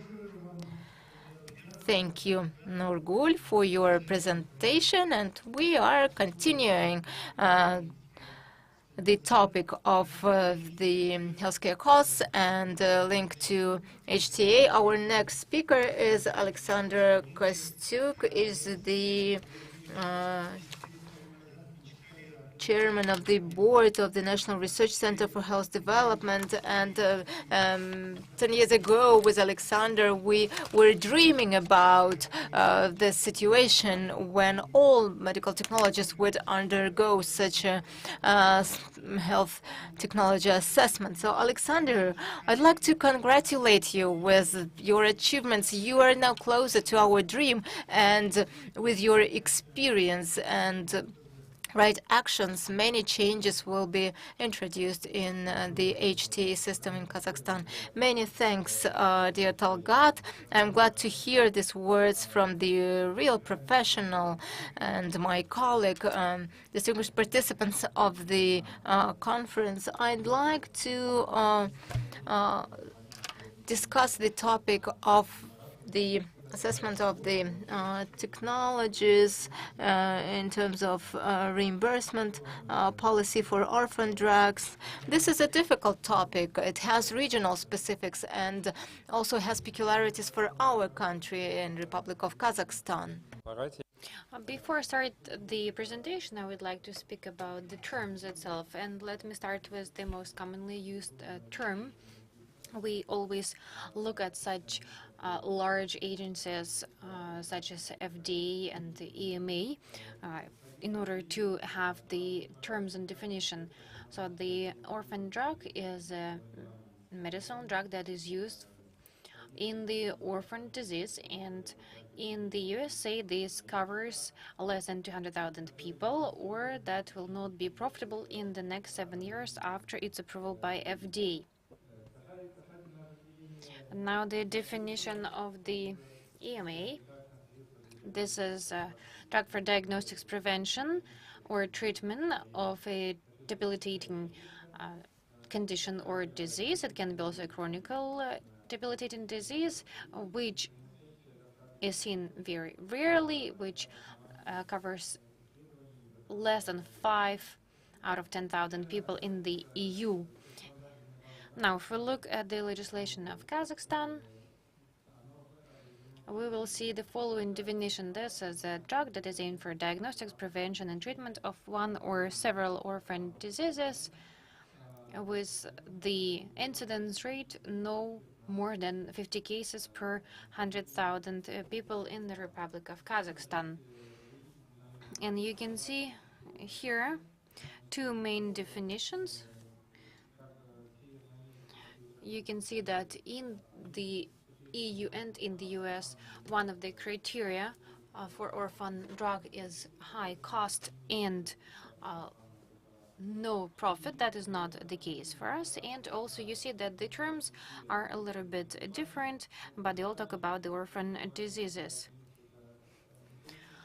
But we should not be calling this orphan disease, but we should be calling them the drugs for orphan diseases. And that is why we see that any drug used for orphan disease can sometimes be called orphan drug, but this is not exactly right. Now, let's talk about the orphan diseases. These are more than 7,000 orphan diseases, and only some of those diseases have approved course of treatment. Nevertheless, according to the existing research, these patients consume up to 10 to 12% of all the medical services, and the cost for drugs for these patients is significantly higher, and they keep increasing. Now, if we look at other countries, usually the cost for drugs for orphan disease is 30 to 35%, but the result of the research here says that it is 45% of all the expenditures. The numbers differ a little bit, but you can see that there is a significant share for orphan drugs expenditures in Kazakhstan. In this regard, besides the state finance in other countries, more often other mechanisms or alternative mechanisms of financing are used. Specifically, these are the specialized funds, and these mechanisms are extremely important because the decision-making process, whether it is a state financing or private financing, are important. And of course, talking about the orphan diseases, we have a lot of uncertainty and different factors that come into effect. And you can see on the slide the links of making the decision regarding financing.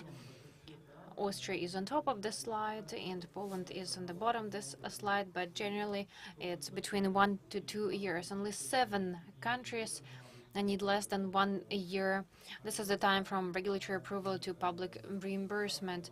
But if you look at France, Ireland, Bulgaria, Czech Republic, Croatia, Romania, and Poland, need more than 2 years from regulatory approval to public reimbursement. This was the larger research published in 2022, and I believe that Dr. Landa can comment on that. Now, moving on to the clinical data. Clinical research is usually quite limited for the orphan diseases because they're only used in rare diseases, and there's a short sample of patients over a short period of time. So a lot of factors, a lot of indicators are missing, and sometimes only observation-based research is available. And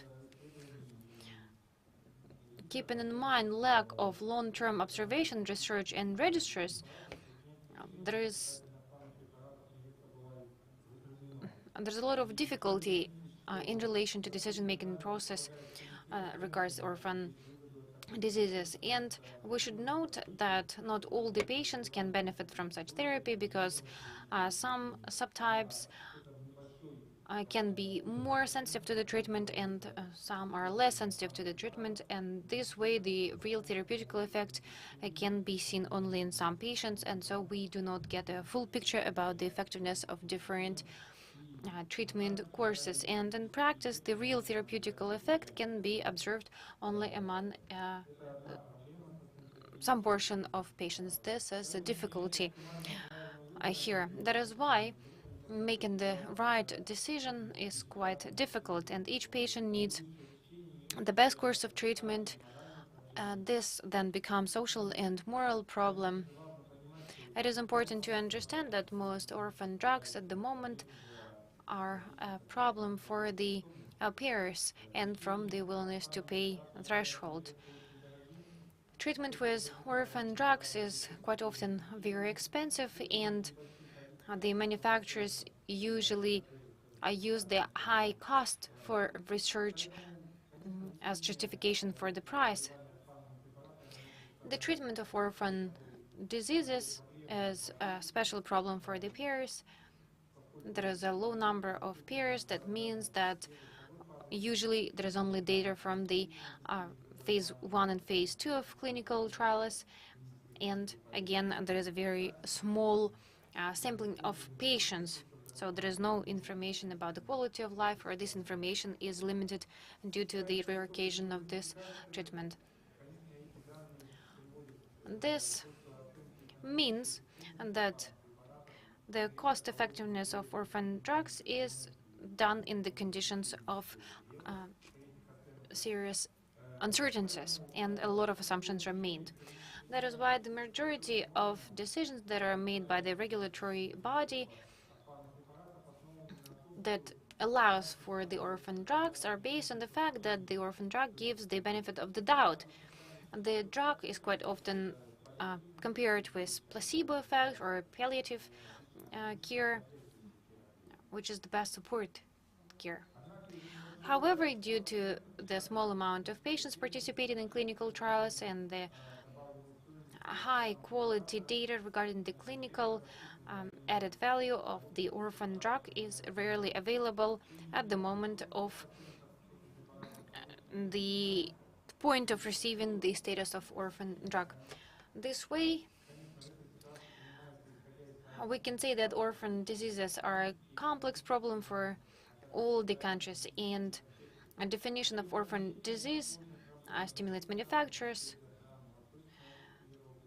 And in addition to the increased number of the orphan drugs, the society should also discuss and understand the issues of financing, while also keeping the process transparent and reasonable.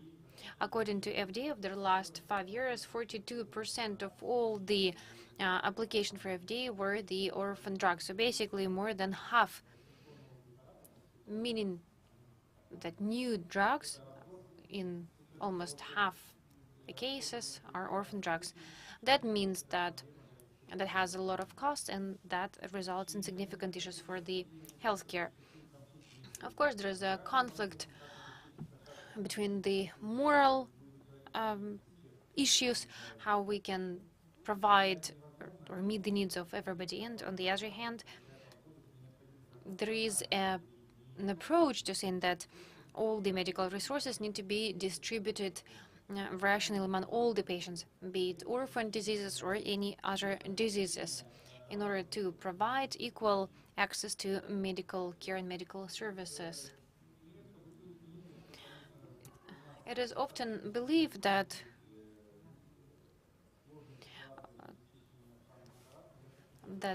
there are a lot of problems related to the orphan drugs, but I would like to show you the European experience. On the slide, you see the % of drugs reimbursed with EMA approval. 100% are those that have been approved by EMA, so they were registered and they can be sold in any country of the EU. In blue, you see the percentage of orphan drugs reimbursed in each individual country.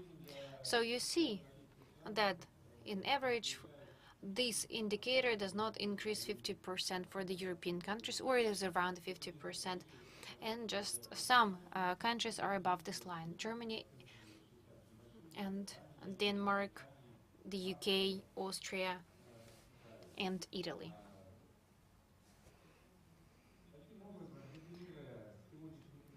So, summing up, we can say that in the context of distribution of resources, there is a conflict between common and moral issues, how we can provide the medical care to all while meeting the needs of those who really need this care, and when it's impossible, how can the medical resources be proportionally distributed according to the needs of all the patients. And we need to make sure that we care for all the patients. But we need to have a rational approach, and I have already mentioned the uncertainties of the clinical data of orphan diseases. The decision regarding reimbursement of orphan drugs quite often is based on the economic benefit, but this is not enough. That creates certain problems for making the right decision, and using HTA in all the countries, that question could be maybe resolved more easily. We can also share the experience of other countries, but we know in our country this is quite a problem. The level of financing of orphan diseases is quite high, but there is still a social and political pressure for the reimbursement of these drugs. Thank you for your attention. Thank you very much, Alexandra, for this presentation regarding the reimbursement policy of orphan drugs. Orphan drugs are quite costly, of course, and this is true for many countries. Our next speaker is Ms. Sibylla Shugelova, the Director of Emergesian Public Fund. She will speak about the role of patient organization in the area of patient access to therapy, a focus on the patients with orphan diseases. The main area of activity of the fund is to provide support to the patients with complex neurological diseases, such as the syndrome of Charcot-Marie and many other neurological diseases. Thank you very much. On behalf of the Emergesian Public Fund, I would like to thank the organizers for this opportunity to participate here. The topic of my speech today is the role of patient organization in the area of patient access to therapy. I focus on the patients with orphan diseases. So this is exactly what Alexandra was talking about, the social pressure. This is us. So, according to the rules on the ethics and making drugs and medical devices access. So I disclose the conflict of interest. This presentation is for information use only. It does not have the goal to promote any medical drugs or technologies. My speech is supported by Johnson & Johnson branch in Kazakhstan. The information provided here expresses my opinion and might not represent the position of Johnson & Johnson in Kazakhstan.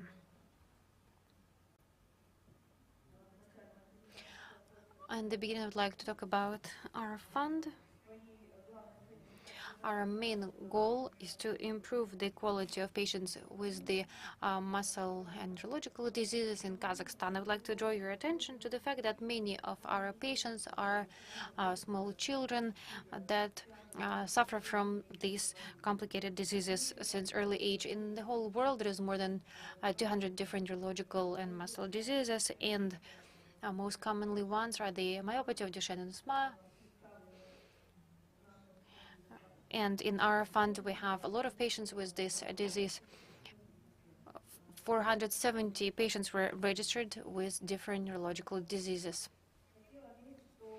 I would like to note that within the cooperation of Umurge Sien with the Public Fund Kazakhstan Khalkhana and some other regional organizations,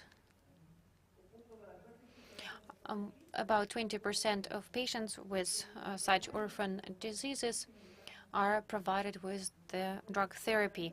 And we thank the president of our country and all the other stakeholders for creation and functioning of Kazakh Khalkhana Fund, as well as the Regional Department of Healthcare.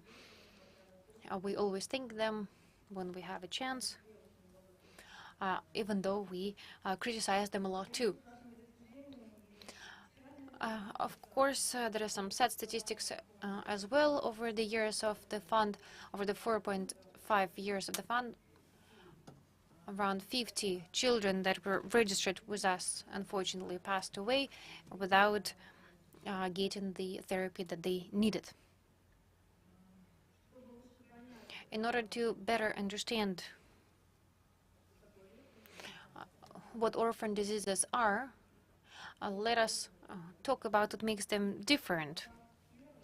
So fact number one is the low population of patients. According to the European Organization of Orphan Diseases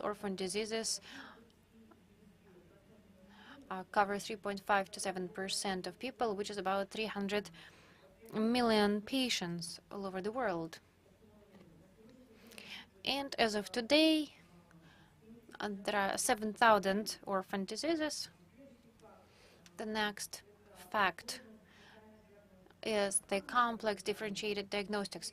Orphan diseases, since they're so rare, are also very hard to diagnose. According to the statistical data, 40% of patients don't get their diagnosis right the first time, and it takes a while to make the proper diagnosis, usually between 1 year and several years. This is this is explained by the limited screening of newborns and also distrust to orphan diseases by the physicians. 72% of orphan diseases are genetic ones, whereas 28% are caused by infections, bacterial or virus, allergies, and other factors related to the environment pollution. 70% of genetic diseases usually happen in childhood. If diagnosed in time, the patients with orphan diseases can live a long and a full life. The third fact is the high mortality rate among children. According to the Ministry of Healthcare in Kazakhstan, there are more than 13,000 children with orphan diseases. Of those, more than 50% are different neurological diseases. It is sad to say, but orphan diseases happen more often among children. That is why there is a high mortality rate. According to statistical data, these numbers 30% of children up to 5 years old. We believe that many of those could have been saved if they had been diagnosed in time and if the treatment had been started in time. A low interest among the manufacturers is the next factor to take into account. 15 years of the life cycle production of such drug and the long pathway towards the market, all of that makes orphan drugs not interesting to the manufacturers, and thus there is a limited amount of manufacturers' high cost and ambiguous approaches to the manufacturing of orphan drugs, because there are only few patients with these diseases. Many manufacturers are not interested in registering orphan drugs in Kazakhstan. Talking about the patients, we understand, of course, that the budget of many countries are spent on keeping the orphan drugs available, while they're also limited. At the same time, we would like to say that the orphan disease patients have the same rights as any other patients. But the actual gap that is present currently between them in terms of drug supply makes the governments of many countries think about it. In 2019, European Union had adopted a regulation on drugs for the rare diseases treatment, and one of the purposes of this regulation is to cover financial incentives and promoting additional financing, which is the national responsibility of each country. In many countries of Eurasian Economic Union and in Kazakhstan, when the decision for reimbursement is made, the HTA should be conducted in order to understand what volume of financing will be required to provide patients with one or another drug. And let me also share the results of the research that was conducted by the International IQVIA Agency from 2017 until 2020. An analysis was conducted about the affordability of drugs, including orphan ones, in 22 European countries and 12 other countries, including Kazakhstan. In the frames of this study, we considered reimbursement at the national level from the Republican budget and not other financing means. 57 new orphan drugs were studied. In 2017, 11 drugs were registered. In 2018, 21 drugs. In 2019, 5 drugs. And in 2020, 20 drugs. And the number of the studied drugs included the ones for the neuromuscular nosologists. And this result that you see is the level of the affordability of or accessibility of drugs. This is time in which the drug will become available to the patients through the registration and others. And 54 orphan drugs are reimbursed by the national budget. In Germany, for example, we understand that GDP per capita in Germany is uncomparable with Kazakhstan, but as an example, we can take Romania, where the GDP per capita is not much higher than in Kazakhstan, but at the same time, government covers 23% of new orphan drugs. Which is 13 drugs. Or in Turkey, GDP per capita is lower than in Kazakhstan, but the level of government reimbursement covers 20% of new orphan drugs. If we look at Kazakhstan's results, only one drug during the studied period had access to national reimbursement, and we think that it was the drug that was reimbursed under the local budget and was not under the central procurement system. These results obviously make the patients concerned, and the conclusions that can be made that the deadlines for access for new orphan drugs are very much different from other countries. We understand that the level of life in European countries is higher, but if our country wants to achieve higher level of medical care, health care, equal to the developed countries, we have to increase financing. We have an order on orphan drugs with 166 nosologies and 52 drugs. In Europe, this list is much longer, and even in the frames of the outpatient drug supply, we cover only 55 drugs, which means 36% of the total drugs with the status of orphan drugs. And before the drug can be included into the benefit list, some drugs can be covered from local budget, but such provision is not equal around Kazakhstan, and it will depend on regional provisions. And in terms of regional financing, there are huge risks related to unequal allocation. There is also a risk of breaking the treatment or interrupting the treatment that should be a long-term or lifelong treatment.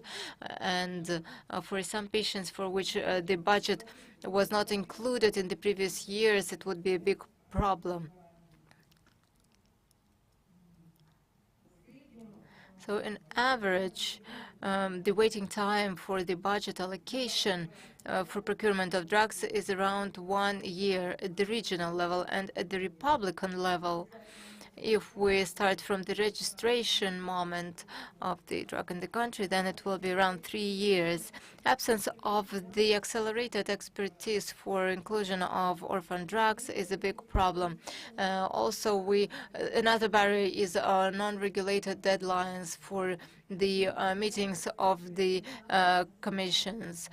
Also, pharmaceutical or patient organizations are not invited to the pharmaceutical council meetings. Also, the decisions are made only based on the budget availability and lack of centralized list at the Republican level. So we want to make the voice of the patients heard, and I suggest to review the following points. We need to optimize the processes of the review of the reimbursement lists. We need to decrease the deadlines for making the drugs available to patients, increase the number of meetings of the commission that make the decision.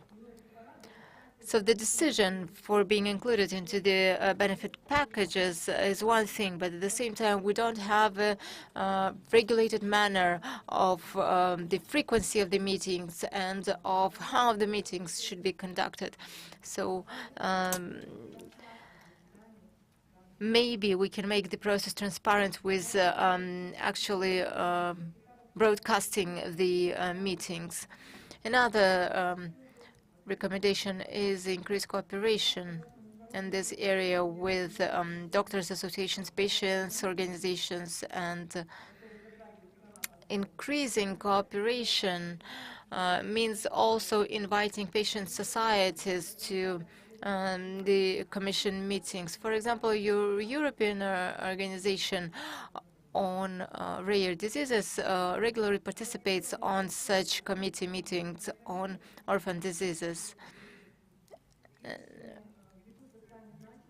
The list should also take into account the clinical and social significance of the drugs. In order to increase the number of patients provided with the orphan diseases can be achieved via genetic screening of population, and such prevention should be ensured by population. But until the full information will be provided to population about the risks of children with very strong disabilities, this should be the risks should be guaranteed and covered by the government. I'd like to thank you for your attention and like to note that our fund is always open for any dialogue. We have extensive experience. We're always ready to share our experience and find joint solutions to ensure comfort conditions for the life of our patients with rare diseases. Thank you.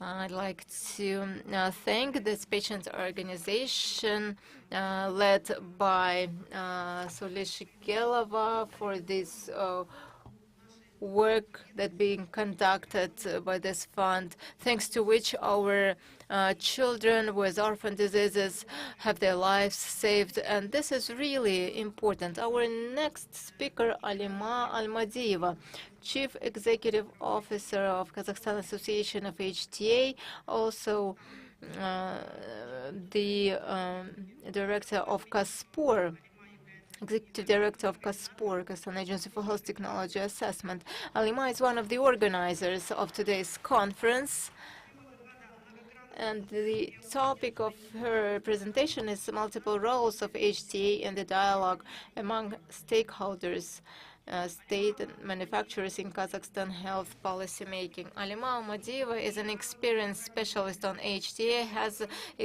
skills of evidence-based medicine and synthesis of evidences for decision making, and she has worked with the leading experts in the Republican Center for Health Development and also worked in preparation of the Kazakhstan National Formulary. Many thanks, Guldariya. I'd like to thank all participants once again who are still here. And the topic of today's session is devoted not to questions of HTA, not just to questions of HTA and how to make decisions based on that, but actually for us to understand the philosophy of value-oriented or value-based healthcare. And in relation to it, we have value-based pricing and other innovative models for drugs provision, what we were talking about earlier. So the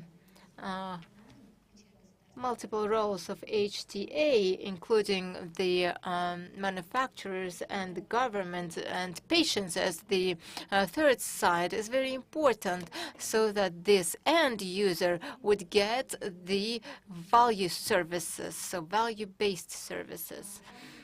This presentation was prepared with the support of our platinum sponsor, Novartis, another platinum sponsor, Janssen.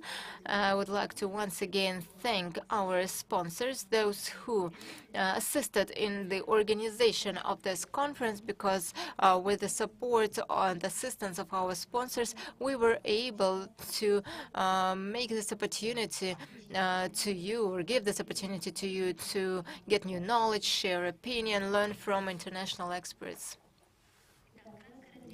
So, briefly about the development of HTA. Today we've been talking about the health technologies assessment a lot, but many people don't understand this. In 2020, International Joint Task Group had reviewed what is HTA, because when we start talking about some reforms, we need to clearly define our terms. So HTA is, first of all, transparent interdisciplinary process, so you can read this definition yourself on the screen, but I'd like to add one thing. First of all, this is a philosophy, life philosophy, viewer philosophy on the problems that we're always trying to solve in the healthcare system, but we're always facing some challenges, in many cases related to human factor. And in order to solve these questions properly, in Kazakhstan, we started this process in 2009, as some previous speakers had already mentioned. So all of the activities that supported the development of the critical group of specialists interested in making the HTA at least born in Kazakhstan, and to establish the foundation for such a philosophy and such an approach. So if you look at the time frame, starting from 2009, we've been continuously developing, starting with the World Bank project, and by 2020 we have established a certain society, including all of you, thanks to all of the events we had. In 2015 there was a roundtable, in 2017 there was an international conference with participation of all CIS countries, and we also tried to involve the parliament members, representatives of the government officials, and this allowed us to achieve certain results, and that's why now we're talking about value-based healthcare, which all countries are now striving to achieve. Some countries are being successful in it, some are not very successful. So how can we find this multi roles approach between the government, the state, the manufacturers, and the patients? Let's imagine the following example. So let's imagine Mr. Janibek living in Karasu village. This Janibek, he is around 50 years old. Apologies to someone whose name is Janibek and who is around 50 or who knows someone like this. This is just an imaginary name, an imaginary person. So, for example, this Janibek goes to the primary care facility, to polyclinics, and he gets the preliminary diagnosis that he has the potential for developing the heart failure or heart disease or some other disease. What will Janibek do? He will go to also to this polyclinic to pass his tests, his analysis. Then this organization will offer him to assign a nurse to him that will teach him in terms of his dietary needs or behavioral needs, because he has some atherosclerosis habits. So the habits of eating and other habits in his life. So this nurse will teach him the good diet after getting this consultation from a nurse with different programs like disease management programs or some special delivery notebooks that patients have to fill in, and they are not as boring as they may seem in practice. This is all quite lively. And after working on his eating behavior or nutritional behavior, another specialist will be assigned to Janibek, like a dietologist, and this will also be covered by the guaranteed benefit package or under the social health insurance. This will be also paid from his contributions to the social health insurance. After the consultation from the dietologist, he will move on with the group of specialists who will help him to identify other problems. Maybe he has some other background diseases, and jointly all of these specialists will prevent some more serious diseases that could lead to the need of using innovative technologies like stenting or other surgical interventions, or a need to go abroad for medical tourism in order to prevent some critical diseases. So this is the philosophy of the value-based healthcare. And here, if you look at the scales, we have the health technologies to treat the certain diagnosis, certain disease. On the other side, we have the value for which patients are ready to pay. And then we need to find the balance, weighing the value and the opportunity. So value-based pricing and value-based decision-making and everything what is based on value categories. These are not new terms. They are for a long time used in the economy. If you want to go and buy a car, you conduct an analysis. How safe is it? And when you go to the car shop, car selling shop, you will also be interested in additional services that are part of the cost. For example, they can offer you to paint your car with some special paint that would can never be scratched, that will never have scratches on it, or some device that will allow your car to control the use or consumption of fuel. And no one would refuse such additional services if they will be for the appropriate value. And this is the philosophy of the value-based approach. And as Nurgul had mentioned, in healthcare, it is very hard to identify the clinical values because this indicators used to measure the health outcomes are very heterogenic, and there is a very big differentiation between different results, different outcomes. And that's why in healthcare, it's very hard to reach this balance between the health technology and the value. And ISPER specialists are talking about it a lot, and they have a specially developed flower, value flower. If you'll have a chance, please Google this value flower, and you will find a lot of interesting information about that.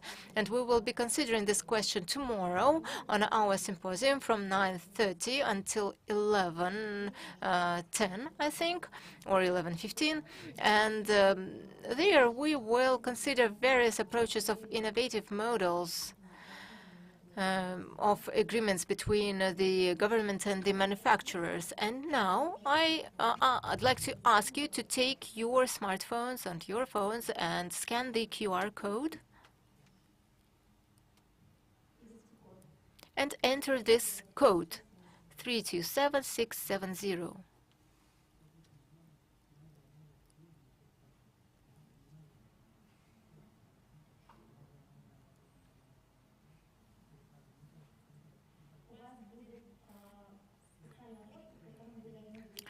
There will be a special box for you where you will have to fill in 3 words.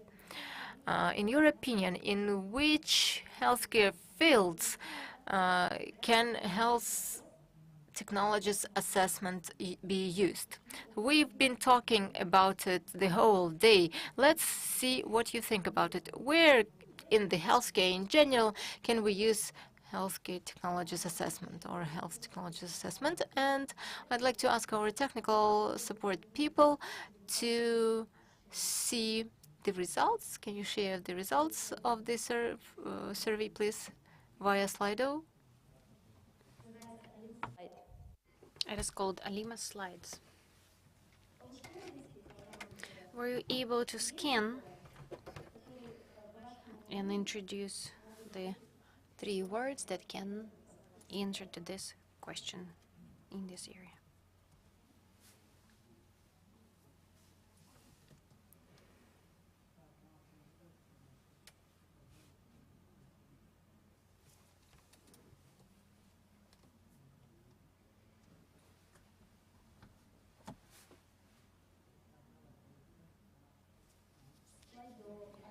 Slido, Alima slide.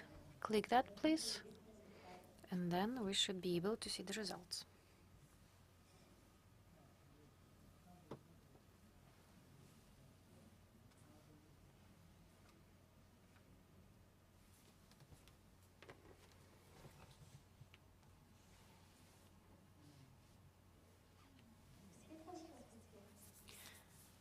Were you able to type up the words?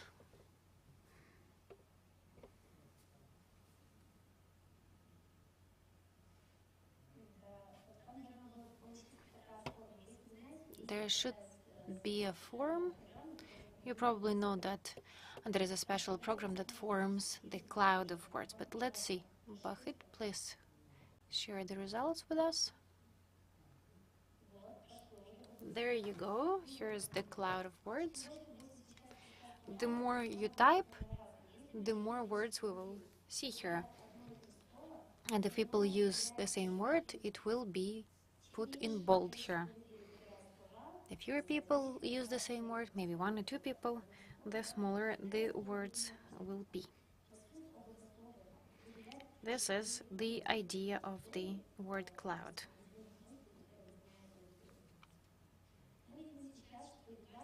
So you see that the drugs here have the leading role. Now we see some changes already. Be more active, please. That's great.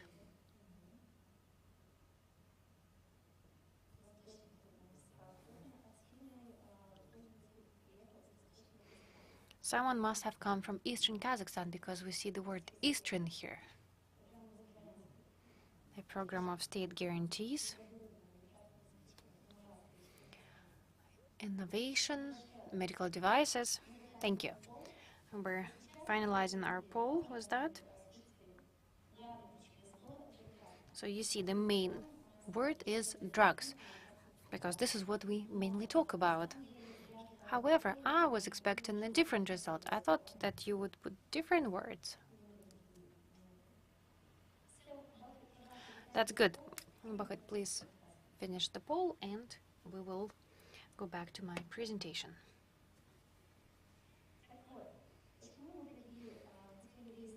So why did we want to see whether the audience understands all of that?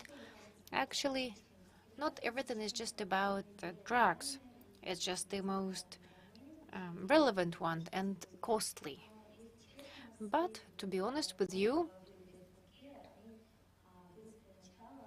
it's not just about the drugs. Everything starts from the patient-oriented approach. If we look at the US or Singapore or Japan, why do these countries have value-based pricing? What do you think? You can just respond from the audience. We can give you a mic. No one wants to speak, I see. That's okay. So why do these countries have a value-based pricing? Because of certain mentality of these countries. The medical services that are provided in Japan are packed. So if you go somewhere, be it restaurant, shop, or checkout at the airport, you receive services. So value-based prices is also a service. So when you can prevent a disease in the patient and you can prevent the costs that will be associated with this disease.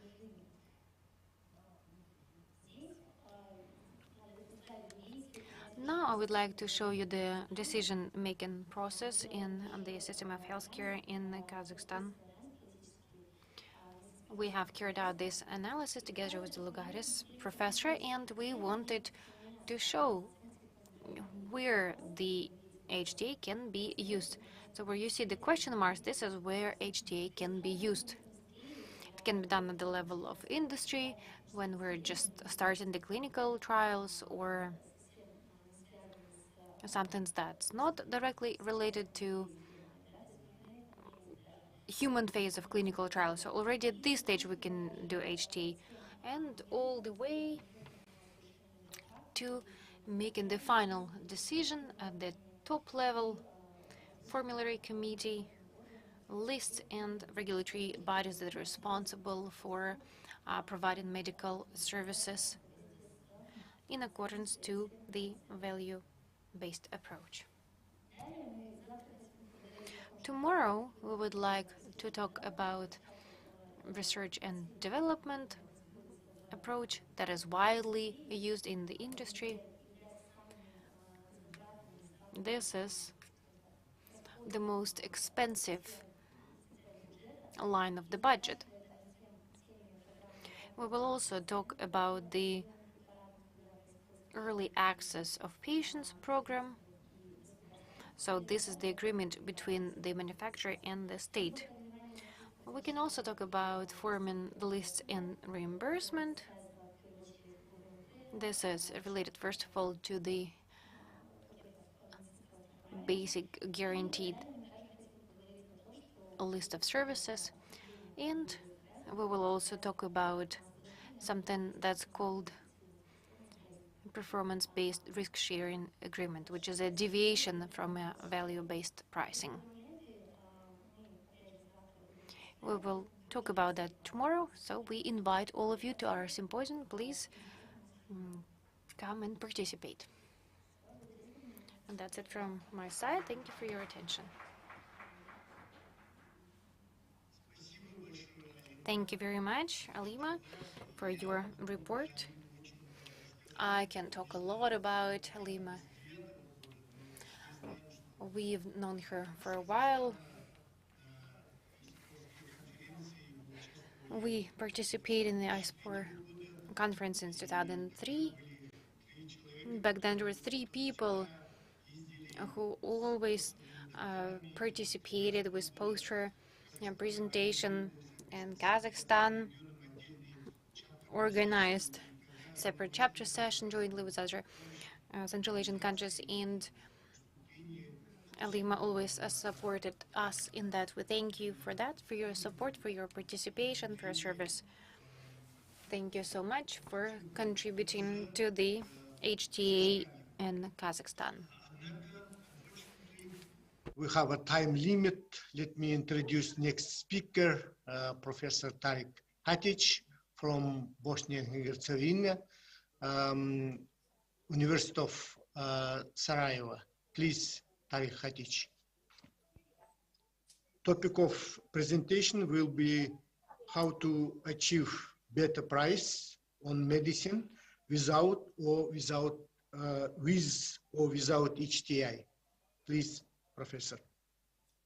Thank you very much, and I hope you can hear me. So greetings from my side and from Sarajevo. Thanks for inviting me and giving the opportunity to join this excellent conference. I would like to congratulate to the organizers, and due to short time limits actually we have and the lack of agenda, I will try to do it very quickly with providing the short overview and actually how we can benefit from using HTA in a better pharmaceutical pricing, but also pharmaceutical reimbursement. So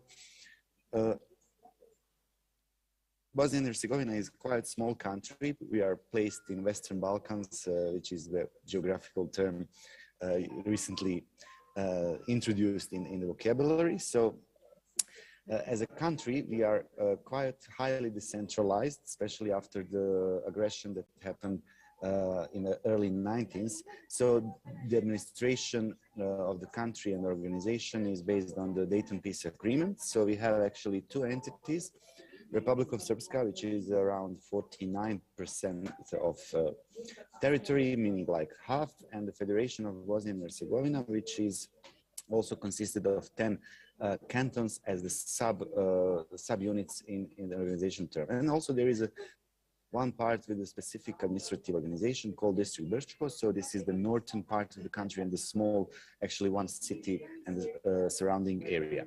Regarding some economic data, as you can see, we are quite a small country with around slightly 3.2 million of inhabitants.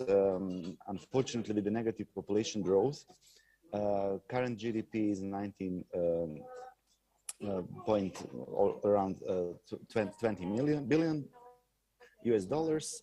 And what's also important to know from the healthcare perspective is that general healthcare expenditure, public healthcare expenditure is around 9% of our GDP.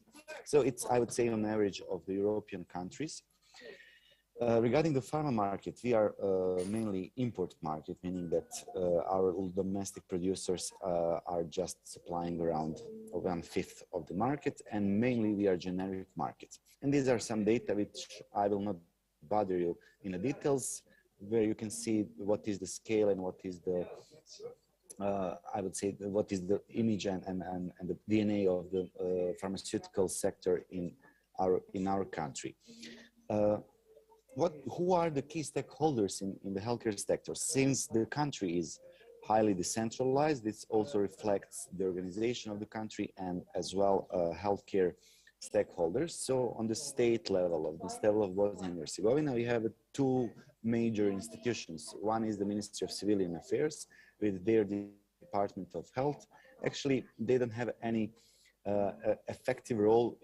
They are like coordinating and a point of contact for international organizations like World Health Organization and other international institutions. Important part is Agency of Medicines and Medical Devices. So this agency is actually unifying this decentralized market in terms of issuing marketing authorization, providing quality control of the medicines. And important from the perspective of today's presentation is that they're in charge for controlling of medicines prices. When we go to the entity level, actually we go to this effective part of implementing healthcare decision-making and policies. So in Republic of Srpska, we have a situation that this entity is centralized. We have one Ministry of Health, which is in charge for the policies, and Health Insurance Fund, which is in charge for financing and generally financing healthcare and reimbursing of medicines and medical devices. In Federation, since we have 11 cantons and each of them act as the country itself, actually we have two levels of policy and decision making. Federal level, there is the Federal Ministry of Health, so they are creating reimbursement list. And there is a Federal Health Insurance Fund, which is financing only drugs which are expensive, and the specific one in order to equalize access to these specific treatments for oncology, for multiple sclerosis and other orphan diseases and so on. So this is to make it accessible to the patients from each of these 11 cantons, because the cantons has the different GDP, they have the different level of the budgets, and some of them would not be able to finance these expensive drugs. And as I said, there are 10 cantonal ministries of health. They are in charge for setting reimbursement lists, and there are 10 health insurance funds which are responsible for financing the healthcare. So how about medicines pricing and reimbursement? As I told a few minutes ago, on the state level, there is an Agency for Medicine and Medical Devices. This institution is responsible for approval and price control of the medicines. And they're setting so-called maximal wholesaler price, which is reviewed annually and published each 1st of June, actually becoming effective. So each of the marketing authorization holders or those who are engaged with selling the medicines need to submit the price which must be approved in order to be able to market the product. The system of price control is based on the international reference pricing, and we use average price of 3 referral countries. In the first basket, let's call it that way, we calculate the price from Slovenia, Croatia, and Serbia, simply divide with the 3 and get the number, get the price of the drug in Bosnia. In case that some of the drugs are not available or registered in these 3 countries, we alternatively use Bulgaria or Italy as the secondary basket of the countries. And the general formula for calculating price from the manufacturer to the end user, to the end payer, is that actually manufacturer price or wholesaler price add on the distributor margin, which range from 6 to 8%. In case of drugs which are not reimbursed, there is a pharmacy or dispensing margin ranging from 20 to 25%, or in case drugs are reimbursed and included in the reimbursement list, there is no pharmacy margin, but the pharmacy actually is charging the ministry or health insurance fund with this fixed dispensing fee, which differs from canton to canton. And at the end, we add the value-add tax, which is on a unique level of 17%. So there is a struggling and a campaign currently ongoing in the last 6 months that actually the drugs in Bosnia are the most expensive in the region. And there is a huge campaign led by a non-governmental organization. Some of the experts who nobody knows who are they actually produce this analysis and doing this kind of lobbying to put the pressure on the price, which can lead in nowadays a situation we are facing with post-COVID and all the political situation in Europe, that actually there is in case of pushing the prices go down without any HTA, without any reasonable calculation and justification of the level of the price, we can be potentially under the risk of shortages, and especially taking into consideration global supply issues. There are producers who are already facing with APIs problem, with raw materials problems, so this could be additional burden to the pharma industry and to the healthcare system at the end. But what is the main driver of the costs in Bosnia is the highest level of value-added tax comparing to the countries in region. So you can see here that, for example, in Serbia, which is our eastern neighbor, VAT is around 8%. In Croatia, which is the western neighbor, it's around 5%. So in Bosnia, we are talking about 17% of the VAT. So one of the measures to control price would be just simply if the state decide to exclude or decrease the rate of the VAT for the drugs, making a huge potential savings and releasing some of the funds to be reallocated in the healthcare sector. How does the reimbursement go? So there are 12 decision makers, meaning that we have 12 different approaches and 12 different reimbursement lists. In Republic of Srpska, the main decision maker is Health Insurance Fund. So they are establishing two reimbursement lists, so-called List A and List B. Products which are unlisted or reimbursed on the A list are the price of these drugs is covered 100% by Health Insurance Fund. If the drug is on the B list, there is a co-payment of 50% by the patient. And also there is a specific group of drugs like biologics or biosimilars, insulins and orphan drugs. They are purchased not through the regular reimbursement list, but through the tenders and public purchasing procedure. In Federation of Bosnia and Herzegovina, we have multi-decision makers, I would say. In the first level, sorry.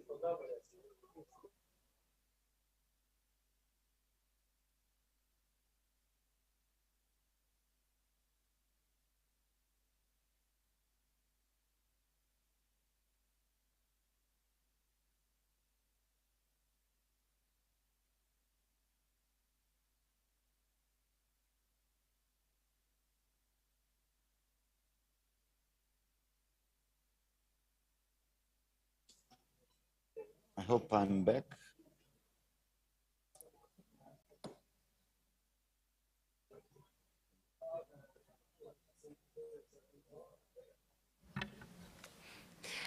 I'm sorry. Actually, we hear you, Tariq.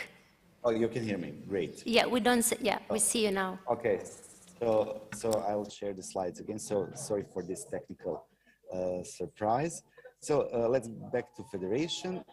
Federal Ministry of Health brings reimbursement list A, which is obligatory to be implemented in each of them cantons in order to assure equal access to these essential medicines. And there is a B list, which is based on a co-payment, and the cantons decide the level of co-payment and which of these products they will reimburse, depending on the budget they have.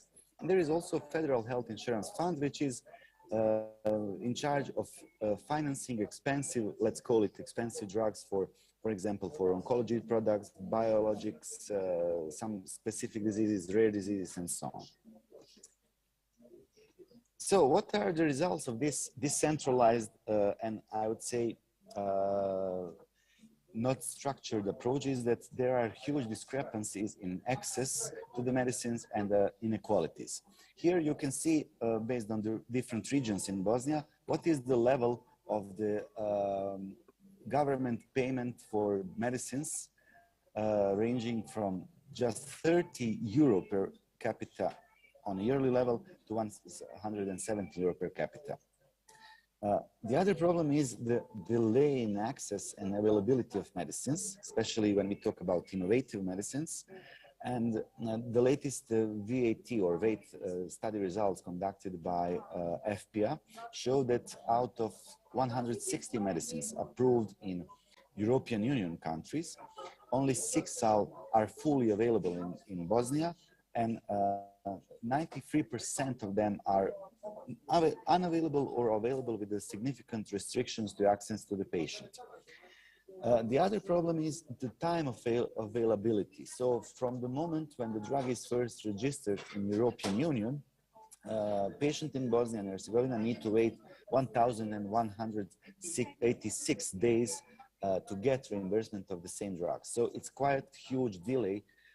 And of course, in this period, a lot of price changes and price erosions happen during this time span.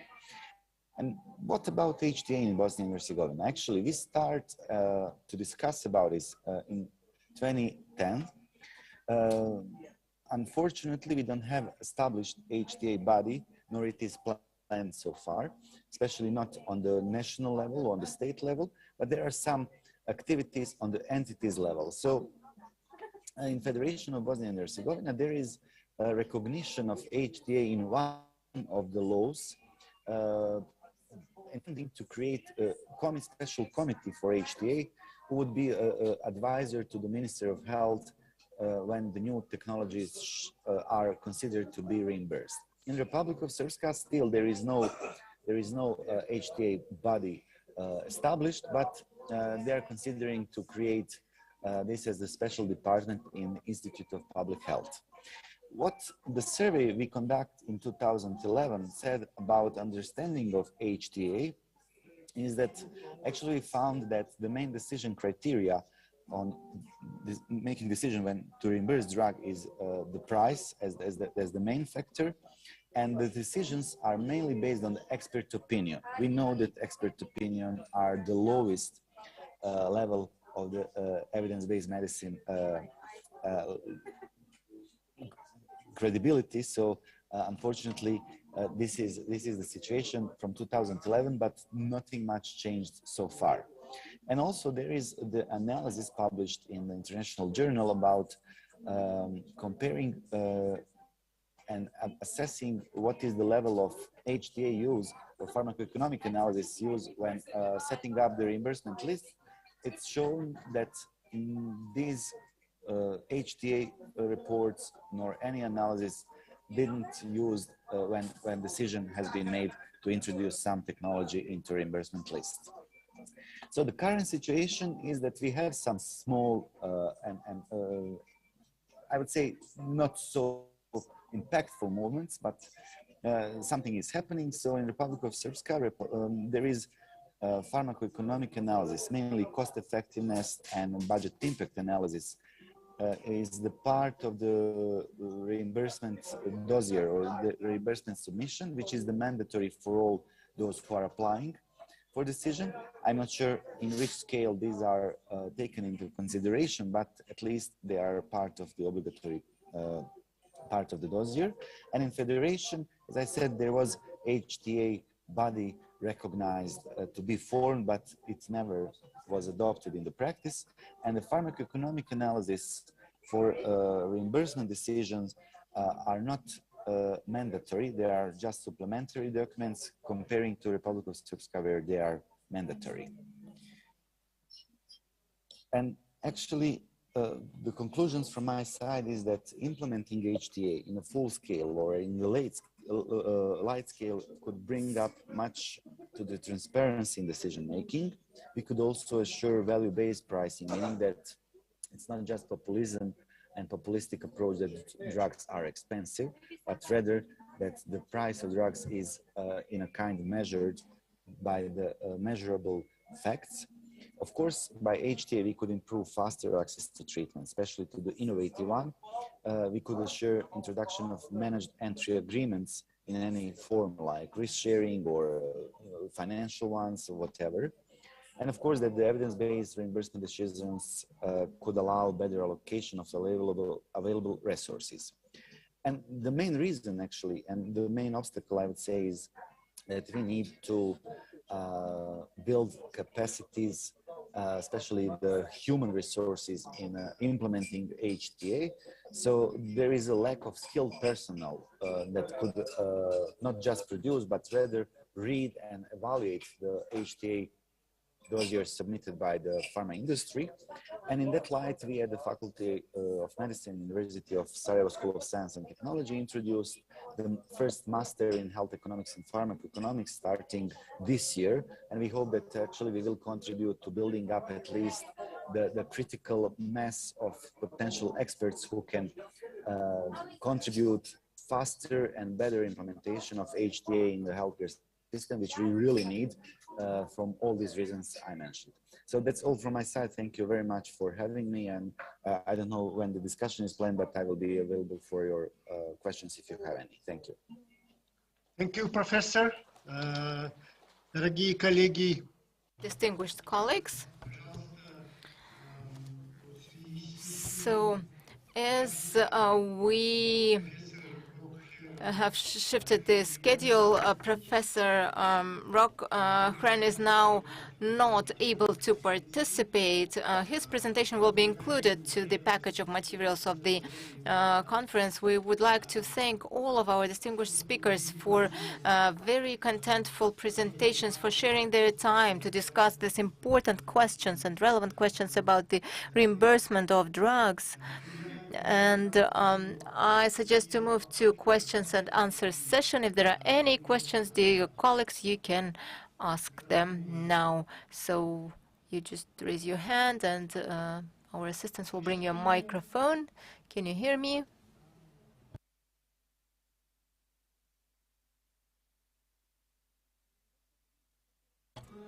So Dr. Christoph wanted to comment. To the last conference, to the last presentation, I would like to comment that in order to have fair communication, you need to have properly working transmitter and properly working receiver. So you need, in order to use HTA reports, you need to have knowledge on this and capacity on doing HTA, but also your decision makers need to understand HTA principles. Otherwise, they will not use HTA reports at all. And it will be eminence-based medicine, not evidence-based medicine. And the second comment would also refer to last presentation. You know, in Poland we have, let's say, reimbursement pathway, where you come up with reimbursement decision with a particular price setting. But also we have tenders. And it is obvious that we have the best prices of innovative drugs in Europe. In Poland you have the lowest prices of innovative medicines. While these drugs, for example, used in HIV, where we didn't embrace that with a reimbursement procedure, with negotiations with Economic Commission and risk sharings, we have central tenders for these drugs, they are absolutely ineffective. And we have one of the highest prices in Europe. Why? Because if this drug is the only efficacious pill in that disease, tenders cannot work. There is no competition, so there is no tendency to lower the price. Negotiations with Economic Commission based on results of health technology assessment reports, they are much, much more effective, and this is probably what is missing in Bosnia and Herzegovina. And last comment would refer to the words you mentioned many times during this session. I would strongly discourage you to use terms orphan disease. There are no orphan diseases except orphan syndrome, children being in orphanages, doing like that because nobody hugs them. There are no orphan diseases. We call, with respect to indications, we talk about rare and ultra-rare diseases. And we speak about orphan medicines, orphan technologies, orphan procedures. So I think that we shouldn't mix that and mess up around it, because for fair communication.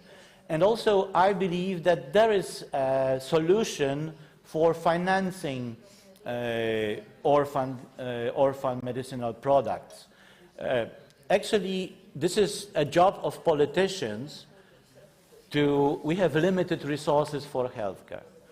We should divide these resources for utilitarian approach, for drugs and technologies being used in common diseases, and we should separate resources for rare and ultra-rare diseases. And then we have egalitarian approach to finance that. If somebody is interested in elaboration on that, please contact me by email. I will send you a chapter of book on pricing. Thank you. Спасибо большое, Кристоф.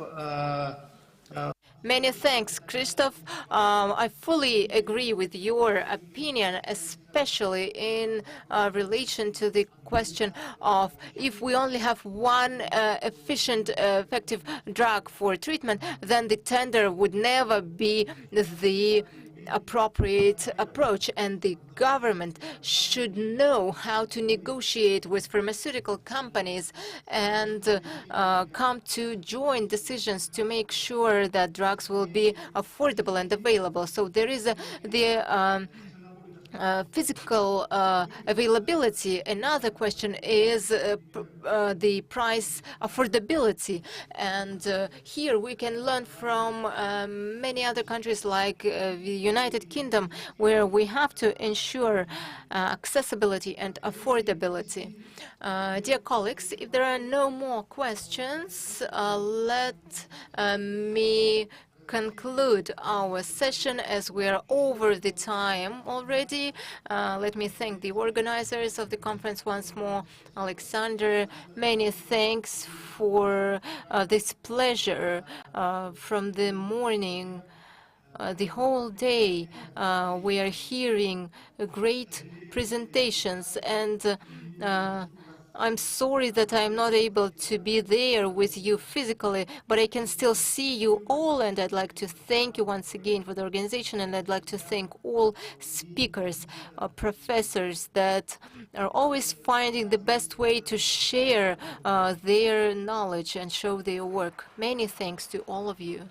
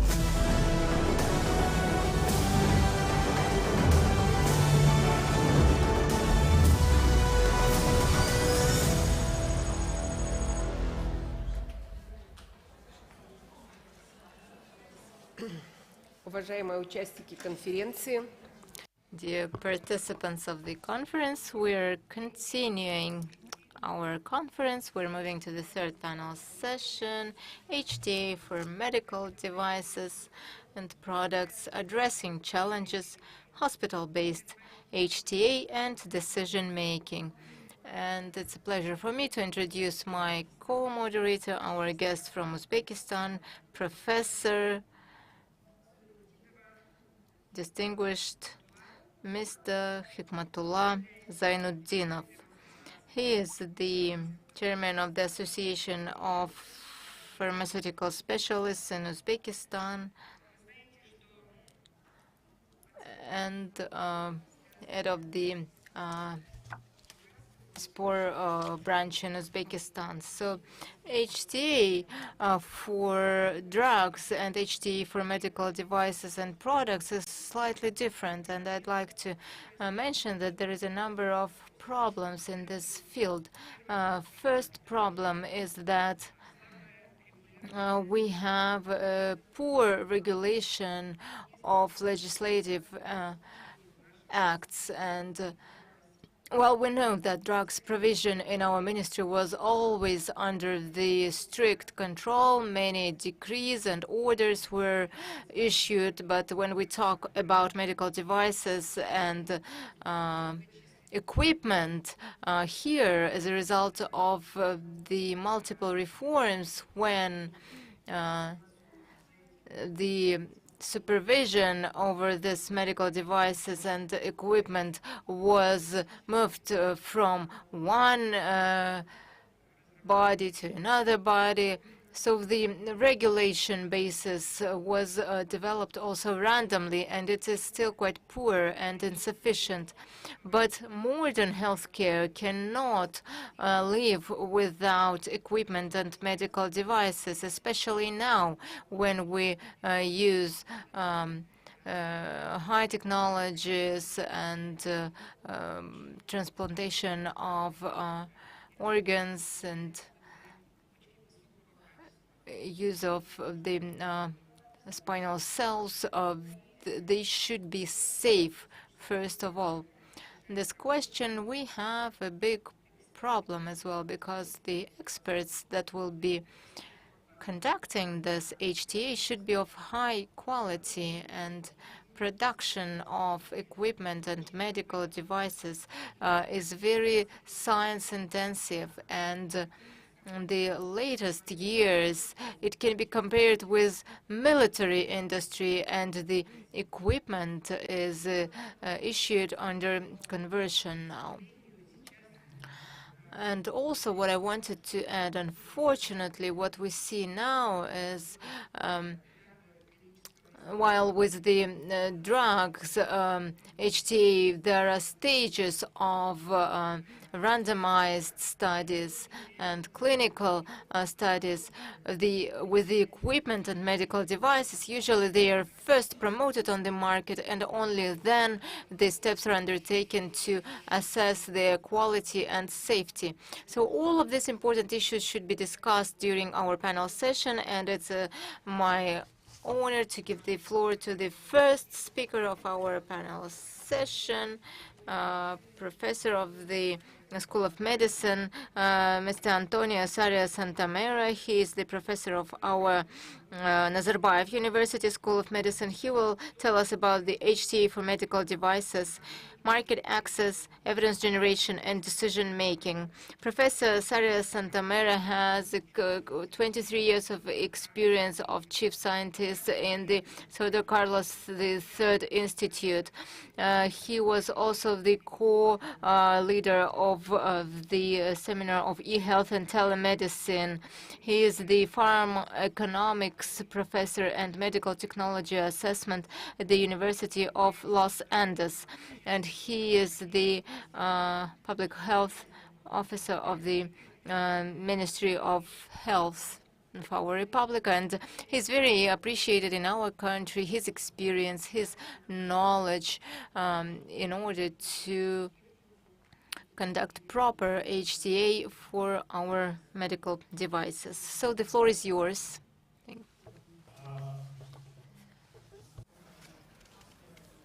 I'm going to be talking today, precisely as the chair has indicated, about a very specific situation which reflects part of what she has been explaining. And it's the different situation regarding the market access and finally use by patients indicated by doctors of pharmaceuticals and medical devices. And I will use an example from my previous work in Spain. Unfortunately, I have a meeting at 6 o'clock today at Nazarbayev University, and I have to leave immediately after my presentation, but I'm basically around if any have a question further, because I'm not going to be able to stay. Well, when we talk about pharmaceuticals, there's and I'm referring here a specific part of the world, which is European Union. There's a clear pathway established with, of course, national applications of the process followed by pharmaceuticals since clinical trials till they get into the patient. So there's a regulatory process which is conducted by European Medicines Agency, which basically decides whether the product may meet certain efficacy and safety, but then it's up to, say, local, national, regional, HTA bodies, and in Spain is part of the Spanish Medicines Agency together with regions to finally decide whether this medicine approved at European level is going to be publicly reimbursed in Spain. And we also have in Spain, and that's also important, a very regionalized healthcare system. That means that we don't have in Spain a national budget for healthcare. We have exclusively regional budgets. So the Spanish system creates the conditions for regions to develop their own regional healthcare system, but also pay for services. National government does not pay anything in terms of healthcare. If we go to medical devices, we find a situation where instead of having the medicine agency, what we have is something, a diverse set of organizations which will determine whether this product, as any other industrial product, gets the CE mark. With a CE, any industrial product in any market could, in Europe, could go into the market and consumers could pay for those services if they want. As a consequence, any product, including medical devices in Europe, after getting the CE mark, could actually get to hospital, and in fact occurs. So it happens because legitimate the industry, the device industry, having the CE mark, then approach local payers, and local payers exist at hospitals or regional level, without, in the sense of the control of the national government that has well-established mechanisms for pharmaceuticals, but not for medical devices. So what typically occurs is that after being in the market, after being used in patients, because those devices already have the CE mark, an HTA decision occurs at national level for reimbursement. Because in Spain, regions have the requirement to pay for anything that is approved nationally, but they could pay for whatever they consider at regional level. So pharmaceuticals or medical devices. So this is the difference, that in medical devices in Spain will typically occur after bringing the product into the market, contrary to what has to occur with pharmaceuticals. Let me now explain the situation, because obtaining the CE mark is essential for medical devices for precisely getting to the patients. So this is a device which is used for esophageal obstructions, and this product was, and I want to pay attention to the dates. I don't know if you can see it. This is you have seen, because my colleague from Croatia was also showing a UNITAR report. This is a UNITAR report, which was conducted with the collaboration of different European HTA organizations, including the organization I was working in Spain. And this product, this report for this type of biodegradable stents that are used in certain oncological procedures in the esophagus was elaborated in 2015. But this product, and this is what is extracted from the CE trademark, was approved, and you can see the date, I think it was 2008. So for a long period of time, this product was in the market, was actually used by gastroenterologists and surgeons who indicated and was paid for hospitals and regional health systems without really having strong evidence of what the benefit and safety, cost effectiveness of this product. So this is a typical situation that occurs with medical devices in Europe and concretely in Spain. And we have a different situation, exactly the same situation, which is for devices that were brought into the market for the monitoring or interstitial glucose levels for controlling hyperglycemia, hypoglycemia in diabetics. I don't want to mention specifically a company here, and this is a report that was, in this case, a Spanish report. Sorry if everything is Spanish, but the important thing is that you can see the date. The date is 2016, and these devices were actually into the market in 2014. So for 2 years, Spanish diabetic patients were receiving those devices to control and monitor their glucose level.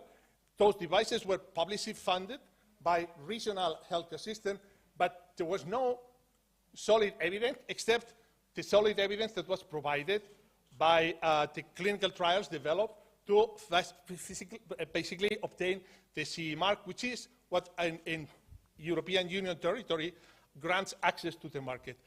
There's a critical difference is that the European and US medical devices market are clearly different because the specific regulatory process established by FDA is completely different from the regulatory process for medical devices that is exists in Europe, and which finally concludes with this CE mark. And the consequence, the final consequence, is that with this not well-structured compared to what we have for medicines in Europe, we have devices that may be valuable for patients and provide effective and safe care, are actually not properly evaluated, but at the same time are funded by public healthcare systems, and patients are receiving those systems. Unfortunately, as I said, I have to leave.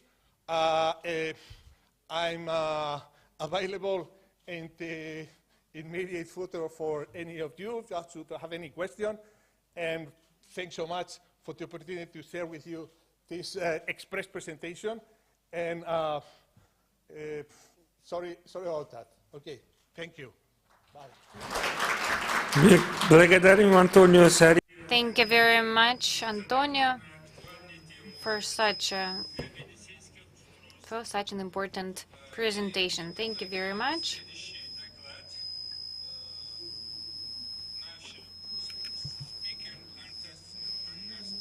We would like to give the floor to Anastasia Dr. Akito, the Deputy Director of Medical Technologies, Evaluation and Intervention Procedures Program NICE from the United Kingdom. She will speak about the HTA methodology for medical devices.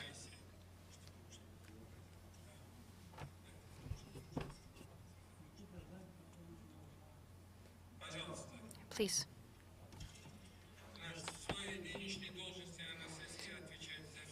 Anastasia is responsible for management and implementation of HTA, specifically for the medical interventions in NICE. She works with the Consultative Council on Medical Technologies and intervention procedures to develop guidelines and recommendations on effective and safe use of international procedures for innovative technologies and technologies of AI for HTA. Please, the floor is yours. Unfortunately, Anastasia cannot connect right now. I will give the floor to Oleg Borisenko. He is the Chief Executive Officer, European MedTech and IVD Reimbursement Consulting from Spain. They carry out the literature review, HTA, economic analysis, evidence-based medicine, and healthcare policy assessment. Oleg was an active member of the working group on healthcare management. Currently, he is the member of the Medical Economy Journal. Please, Oleg, the floor is yours. Oleg connects from Spain. Good afternoon, dear colleagues. Let me present in Russian. And let me start by saying how often HTA is carried out. On the slide, you see the information from our report that was developed in 2020, but it covers the year 2019. You see that we analyzed 53 HTA organizations in Europe that were screened for non-pharmaceutical HTAs in 2019. Total number of reports were almost 500. If we include all PPR-related reimbursement reports from France, from the UK, Sweden, Spain, and Italy. You see that France is the leader, followed by UK, Sweden, Spain, and Italy. A lot of reports were produced. Some countries produce 10 times more than the others. We can also see what technologies are reported on. You see the difference in data as well. So here the information is except for the French report, so we have 250 reports more or less. The most common type of technologies are a diagnostic text 38. Next one was cardiovascular, then gastrointestinal, orthopedics, diagnostic imaging, and so on and so forth. So different classes of medical technologies, they're very diverse. There's also quite serious and expensive equipment, implants, etc. So you see all the classes of medical technologies that are evaluated more frequently than the others. And important issue for HTA is why do we need it? Is it just an academical exercise that has no influence on the decision-making process, or do we use it in order to help make a decision regarding different technologies? On the slide, you see the scheme. In blue are the countries in which HTA has direct impact on reimbursement, and in gray are the countries in which HTA has no direct impact on reimbursement. We can, of course, argue quite a lot on that, but let me give you a number of practical examples that will demonstrate how HTA is used in these countries. In Austria, the financing system is based on the DRG. There is a permanent procedure code that is created, and technology is grouped into DRG with appropriate DRG tariff. The Ministry of Healthcare asks the Austrian Institute for HTA to carry out an assessment. Economic assessment is not done in Austria, so we see a clear correlation between decision-making process and the HTA processes. This is not a legislative connection, but in most cases, not the Ministry of Healthcare actually takes the recommendations. And I will skip the example from the UK because we will have a speaker with this presentation, but there is a technology appraisal. That is the only program at NICE with direct impact on reimbursement. France.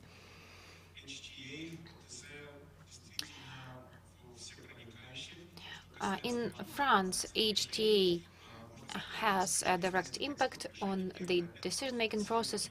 First of all, this is the financing of invasive non-implantable devices and regarding the creation of new procedures and also diagnostic tests. So in all these cases, for implants and invasive non-implantable devices, the manufacturer needs to submit the application with a lot of scientific literature, and the reports are quite lengthy. The National Authority for Health, the HAS, carries out the technological assessment. The report is publicly available, same as in Austria, and the application is submitted by the Society of the Physicians, and also assessment is done independently. All the reports are available, and then the decision about the technology and the cost is based on HTA. So we see a direct correlation. In France, basically all the decisions are made at the national level, and they're all related to HTA. Germany has one class of technologies, and these are outpatient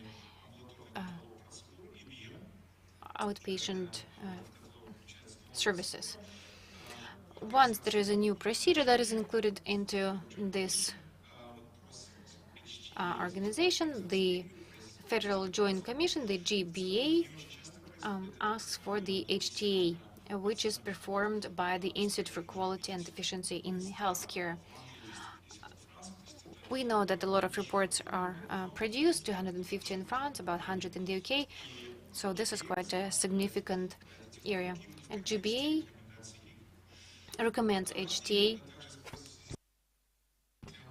In the Netherlands, the Dutch Healthcare Institute uses HTA to determine coverage of services within the basic healthcare insurance. The application is submitted, and then it is considered twofold, and the technology needs to be a part of the basic health insurance. For that, HTA needs to be carried out. The report is publicly available. This is an important decision. Norway has an interesting situation. It's similar to what is done by NICE in interventional procedures. In Norway, any innovative technology that is planned to be implemented needs to go through HTA. If the technology is applicable to one or two hospitals, then HTA is done at the hospital level by the mini HTA. It's a very simple and straightforward procedure. If the procedure is applicable to the whole country, then HTA is done at the country level. It will be a full report, including the literature review, cost effectiveness, and the Norwegian Institute for Healthcare carries out HTA, and recommendations are typically taken into account by the decision forum in its decisions. Sweden, just like many other countries, has a decentralized system, and regions have huge capabilities, just like in Spain. They can do whatever they want, but in order to increase their effectiveness and synchronize their efforts, many years, the system of MTP Council is in place, and health economic evaluations done by the TLV and the center provide information to the MTP Council to assist decision-making process about national adoption of the medical devices. And the last example is Switzerland. Switzerland does not use HTA too often, only in those cases when the product has been on the market for quite some time.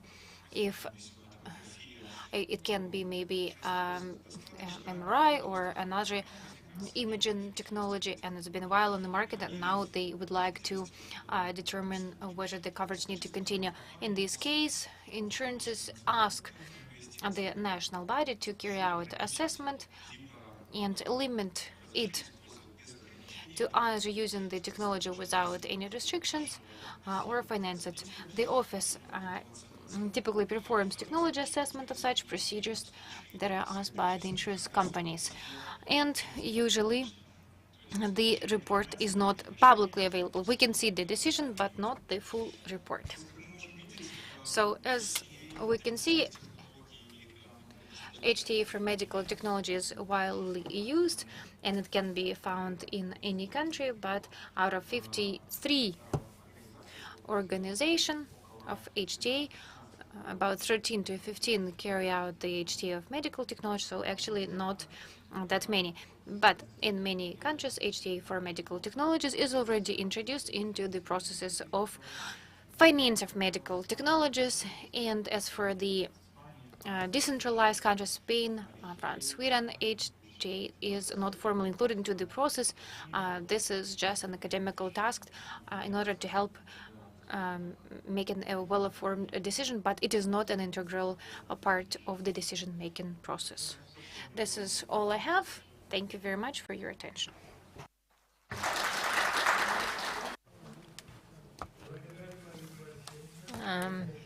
Thank you, Oleg Borisenko, for telling us about the current situation in Europe with HTA on medical devices.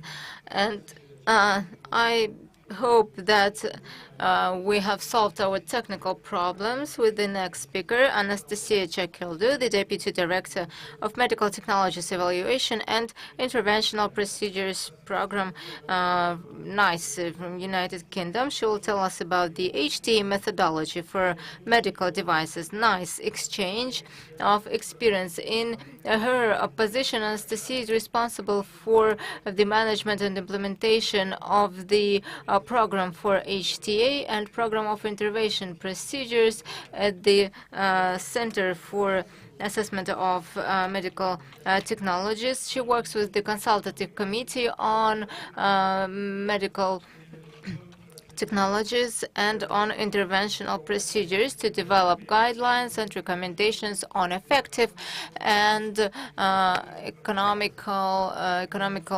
efficient procedures for innovative medical devices, digital medical technologies, and technologies for artificial intellect for NHS and its partners on social provisions. So, Anastasia, are you able to connect? Yeah, we can see you. Yes, we can hear you. I would like to thank the organizers for the invitation. It's a real honor to be here and present a very high-level introduction to our medical technology evaluation program and share some of the experience we have accumulated over the last few years. In terms of my presentation, I'll try to very quickly go through why we decided to have a program, an HTA program that evaluates specifically medical devices, how we went about creating the program and some of the, including very high level information on the methods and processes, and some of the early results we have from the first few years that the program is running. So very briefly, in terms of NICE's organizational history, It was established in 1999, and the aim behind establishing NICE was to provide to the healthcare system with consistent guidelines and guidance in terms of what was evidence and best practice in healthcare, and also to end the rationing of access to healthcare based on the postcode lottery that was at the time an issue in the UK. So the first appraisal was actually published in 2000, and very interestingly, it was in a procedure that involved the extraction of wisdom teeth. And in 2003, the interventional procedures program was established, looking at the safety and efficacy of both therapeutic and diagnostics interventional procedures. And for the purpose of HTA evaluation, it is a non-comparative evaluation. Subsequently, in 2010, the medical technologies evaluation program was established, looking more closely into HTA of clinical and cost effectiveness on medical devices against the standard of care. And for the purpose of the evaluation, this is a comparative evaluation. Just to give you very quickly some figures, the interventional procedures program, as of this week, has produced 722 pieces of guidance since its inception. And the medical technology evaluation program, 68 pieces of guidance. Currently, our annual aim is between those programs to produce 50 pieces of guidance. And I'm not going to go into details about resources and the expertise that it takes to support such a HTA effort, but I'm happy to answer more detailed questions afterwards. Now, why would you need a program that will look specifically of HTA on medical devices? There are some unique features that we heard from the previous speakers as well in the field of medtech. First of all, it's a diverse field with high prevalence of small and medium companies, and beyond obviously the differences in the commercial and competitive space and reimbursement that they operate, this also affects their ability to put resources behind developing the value proposition and the evidence base to support that adequately.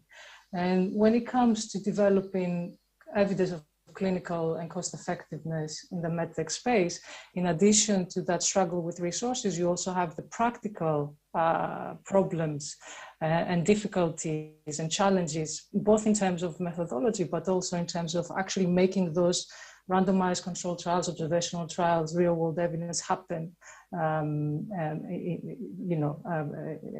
the real world.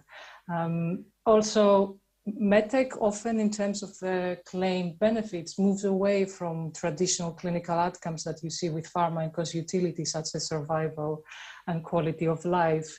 And we have alternative values propositions, and a lot of the times the medtech product can claim to be more resource releasing and more convenient. And in terms of HTA, that poses challenges of how you evaluate those outcomes and the evidence base that you have in front of you to support them. Medtech also, contrary to pharma, undergoes rapid evolution, sometimes minor changes in the version, sometimes more substantial changes that again produce challenges in terms of the evidence base that we trust to reflect the clinical and cost effectiveness. And finally, medtech only materializes this value proposition if it's used properly with implications about training and expertise. Now, the other reason why you want to have a program that is dedicated to look at the evaluation of medical devices specifically is the sheer volume of innovation that comes from the field of medtech in the last few years. Now, this is actually an older graph, and you can already see the upward trajectory from medtech innovation in comparison with pharmaceuticals and biotechnology. And that doesn't include the explosion we've seen in the last 3 to 4 years from digital health technology and artificial intelligence. So you need to have a program that is able to evaluate that volume of innovation that comes through and address in a way that is robust, rapid, and early in the product life cycle, whether those benefits can be materialized for the healthcare system and the patients. And it's very interesting because every time I discuss with junior colleagues in the field about methods and processes on HTA, they're always very eager to go into the details, but your starting point on how you set up a program like that is the framework that you're going to use, the key policy principles given by your government, and the challenges that you're facing. So the starting point for introducing MedTech in terms of the framework was actually the life cycle approach. And it's very exciting to see that now in Utrecht this year at the annual meeting 2022 for HTA, the life cycle approach is a key theme of the conference. And also a couple of years now, the official definition of HTA is very explicit about the need to have a life cycle approach. The idea behind this approach is that HTA needs to explore the value of health technologies from an early stage of their development throughout the maturation, and continue to do that in a dynamic way that allows you to address uncertainty beyond the point that the committee deliberated their decision, and also provide opportunities for disinvestment downstream. Now, the program actually used that framework, the life cycle HTA approach, back in 2010 when it was established. The key policy principles, it needed to deliver value-based healthcare, which means best outcomes for the lowest cost. It needed to be on the basis that it operates in the UK healthcare system that is supported only by public funding, and that it will be free at the point of delivery. And subsequently, the key challenges, reflecting mainly what is happening in the medtech space, is that you have an evolving evidence base that changes over time. There's a lot of uncertainty because obviously you're looking earlier in the development life cycle. And as you heard earlier today in the conference, that the healthcare system that supports that budget needs to be sustainable. And in most cases, it's a fixed budget that it can't be stretched. So we threw in the mix that framework, the key principles and the key challenges. And as I said, MTEP, the Medical Technology Evaluation Program, was established in 2010. The program looks at comparative effectiveness against the gold standard. And for the purpose of what the program can evaluate as a medical device, we have adopted the medical devices regulation that it also includes software as well, not just hardware. So the program, apart from the traditional nice principles of HTA that we already had in-house since early 2000 on pharmaceuticals, it also features some significant innovations. It's rapid and responsive evaluation early in the product life cycle, the ability to consider all levels of evidence, not just randomized controlled trials, the ability to foster collaborative research post the evaluation and post the committee's decision to address further remaining uncertainty and evidence gaps, and ultimately help the NHS make efficient, cost-saving, and consistent decisions when adopting new technologies. I've added this slide just to give you a very high-level overview of the process. We don't have the time, unfortunately, today to go into a lot of details, but I would like you to show you the fundamentals behind the process that is multi-stakeholder and is based on transparency and independence of the evaluation and the committee's decision.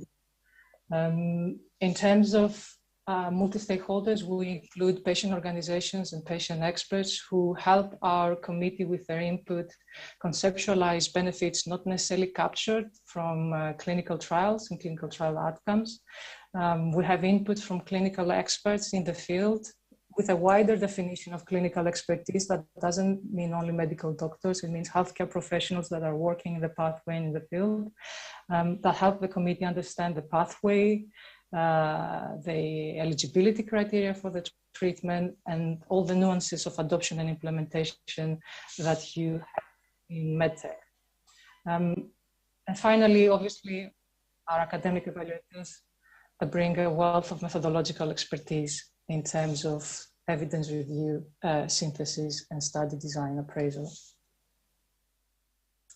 Some high-level differences between the other programs at NICE, and especially the technology appraisals and the highly specialized technologies that look at mainly pharmaceuticals and not medical devices. You see that the program looks at single technology appraisal, so one product at a time at the moment. Is focusing on cost-consequences analysis and aiming to see either equivalent clinical outcomes at a lower cost or better clinical outcomes with equivalent cost. Until very recently, there was no legislative funding requirement, so a positive guidance did not necessarily come with funding by the government as it happened with pharma, but since a year now in the UK, we have the NHS England funding mandate, which aims to address some of that gap by picking technologies that have a positive guidance from the program and try to support their adoption and implementation into the NHS. And a lot of the times I get that question about obviously the importance of focusing so much on cost saving, and that's a lot of the times a question that comes from industry as well. But as we heard earlier, we operate in a fixed budget. NHS, a few years in 2018, celebrated its 70th birthday with the title, How Can the NHS Survive and Thrive for Another 70 Years? And a big part of that discussion shifted unavoidably towards what kind of resources the NHS will need to sustain and thrive in the new climate. And what we see, at least in the UK in the last few years, is the continuous shift from the annual budget that is there to cover the capital spend, which is the budget that hospitals get to put on long-term investment and equipment purchasing, have to be reallocated to manage the day-to-day delivery of the system. And that's despite an increase of public spending on health as percentage of the GDP. So there is a real need for the system to promote some of the most cost-saving innovation that also obviously offer benefit for the patients and the NHS. I'm not going to stay too long on this slide. Again, I just added there just to show you the type of recommendations that our committee can make. So they can give a positive recommendation that is permissive for use in the NHS. As I said, currently with some of them supported with legislative funding. When there are some evidence gaps and uncertainty, the committee can offer a partial conditioning recommendation with the requirement for additional data collection. It can be when those gaps are a bit bigger, I guess the uncertainty a bit bigger, then they can support it, then they can recommend it with further clinical research only. And then obviously we have the committee has the ability to not support, to offer a no as a final recommendation. In terms of the first 10 years of the program, I can say that the majority of our recommendations are actually positive, with around 30% of them being for further evidence generation and only a handful of decisions being a negative, reflecting the purpose of the program to support early innovation in medtech in the NHS. And a few years now, colleagues from the program looked at and published some of the early findings and results in terms of what we've seen coming through as from the suggested topics in terms of claimed benefits for medtech innovation. And I made the point earlier that medical devices often offer benefits beyond clinical outcomes. So you can see here that what we found when we look at the submissions that were coming through and the topics that were selected from the program was that claiming, first of all, a wealth. You can see a wealth of value claims, not just clinical benefit, but less staff resource use, lower treatment costs, less weight, shorter length of stay. So quite a big diversity in comparison with pharma and mainly survival and quality of life. But also more importantly, and that's kind of a key point for industry as well, is that whether or not a topic was selected to move forward with evaluation, it didn't depend on the number of the value claims, but whether they had enough evidence to support most of them or even one of them to be put forward for evaluation.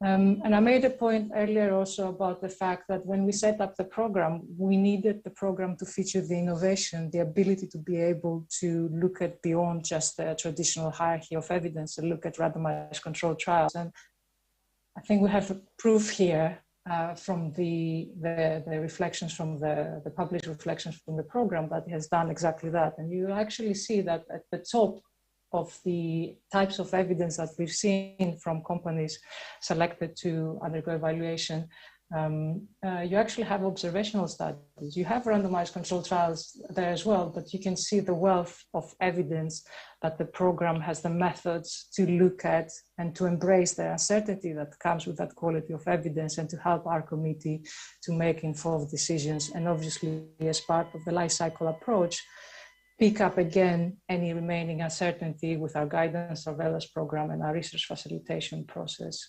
further down the line. Really just a very quick snapshot to show you the type of technologies that we have evaluated. And we had a very wide range from very simplistic, little plastic catheter, if you like Securacath that goes underneath the patient's skin and offer better securement of a central venous catheter, all the way to digital apps for remote cognitive behavioral therapy for mental health, complicated implantable dividers like the sensor spinal cord simulation system, and alternative to very invasive procedure to use with just imaging to evaluate non-invasively coronary artery detection. And I'll finish with my last slide here, because very recently we've published our new 5-year strategy. These are the 4 pillars, and it's a great challenge for the medical technology and the medtech programs at NICE to deliver across all of them. Thank you.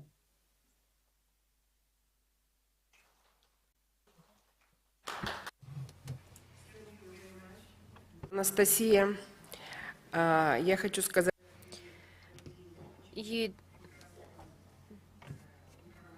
You gave us a very interesting presentation about NICE, and you explained to us what is related to the strategic policy of HTA in case of NICE. Kazakhstan will definitely use the information that you have provided in your presentation. Thank you very much, and we look forward to further cooperation with you. We will give the floor to Martin Vishnyansky, Head of Rare Diseases, KSC, Central and Eastern Europe, University of Veterinary Medicine and Pharmacy, Košice, Slovakia, with the topic HTA and Limited Evidence, Perform Best Policies for Medical Devices. Martin Vishnyansky is the alumni of the pharmaceutical department, School of Business. He also has a PhD in business management, Karlov University in Wrocław. He's the co-founder of Slovak Society,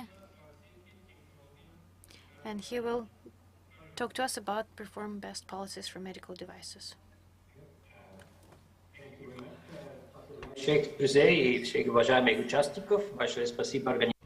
Dear participants, dear organizers, my presentation will be in English because I don't speak Russian very well. Well, first of all, my conflict of interest disclosure, as it was already mentioned, I do work for the pharma industry, but I'm also involved in the teaching at the University of Veterinary Medicine and Human Pharmacy in Košice, and also partially engaged also with the University Masaryk in Brno. And on top of that, I do have a couple of other engagements in the healthcare and pharma industry as well. So the topic of my presentation within those next, let's say, 7 minutes, I would like to focus on some kind of issues which were already actually highlighted. So I do believe that I will not repeat what was already said, but at least there will be some kind of added value for the valuable audience. But first of all, we have to think about what are all those health technologies. You know, there are a couple of beautiful definitions which we can try to populate from various valuable colleagues, scholars, and professors. But the one which is maybe formally approved is the one which is listed in a directive, European Directive 2011/24 on the application of patients' rights in cross-border healthcare.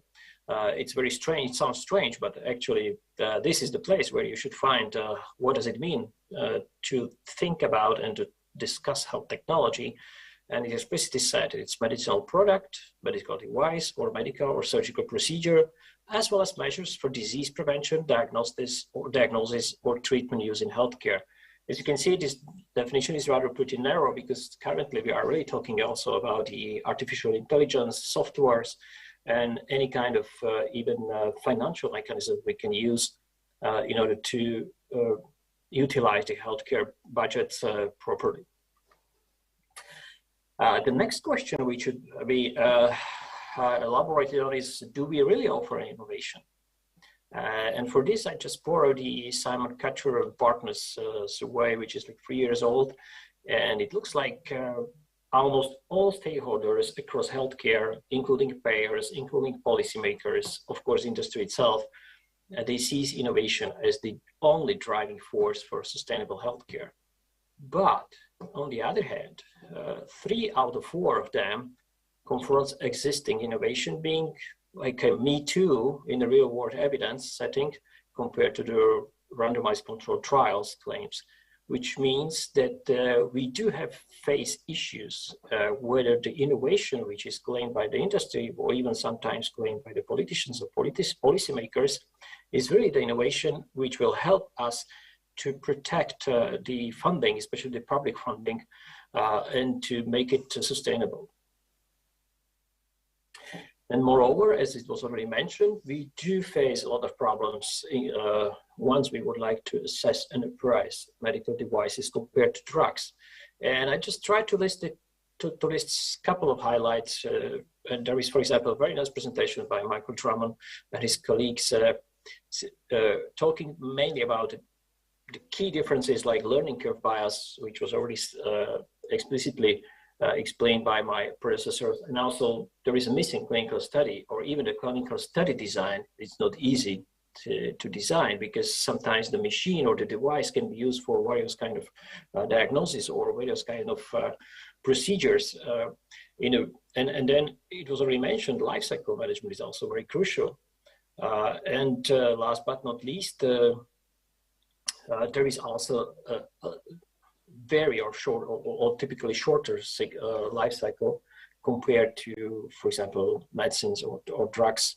That's why the assessment of the value in terms of economic perspective is also not easy and sometimes difficult, because you have to also include, especially if you buy the huge machines, very expensive machines, you have to include the depreciation, you have to include the service costs, and of course operational costs as well. So it's not easy to let's say even to populate the models, and last but not least, not easy of course to transfer the models country by country, because there are different settings on utilizing those technologies.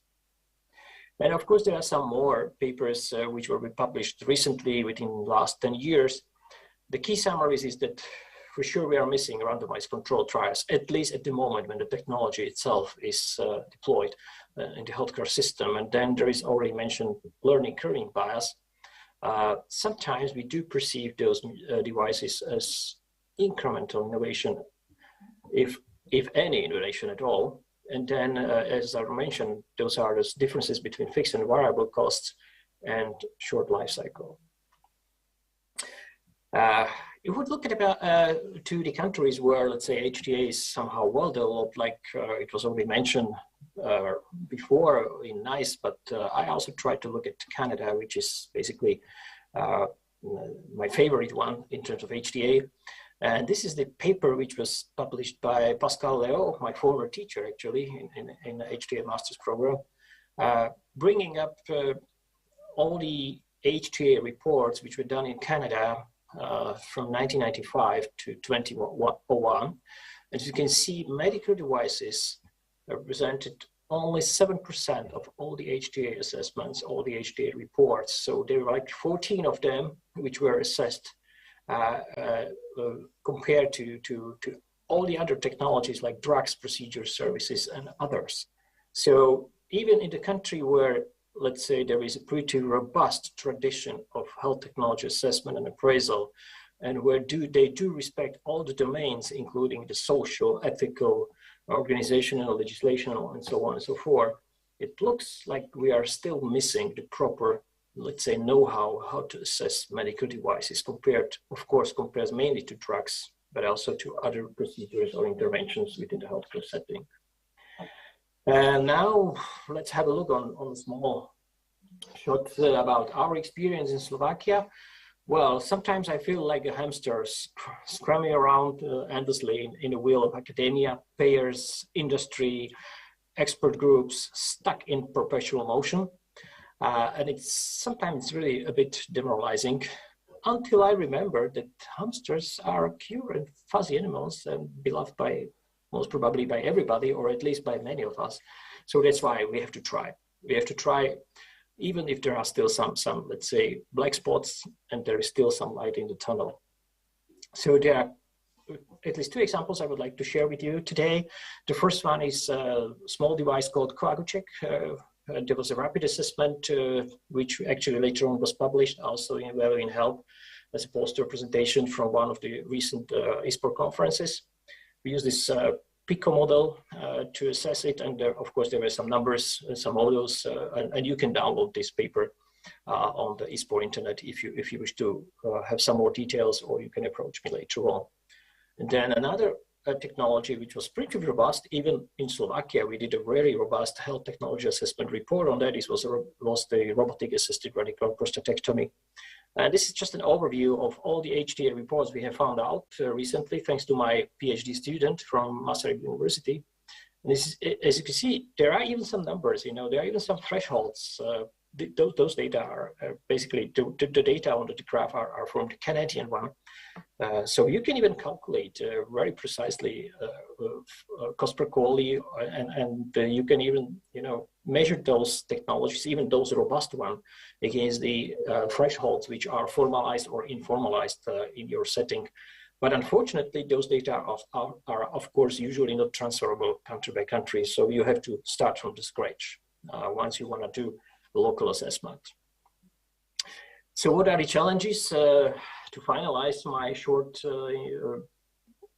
presentation, first of all, we do have limited number of local experts, especially in Central Eastern Europe, with a formal education or long-term experience in pharmacoeconomics and HTA. And unfortunately, let's be honest, almost all of them are being engaged in the pharma industry and mostly dealing with drugs assessment.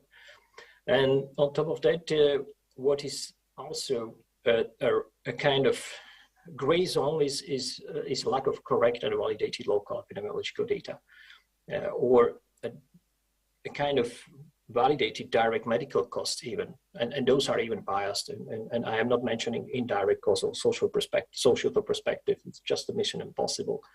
Of course, sometimes you are also facing, once you see the applications from the industry representatives, some speculative or missing comparator, and basically they are limited or zero experience to compare across technologies like drugs versus other technologies in specific disease management. And last but not least, even if the assessment phase is methodologically correct, the payer's perspective and their interests are usually the only driving force for the final result.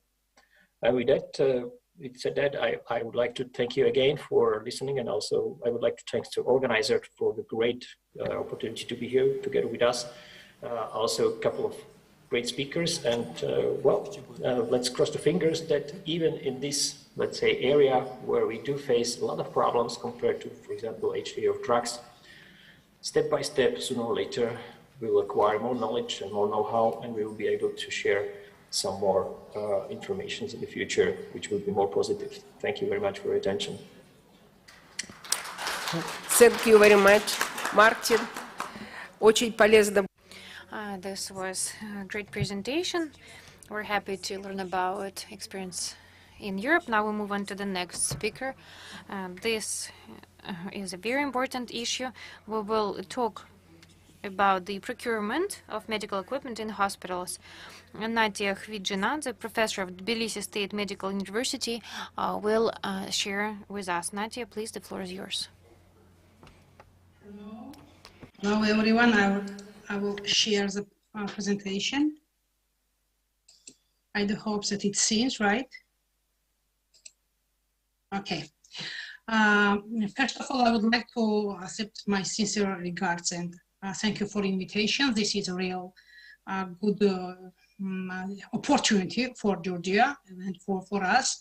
I am professor from Tbilisi State Medical University and also ISPOR president of chapter of Georgia.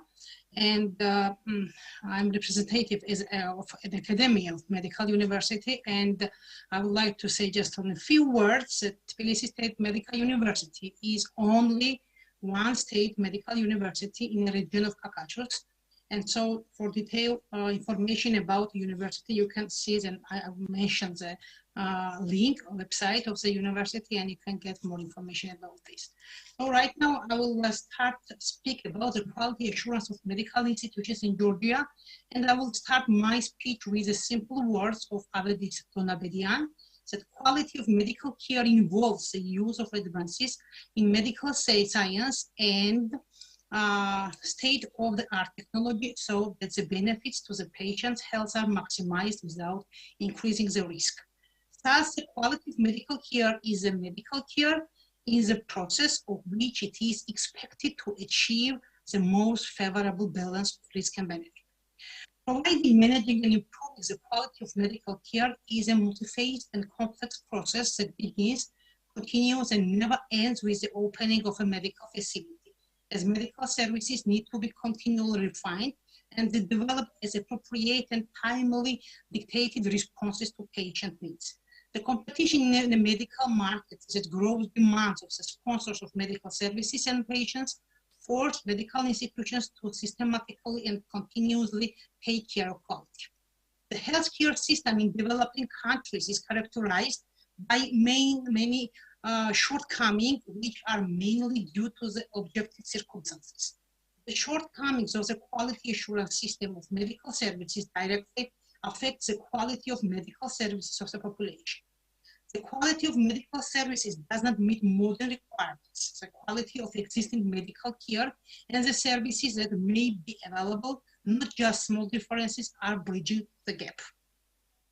When working on quality assurance management and improvement of medical services, priority is given to economical methods of obtaining information and the existence of standard operating procedures for the provision of medical services, defining the work standards of the institutions and setting the performance evaluation indicators. Quality assurance to the manufacturer or service provider is reasonable with the profit must bring. Long customer relationships are important for all manufacturers or service providers, as customer trust and loyalty to the enterprise is one of the factors contributing to the stable development of the company. Funding for the healthcare system in Georgia is not enough in almost any developing countries as well. Within a limited budget, at the first glance, high quality medical care is an unattainable luxury.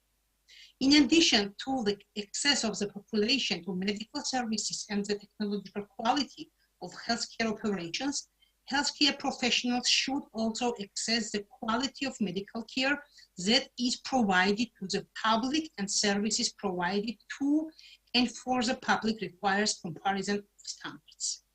In fact, the goal of quality assurance of medical services is to make more efficient use of available resources to increase the efficiency and the usefulness of the existing system.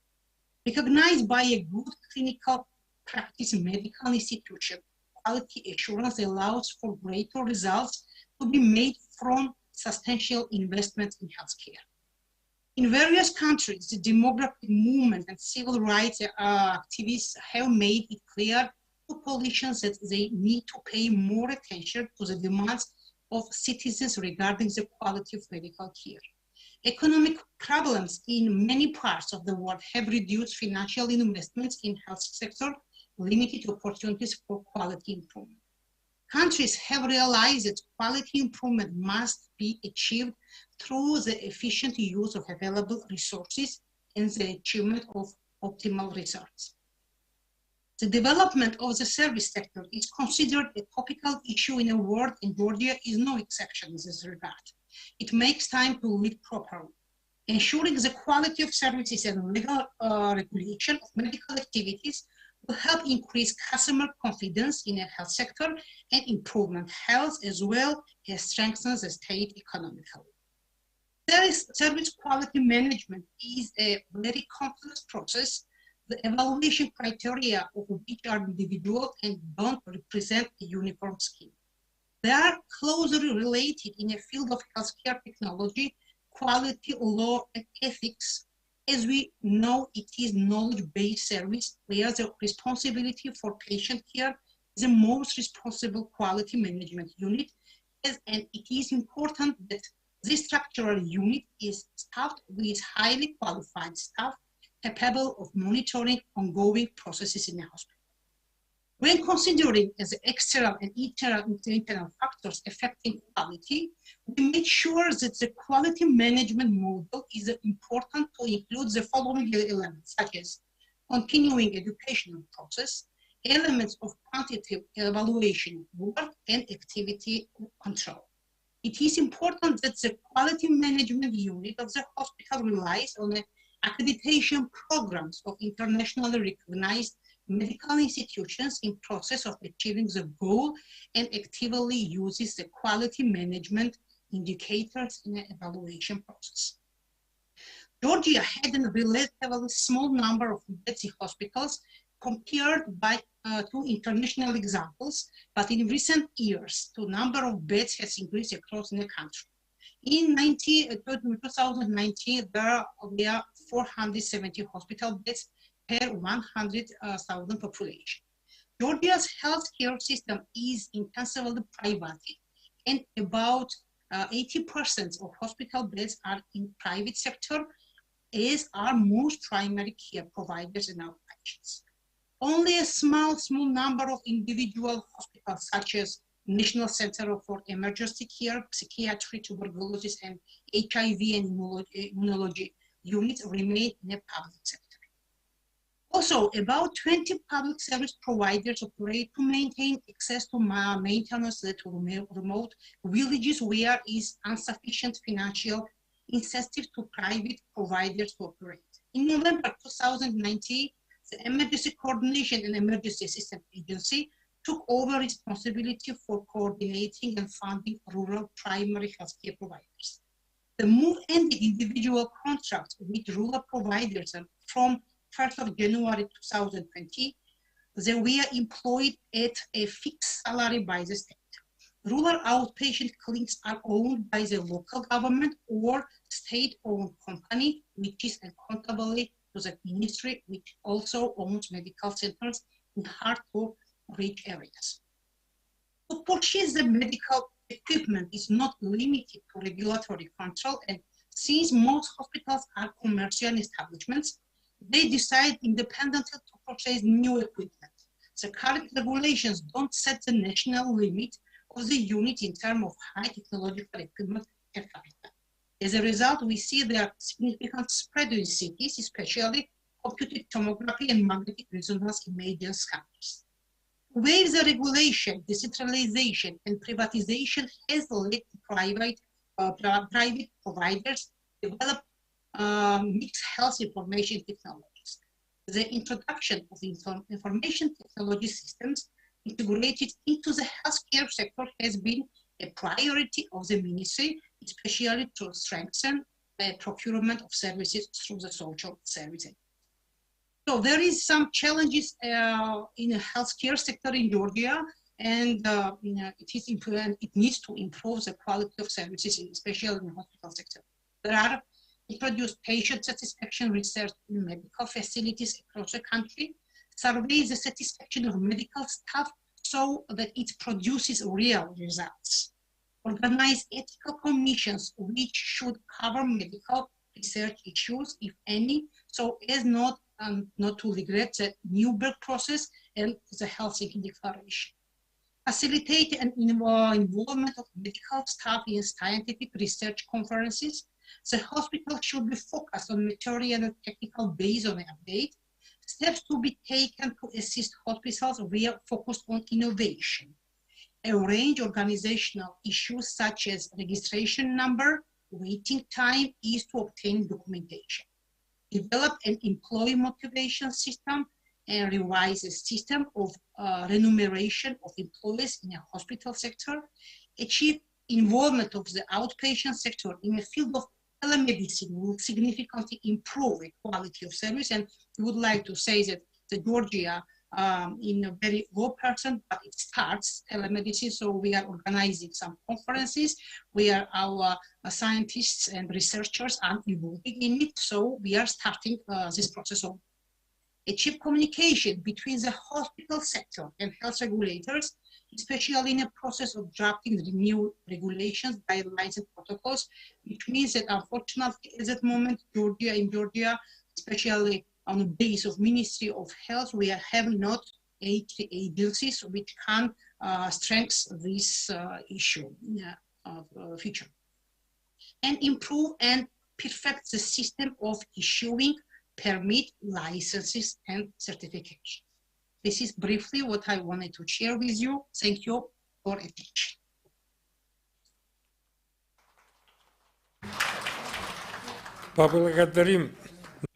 Let's thank Natya Pajinadze for a very relevant presentation on the HTA topic.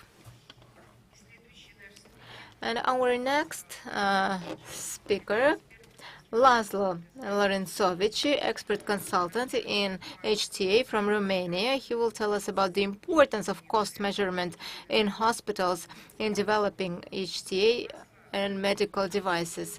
Laszlo Lorenzovici has extensive experience in hospitals management field, ensuring control and pharmacoeconomics. He is heading a company in this field in Romania and offers high quality services to hospitals, pharmaceutical companies, authorities, and non-governmental organizations. He participates in international researches and consulting projects with prestigious universities and organizations, including EMA and the World Bank. He is an external consultant on financing the healthcare system at the Romanian Medical College and an external consultant for the National School of Public Health, Health Management and Development. Please, Laszlo, the floor is yours. Thank you much for the invitation and for introduction. You can confirm we have good quality of sound? Yes, we can see and hear you well. I'm going to share you some information and our experience in cost measurement in hospitals and the link with the HTA and the importance of these activities. If we're discussing about economic evaluation in healthcare, we have to evaluate the health gain, the effect, and to measure the cost and put this information together.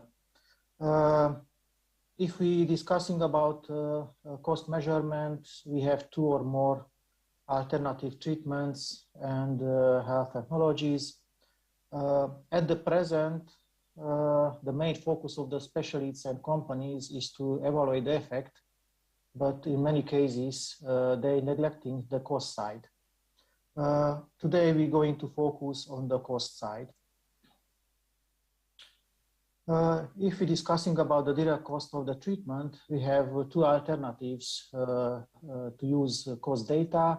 First, using and evaluating the payer payments using the local rules, for example, DRG rates, chronic care payment, day care payment, or ambulatory payment. In most of cases, in HTA, the specialists are using these fees. The second option, measuring the real and true cost of treatment. The option 2 is difficult but necessary. Why is necessary?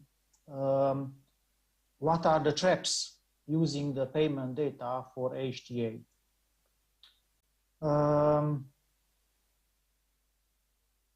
There is a problem if we underestimating the real cost because of the parallel alternative payments. We can say also hidden payments. For example, in many in many countries, for example, in Romania, but also in Hungary, there are some salary subvention payments for medical personnel, which cannot be seen, or there are some other subventions from local or other authorities, or there are supplementary targeted payments. For example, in Romania, we call national health programs for medicines, oncology medicines, or some medical devices, or intensive care or emergency care. Also, the out-of-pocket payments are not evaluated and included. We have another problem in Eastern Europe, the informal payments. I give you an example from a Romanian county hospital, how is look a revenue structure of a hospital, and you can see the DRG income is nearly 35% of the budget, chronic care 3%, one-day hospitalization, but we have a huge amount of salary subsidies, subvention, 34%. Also, we have these national health programs from National Insurance House or Ministry of Health, in total more than 10%, emergency care, payment and co-payment. So if we counting these payments, we can see that more than half of the payments are hidden payments. So if somebody includes only the DRG payment, for example, in hospital, or the performance payment, may underestimate the real true cost of the healthcare service. So we have other traps if we are using payment data for HTA. For example, we can under, or in other cases, overestimating the real cost because the cross subvention, for example, between medical service type. In Romania, one-day care has profit, acute care has losses. So there is a cross subvention in a hospital between these 2 types of services, or between departments. Usually, medical departments are in profit and surgical departments has losses. In many countries, in Romania and in Hungary, surely. This cross subvention may underestimate the real cost of the surgical intervention and overestimate the real cost of medical services, or from oncology to general surgery. Other situation, if we haven't got good quality DRG rates, some diseases will subvention other diseases. For example, in Romania, leukemia is underfinanced, overfinanced and cardiac interventions are underfinanced, so there is a cross-subvention in a hospital. We made some real cost measurement, and if you are interested in more details, you can access this study in ResearchGate. This is the cost measurement of the heart failure made in Romanian hospitals, and you can see the frequency graph or histogram of these cases. Usually the cost graph has a logarithmic forms, and the average and the median will not be in the same place. And we also can define extreme cases. We define extreme cases average plus 2 standard deviation. You can see the average and the median cost in Romanian lei. If we compare this measured cost to the Romanian payment, you can see that the reimbursement in DRG system for heart failure is less than half than the true real cost. Don't be afraid, these hospitals are not in deficit. They have some hidden payment like salary subvention and other payments what I already presented for you. Another example, another problem is in Romania that we have differentiated DRG fee. So we should be careful which tariff we use if we evaluate the payment of the authorities, because these vary from hospital to hospital.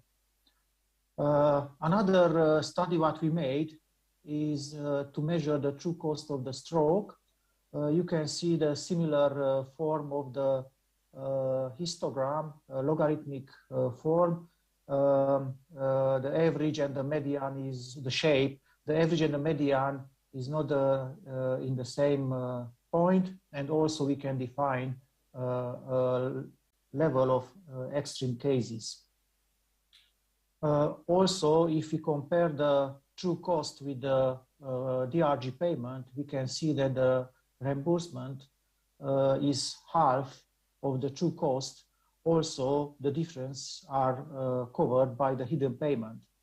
So, as a conclusion, I can tell you that if we want to have a valid HTA system in a country, we should use the true real costs and not the reimbursement and payments by DRG or other payment methods.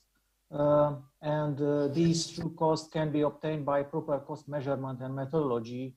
Of course, if we have expensive medical device, usually they are used in hospitals, and hospital service cost measurement is a must. Government companies have to invest effort in developing cost measurement capacity before or parallel to starting implementing HTA for medical devices, but not only for any kind of medical technology, drugs or other. Of course, where we use the cost and reimbursement data to evaluating these technologies. As in many language you say, do not put the cart before the horses.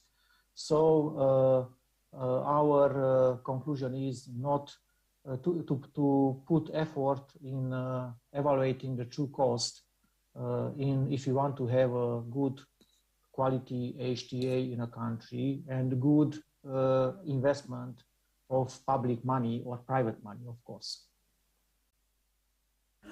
Thank you very much.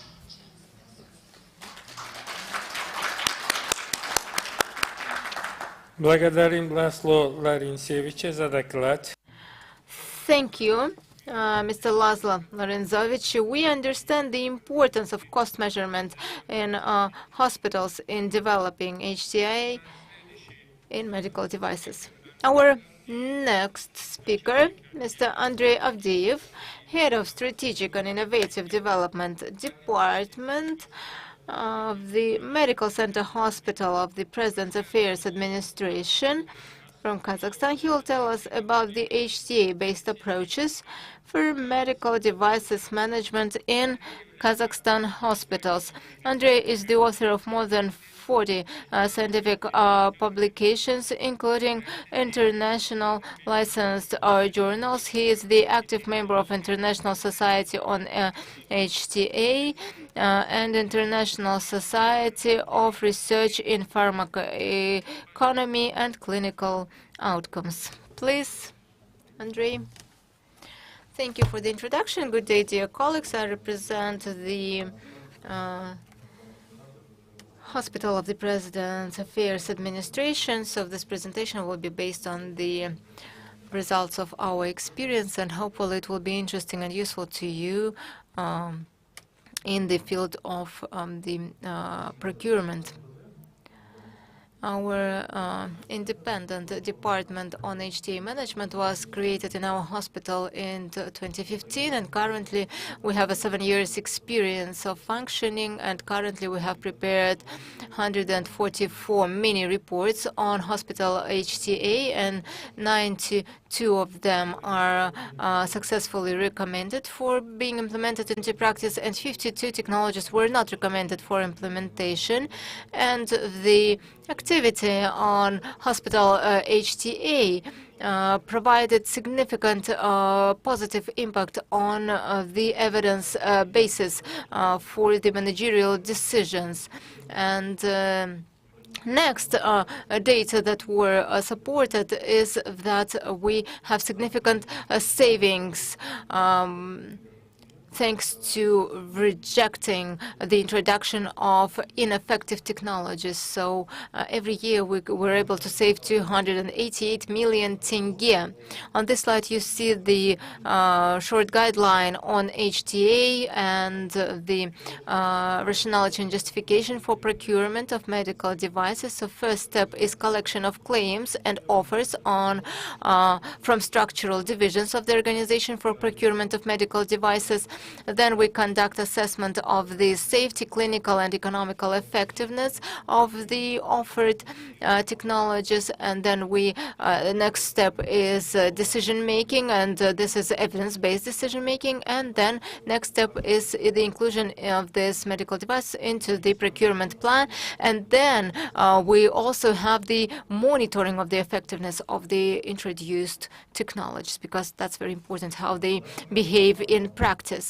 On the slide, you see the evaluation of the effectiveness of the new technologies introduction related with the need of additional investments for procurement of medical devices. Our hospital is profile facility where we have diagnostical departments, hospital inpatient departments and outpatient departments, and all departments want to participate in innovative activities, and we have to make decisions which technologies we should invest in. And we have developed a multi-criteria decision-making model. We included the novelty and innovativeness criteria, which tells us whether this is an innovative technology, whether there are alternative methods. Next, we also check the safety of technologies and economical benefits. There are 4 types of assessment, and then the result is between 0 and 100 points. Now I show you the modernized scale that is related to the assessment of cost effectiveness of the already existing technologies. It is related to the procurement of medical technologies. So effectiveness, safety are the criteria. And this allows us to increase the effectiveness of the medical services provided. There is also the coefficient of using the existing technologies. And we want to see how much the technologies and the equipment are used. And there's also the cost effectiveness analysis that we talked about yesterday. Based on the data provided, we have developed priorities according to the standardized criteria. There are 3 priorities: high, low, and medium. High priority means that technology is recommended to be introduced into practice and investment should be made into these technologies.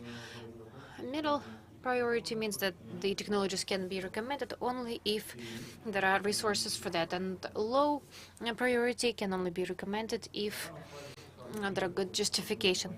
On the slide you see the example of ICP and CV analysis for medical devices. This assessment was done according to the BC analysis that the clinical pharmacologists use quite effectively when they procure medical devices. Except for the 2 analyses, we use these 3 criteria and the low, middle, and high priority. You see the breakdown of 15 technologies that can be in Group A up to 80% of all the expenditures, Group B and Group C.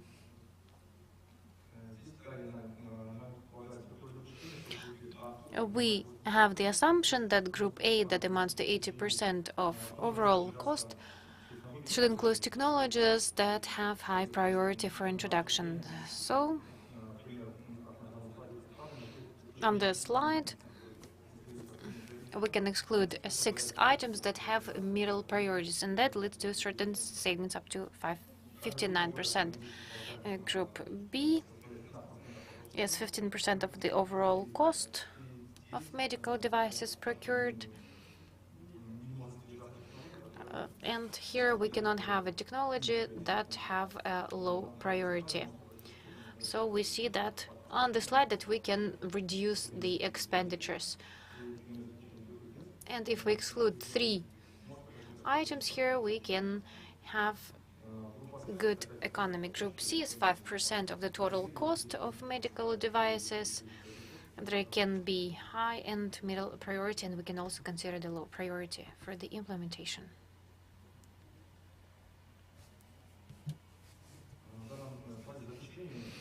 And now to conclusions. Using the HTA, following the standardized principles, can allow us to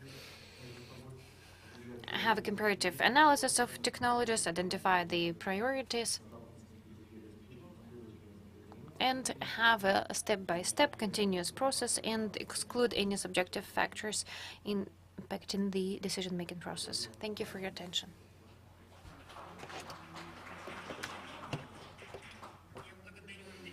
Thank you, Andrei, for such an informative report. I would like to note that the Hospital of the President's Affairs, the flagman of the healthcare of our country, it's important that they provide services not only to their own people, but also they provide high technological services to population based on quotas. This is extremely important. Equipment is fully used. There is a functional use, and of course, if you receive service in such a facility, you will be sure to receive high-quality services. And Andrei talked to us about the procurement of medical equipment. I believe this will be an example of how budgetary funds can be rationally used.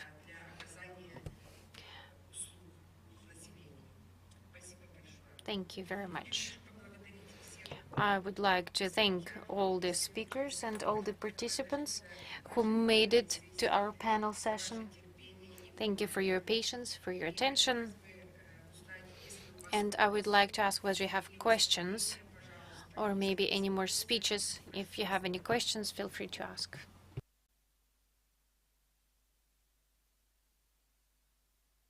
We do not have any questions submitted to our chat. If there are no questions in the audience, then to speed up the timeline, we will have a short break before the panel session.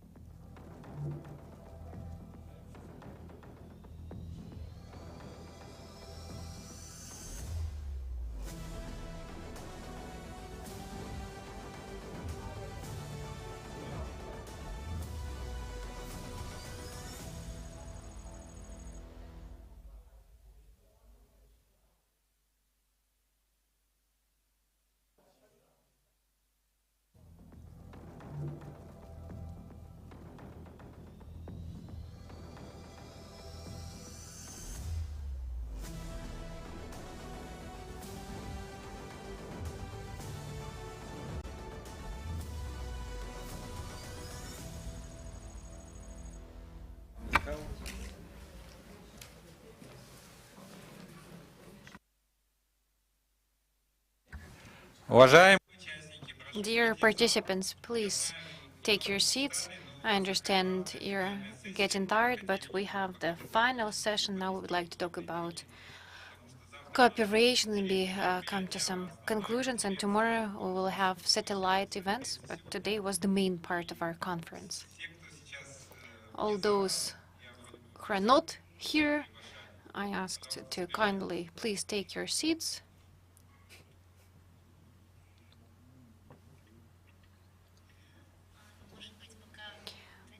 Well, maybe we will start talking and people will gather in here.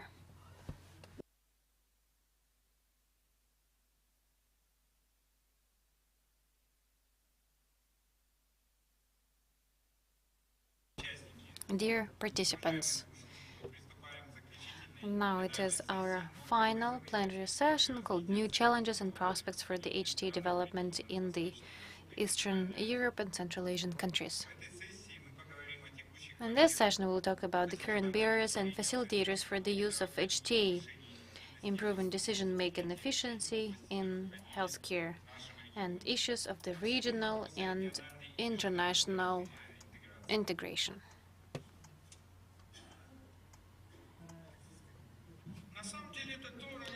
Actually, this is why we're here, is to discuss the new prospects for development and cooperation. Our first speaker, Ms. Rabia Kavici, Vice President of the Health Technology Assessment International, Senior Technical Advisor of SafeMed, Turkey. The topic is experience of collaboration on HTA in Turkic countries. Before Rabia took the position at SafeMed, Ms. Kavici also had a number of other positions in real-world evidence. She participated in a number of national and international projects related to HTA, and she has an immense practical experience. She was a member of the committee to reduce funds for the medical drugs when moving to the full coverage. And she's also the co-author of the document to reduce the expenditures for the drugs as well as the reimbursement. And she's the head of the HTA agency. I know her personally for quite a while. Of course. Thank you very much. Thank you so much. And first of all, I would like to thank the organizers who made it possible that I'm here today. It's a very big honor and a big pleasure for me to be in Kazakhstan today. Well, as Nabil said, we know each other quite some time. It's also the same for Bermet, Alex, and Alima. So this is a sign of the collaboration. Actually, this is what we're talking about. As long as we keep the communication, we learn a lot from each other. So we are all from different countries, but we spend our times to work together, to tell each other what we're doing, and to continue learning from each other. So this is all about collaboration. I don't have slides, don't worry. Maybe the next slide only to show a little bit of the content, but it's late today, and we heard so many speakers during the day. And some of them talked about methods, some of them talked about processes, some talked about collaboration opportunities, and some talked about global trends. But at the end, what we see, what we discussed from time to time was how it will help us in our actual context. So basically, it's how we learn from others and how we implement it in our settings. Can we really do it just by listening to others and hearing from them? We know by experience that it's not possible. As many speakers mentioned today, there's an issue of transferability. Not everything is transferable. So basically, what you can transfer is limited to, for the HTA content, is limited to what is global. So what is not global is the decision itself. What is not global is what is available in your country, different from the others. So what you can transfer is the evidence itself when it comes to clinical effectiveness and safety, but when it comes to costs, when it comes to comparators, and when it comes to how you make the decision, the final process is totally dependent on the context. So we need to look into different country systems. Today I will just talk a little bit about Turkish and Ukrainian systems. But what is transferable about the system is actually to learn from those countries how they built up their systems. How was it previously? How it evolved to today, what it is today.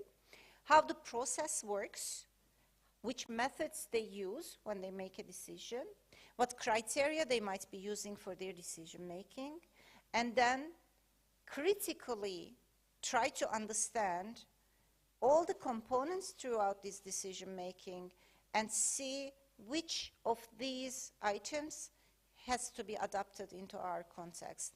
This requires a few skills. First, we all need to be very comfortable how our system works. What are the challenges of our system?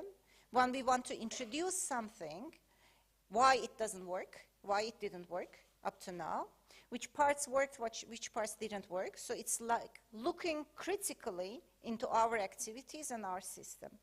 The second one is to look into the other system, which sections of those systems are similar to ours.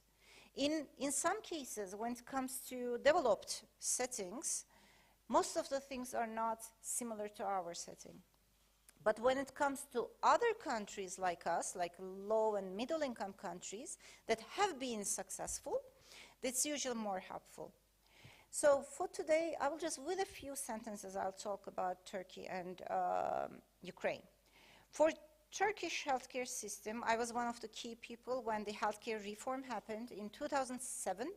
So it's quite a long time. And when it happened, it was a new government with an extremely ambitious agenda, which means there was a high political will. But it was also a time when GDP was growing very high, so there was a huge opportunity for expansion.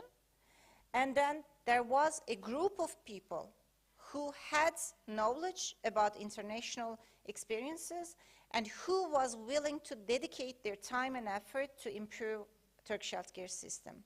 So we had the basics. So what we did, we simply went for the reform. And it was integrated, everything around HTA was integrated into the healthcare reform.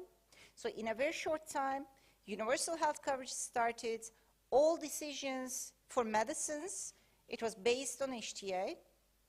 And the system was very well defined, and it came with a pricing policy. And immediately followed was development of guidelines and improving quality of healthcare, which also required identification of quality indicators and so on. So after 15 years, we see Turkey has a very broad healthcare coverage. It's an evidence-based model.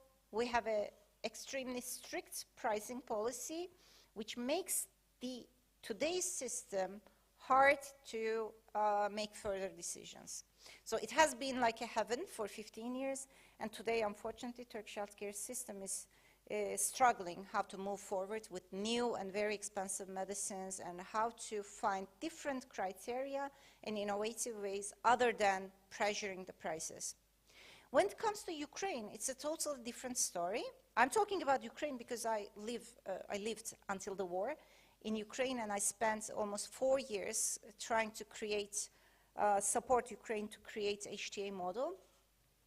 So it also started with reform efforts with a very dedicated minister and a group of local people who had the knowledge, theoretically, and who had the ambition. So there was the reform. There was also international support, how I was also present there. So it also was very successful until the war. So now it's a little bit under risk, but still it was very successful. So it's a running model where, again, every single medicine right now, it's mandatory to go through HTA in Ukraine. and it's already being used in central procurement and regional procurements, as well as reimbursement. But what is missing right now in Ukraine, it didn't come together with a pricing policy. So it makes it hard when you do not have a strict pricing policy or a clear pricing policy. Whatever you do with a perfect theoretical HTA, you can't finalize your decisions without proper pricing. So these examples are different from each other, but what is similar, as we can see, there are certain strengths in countries where it makes it more possible.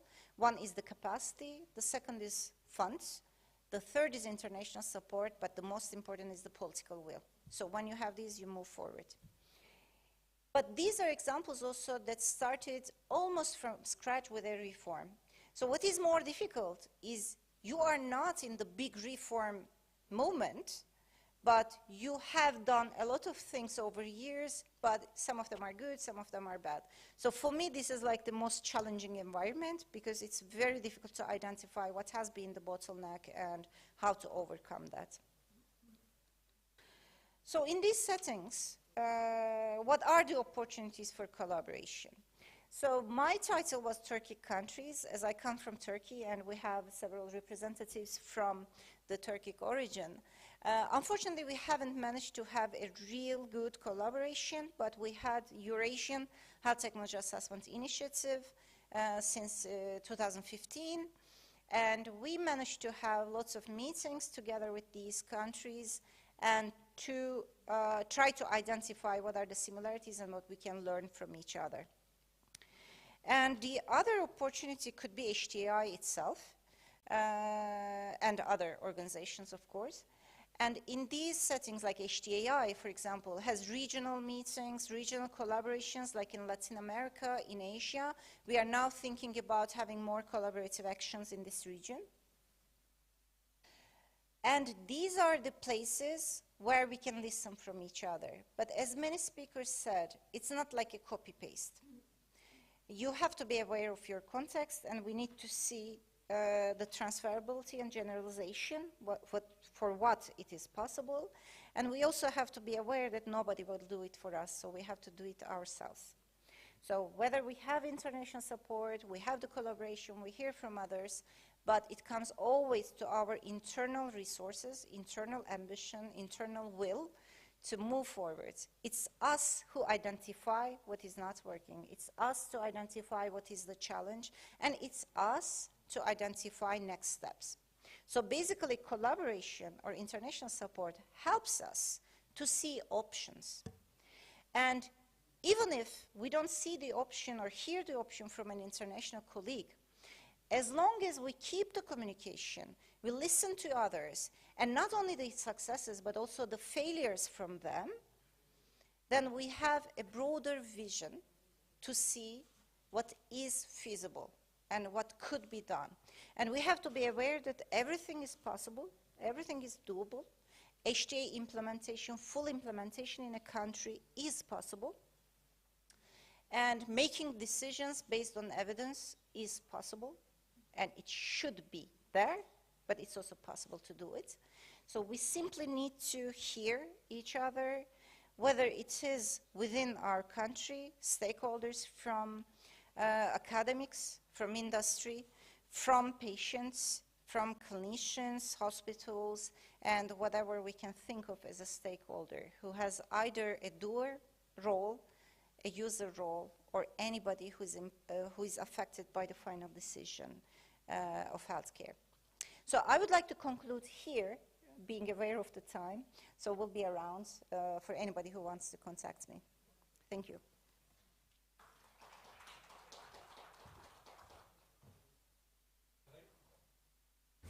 Поблагодарим Рабию Каличи за доклад об опыте сотрудничества. Let's thank Rabia Kalichi for her presentation about the experience in their collaboration. So Rabia mentioned her initiative at a certain time, and now we're continuing the actions that started at that point, cooperation of Turkic countries. And what is symbolic, we have our nearest neighbors, Kyrgyzstan, Uzbekistan, and although Azerbaijan is not part of Central Asian countries, but it's also a Turkic country, and the fact that they supported us and came here, it's also some sort of, not maybe geographic, but ethnic cooperation in the field of evidence-based approach and health technologies assessment. That means we have this collaboration, and Rabia had started this cooperation and collaboration. The next speaker has made a lot for establishing the European cooperation. Bertalan Nemeth, the principal health economist of the Syrian Research Institute. He is the chairman of the ISPER Central and Eastern Europe Consortium. He represents Hungary with his topic on Eastern European collaboration on HTA. So, Bertalan, please, the floor is yours. Dear Alex, and I wish to thank all of the organizers for inviting me. I wish I could have been personally in your wonderful country. Let me just share my screen so you can see my slides. So I would like to start with absolutely agree with Rabia. Like her, I also had the pleasure to spend some time both in Turkey and in Ukraine. And I have seen with my own eyes how important it is to have the local talent, to take the local initiative, to have that political will, and do the international collaboration on HTA. And really, I've just met wonderful people in both countries, and I wish them all the best. To this issue in particular, there has been a lot of things being said about transferability. So let me just show you, ladies and gentlemen, through a real-life example of how it looks like. This is a real case. It happened with us. We were investigating two particular pharmaceuticals. I do not wish to say the name. It's not an advertisement, it's just a scientific discussion. We compare them in the treatment of a subgroup of patients with schizophrenia. And for this comparison, we used the same transition probabilities, the same therapeutic arms, the same assumptions, the same model, the same time horizon. And if we applied this in several countries, the results were different. How different were they? Well, ladies and gentlemen, just look here. For example, in Hungary and in Slovakia, the range was in around 22,000 euros per quali gained. But again, with the very same settings, in Sweden, in Denmark, in Finland, the new treatment came out as dominant.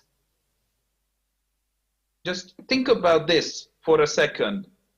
Just by changing the country and applying the local inputs, you arrive at these massively different conclusions.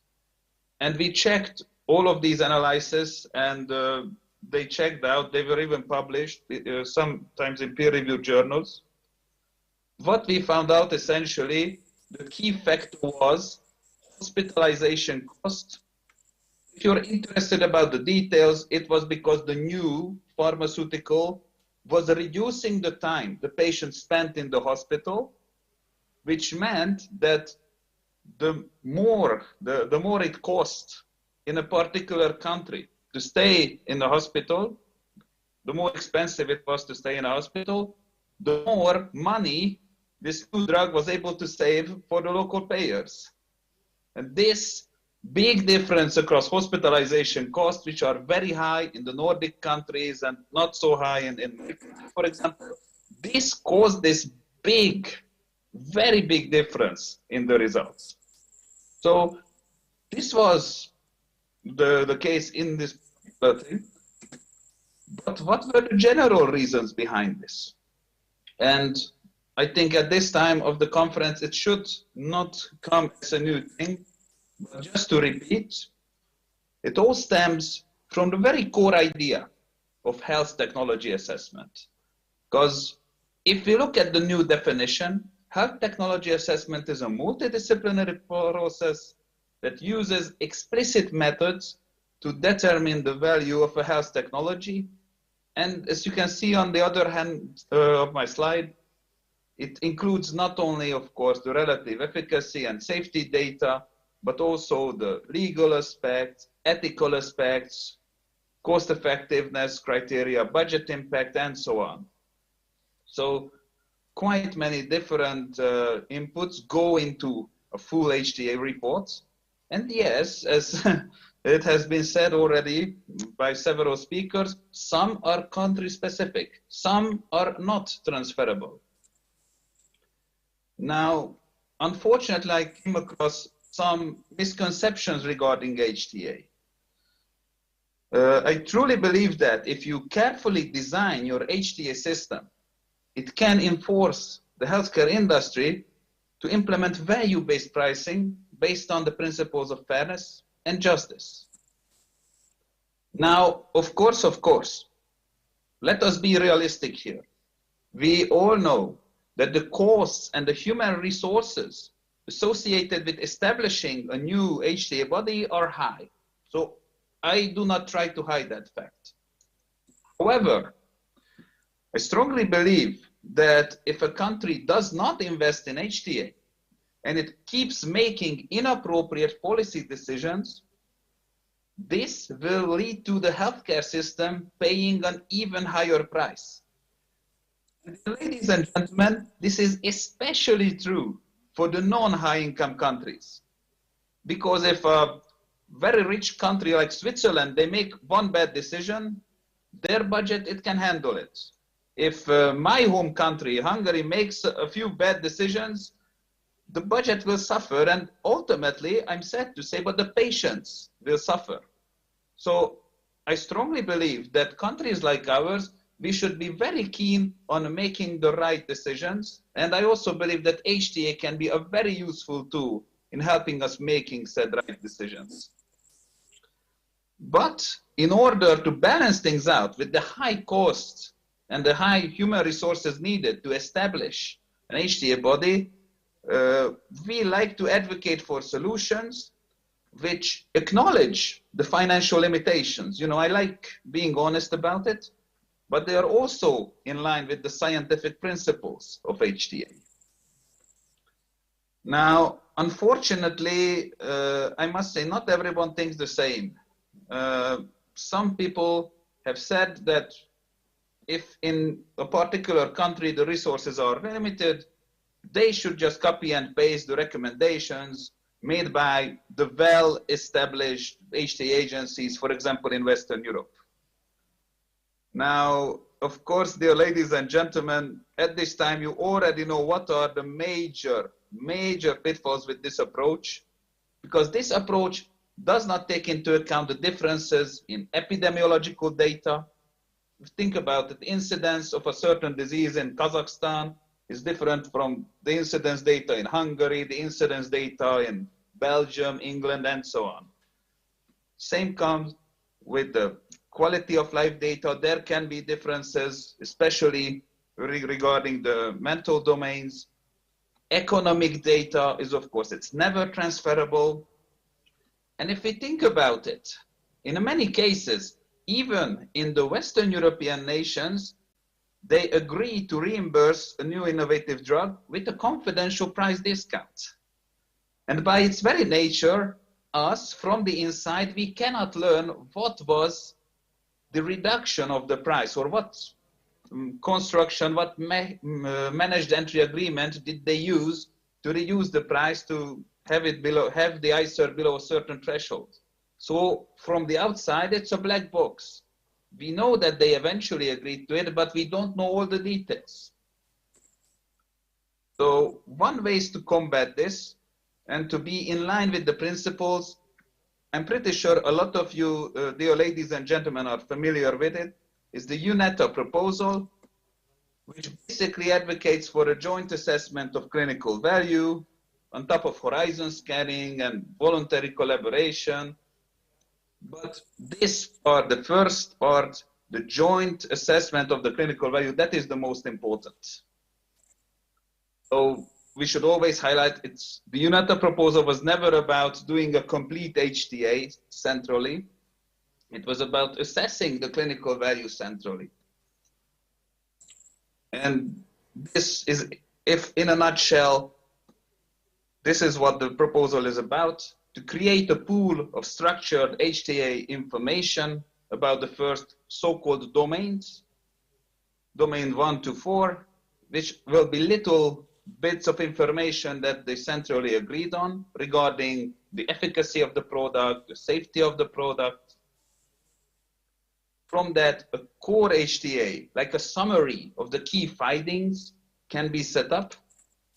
And that can be the basis of local reports. And I must highlight, since this will be public, you don't necessarily need to be member of the EU at the time when looking at it.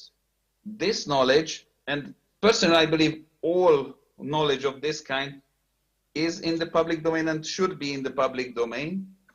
You can pick and choose from this core HTA when creating a local report. You can, of course, add, even to these first 4 domains, you can add the local, country-specific, locally relevant bits, and you may also change or not include all what's in the core HTA.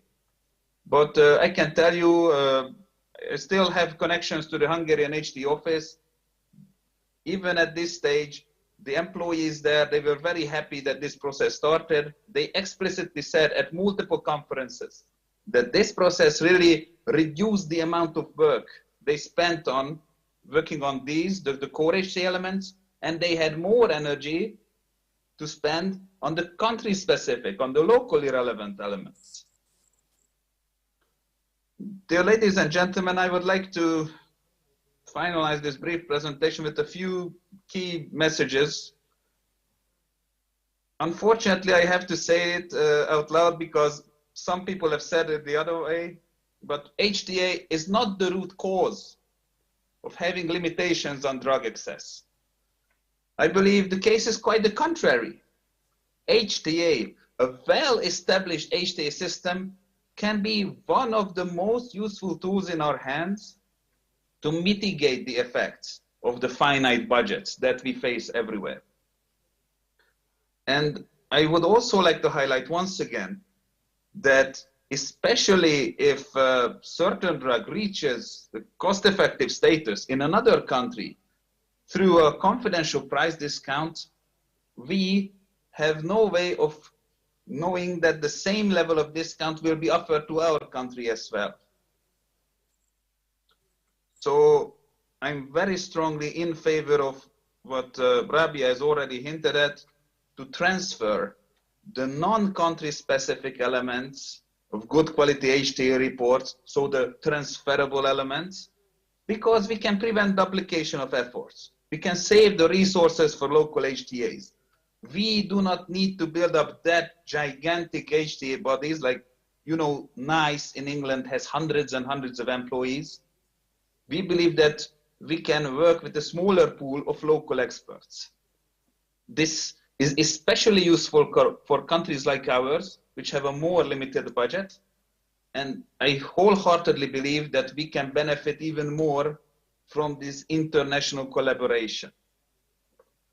And even with that, of course, we should recognize that the certain elements of the HTA reports are transferable. But the adjustment to local data is absolutely necessary. And this is why you need that pool of local experts. Because remember, dear ladies and gentlemen, the value of a health technology is country specific. Therefore, the value-based price of a health technology is country specific. Thank you very much for your kind attention.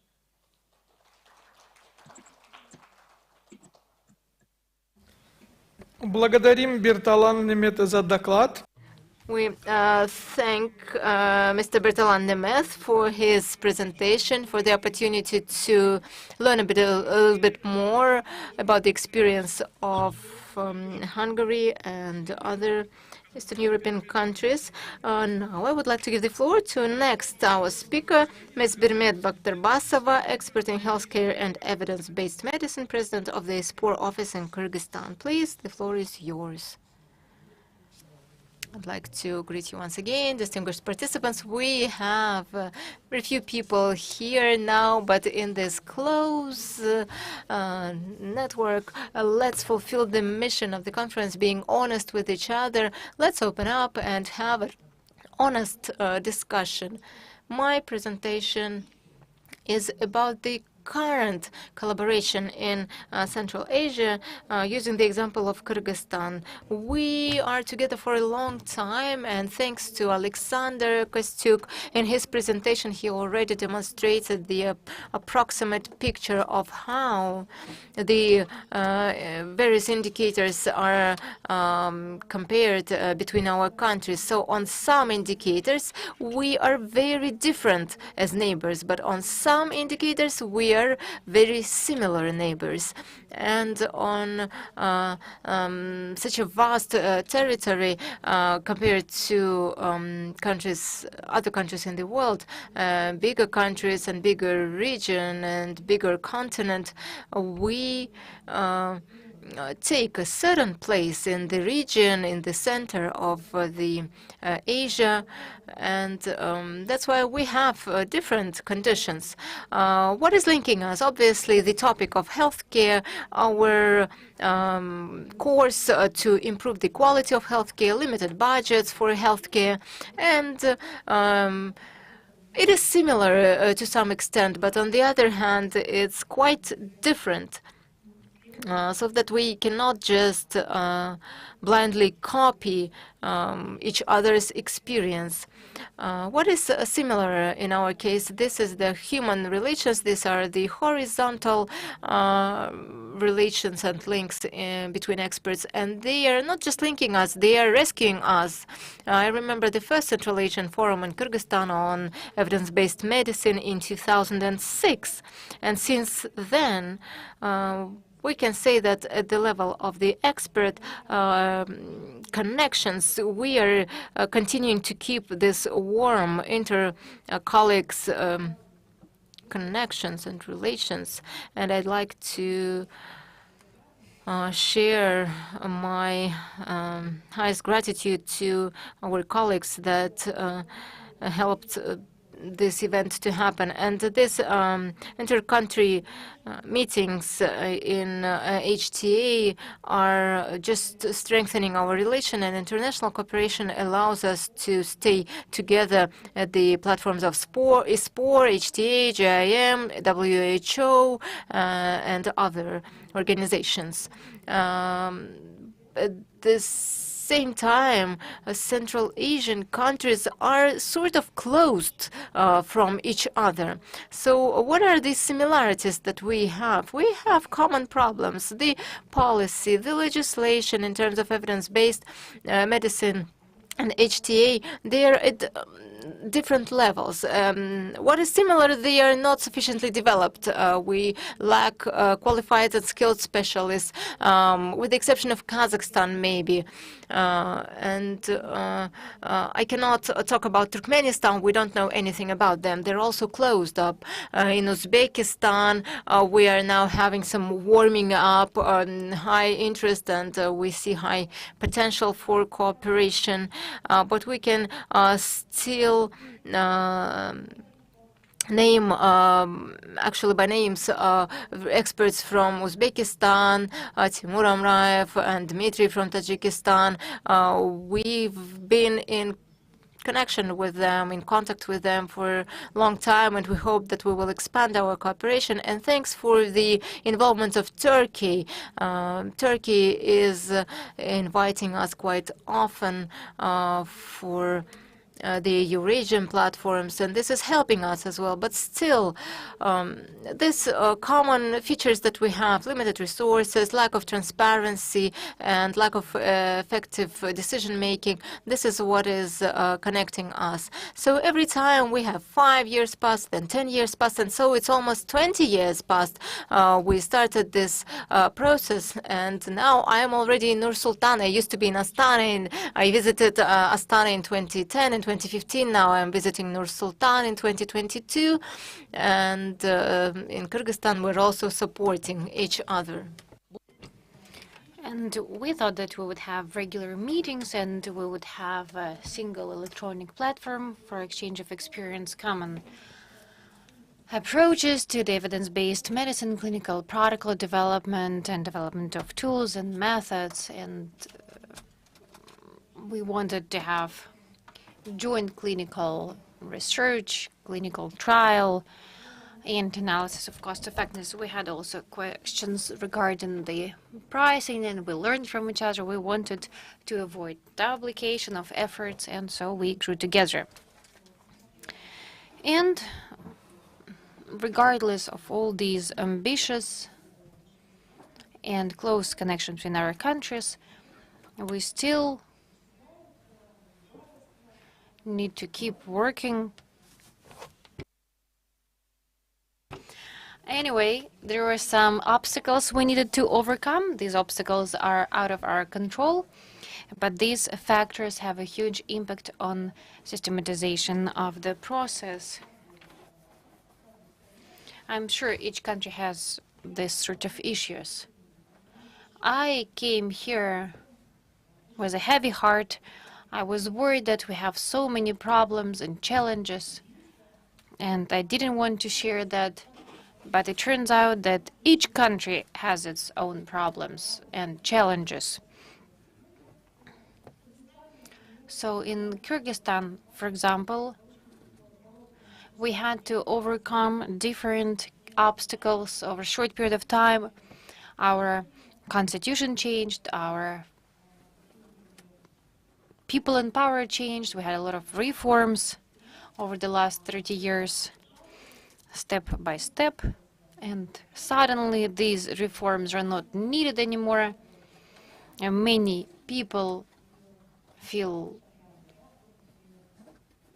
deceived. And the latest events of the last years or even months was that institutionally the fund of medical insurance was quite strong and it was aimed at improving the quality of medical services. But then the payer and the payee merged, and we took a couple of steps back. And the reforms of the primary health care saw couple of steps back again. So we went back to the Soviet system, basically. So we have to keep working. Yes, we have a lot of new things, a lot of innovations and progress, and we take one step forward, but 2 steps backward. These are the conditions in which we operate. There are many other challenges that we're facing. It is accompanied by certain consequences. Patients have to pay out of pocket and in an informal way.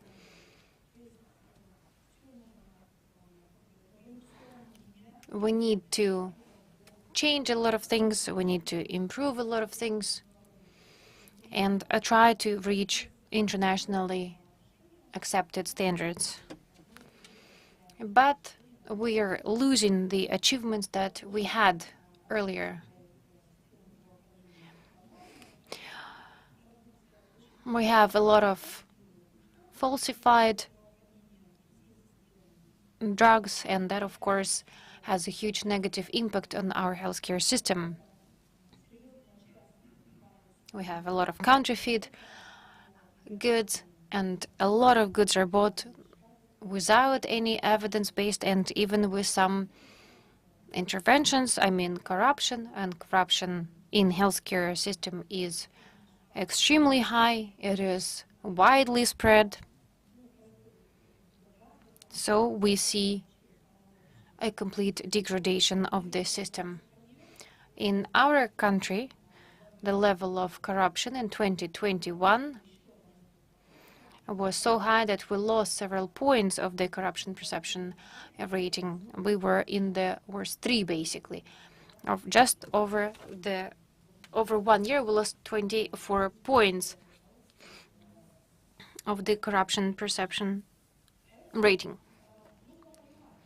So we need to understand in which conditions we lived. At the same time, we try to be flexible. Nothing is set in stone. We try to be agile, react to the current situation. We try to be optimistic. Even though the current system is being developed in rather complicated conditions. There are different economic, macroeconomic, and political and geopolitical challenges. So during this conference, we didn't talk much about COVID, but it's clear that all healthcare systems were affected by it. We were ready to respond to such challenges that were the challenges were of the global pandemic, as we all know. How did we live during those times? We are the expert of the evidence-based medicine. We had a mosaic from one country to another.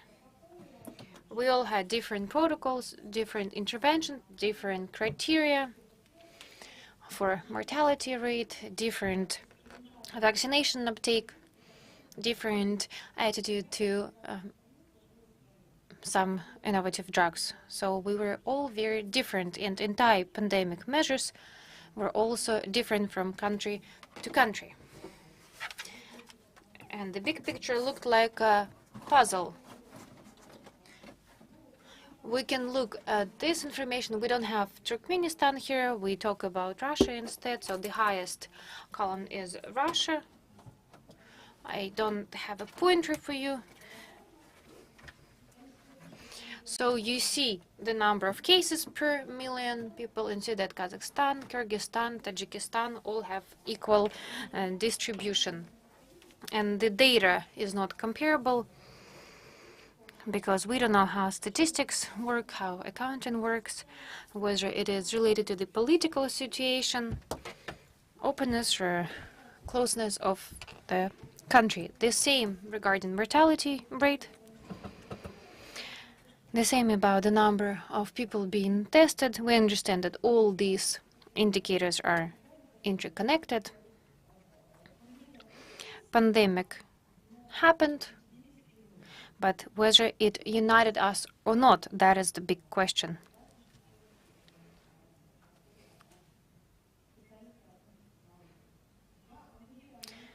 Yes, pandemic hurt us a lot.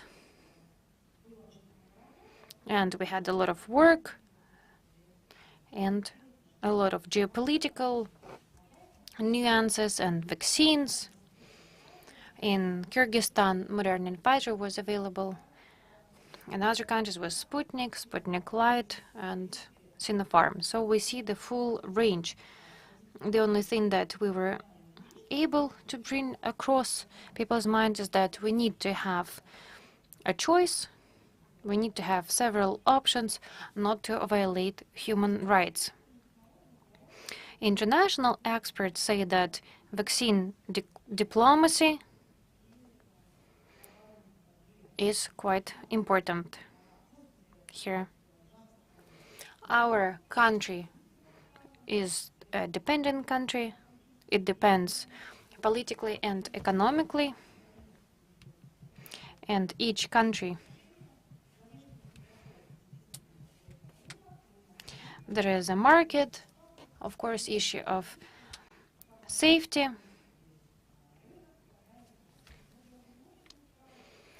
For other countries, This is quite important as well. Again, its safety, its effectiveness, budget, cost of vaccines, local production, and the rest of it. But let's not be sad anymore. Let's be optimistic. Let's be flexible. We know there is a huge human potential. The life goes on. Evidence-based medicine has its roots quite deep in the healthcare system, and our population likes evidence-based medicine. And we have a lot of evidence-based society of neurologists, resuscitators, OBGYN, psychiatrists. So it's clear that the challenges that we're all experiencing making evidence-based medicine even stronger. We also see the development of patient associations. They also want to have evidence-based medicine. They understand that the cost for treatment, especially for orphan diseases, are catastrophically high for households, for parents. So oncological societies, hemodialysis, hepatitis, association for parents with autistic children, all of these associations keep developing. They also participate in working groups. They carry out the civil society control. They participate even more from year to year. I quite like this conference spirit. We came here all together. We came to the understanding that we cannot blindly copy-paste international experience. It doesn't make any sense, and it's not feasible. We're not playing any games. We're not trying to see who can jump higher. We want to see how we can use internationally available tools and how we can help our people.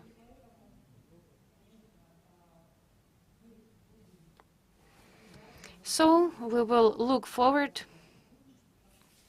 to fruitful cooperation, mentorship, training, education, because we want to choose successful practices, feasible practices. We see advantages in automation and modifications. It's not completely done yet, just partially, but it's just the beginning. And we see some advances. I don't know about other countries, but in our country, we see a lot of non-medical procedures that look like medical procedures. They advertise them to the population, and then people want to get those non-medical procedures, the know-how, that sound wonderful. There are some miracle pills that sound great, but don't work. So we need to counteract that, and the classifier of medical procedures should help us with that. What is actually medicine and what is not? There are also good trends. I would like to give you an example. There are some prospects of the development of pharmaceutical industry. In Kazakhstan, it is already well developed. We know that one organization started the active promotion of medical compliance. I'm sure it will help us all. We need to make sure that everything is done according to the protocols and standards, and this gives us all hope and optimism.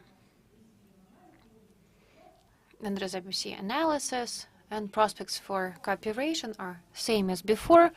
We still have our hopes and dreams, but in 2 words, we still need to have the legislative acts and the strategy of HTA introduction in Central Asia.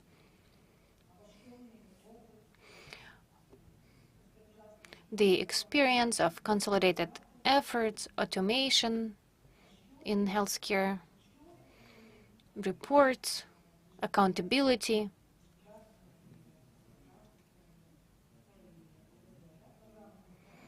the program of state guarantees, reimbursement, good practices. So we hope we will have international cooperation. Thank you for your attention.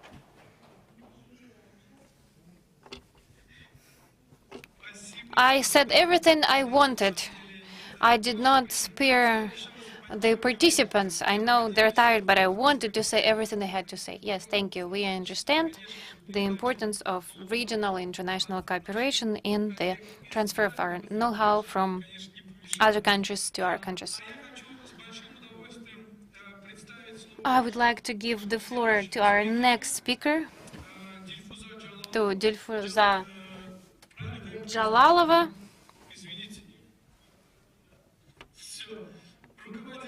Head of the Laboratory of Pharmacoeconomics and Laboratory for Health Technology Assessment of the Department of Pharmaceutical Management, Tashkent Pharmaceutical Institute, Uzbekistan. And she will talk about capacity building opportunities for cooperation on evidence-based medicine and HT in the Eastern Europe, Central Asia, and I hope Caucasus as well.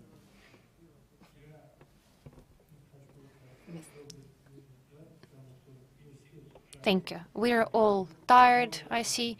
We had a lot of work. We had conference at a very high level, and for that I am thankful to the organizers, Ms. Alima and Alexander. Thank you for this good organization. Thank you for uniting all the Central Asian countries. There was a great suggestion to unite it. We, the Eurasian countries, need to carry out joint research. I like that idea a lot. And I do not want to take up a lot of your time, but nevertheless, in Uzbekistan, there is a lot of work in HTA. Starting in 2003, we were doing macroeconomics. We have 2 PhDs already in this area.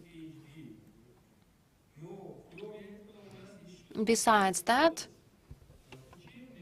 we also have this textbook on macroeconomics, pharmaceutical economics, jointly with Canada.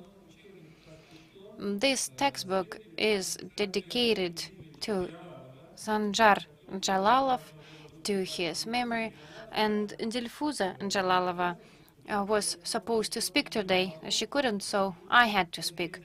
And I wanted to present this textbook to your attention. The textbook is in Russian and English languages. We published it in Uzbekistan, and I wanted to talk a little bit about the author, about Sanjar Jalalov. He did a lot in pharma economics and HTA, not just in Uzbekistan, but all over the world.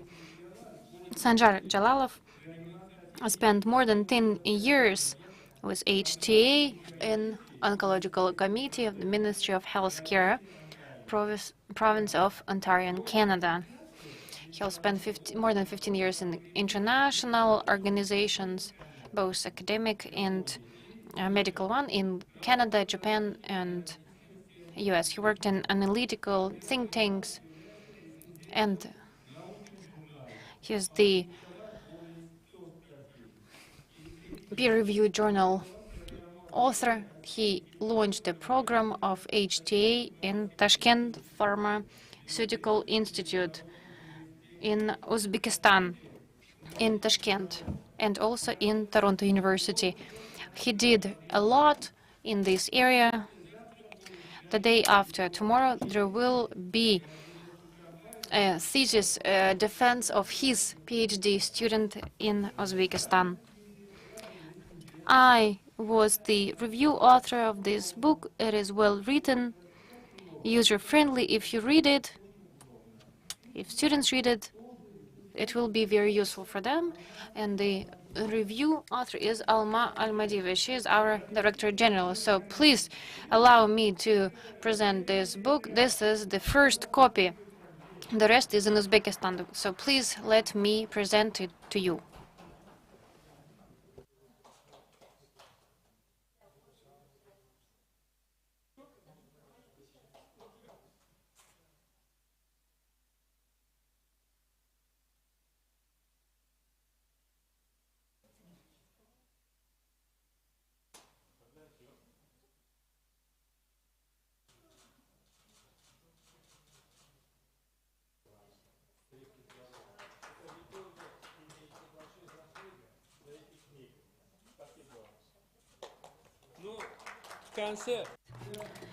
So, I don't want to take much of your time.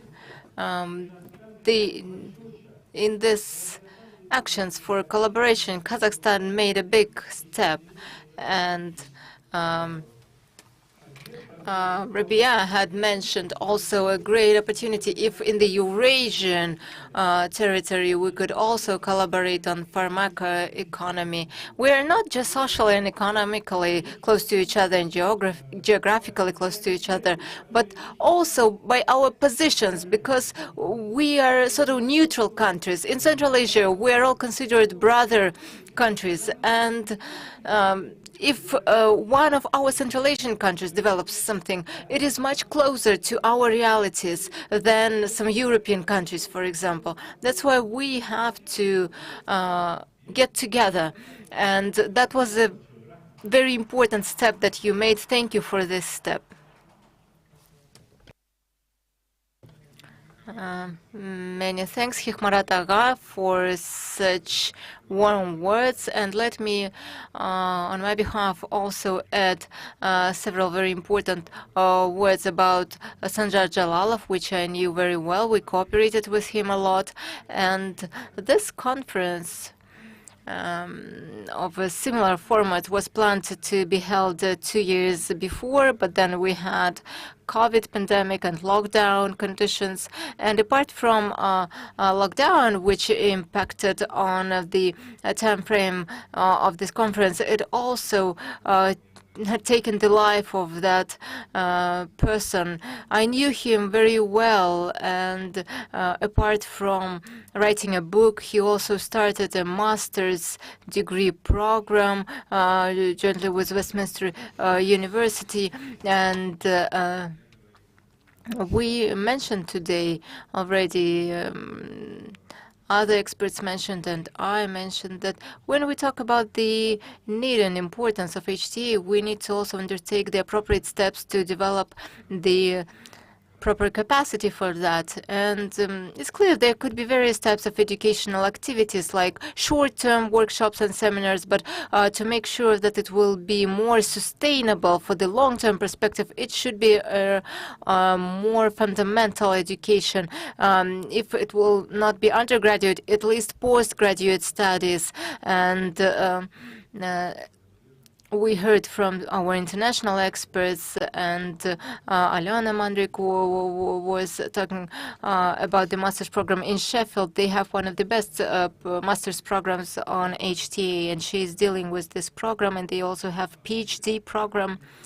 So this integration is the closest and the warmest one between the Central Asian countries, but we have a lot of similarities with Eastern European countries, and we realize this today, both in terms of challenges and also in terms of the mindset. I will risk to say that we have a lot in common with these Eastern European countries, and in terms of exchanging our knowledge and experience and sharing information. So today we had the current president of HTA and ISPOR president. We also have Rabiakovic, the vice president of Health Technology Assessment International. And with the support from these organizations, I hope that our initiatives will be heard, and we need to support it somehow in the frames of HTA-I and other formats.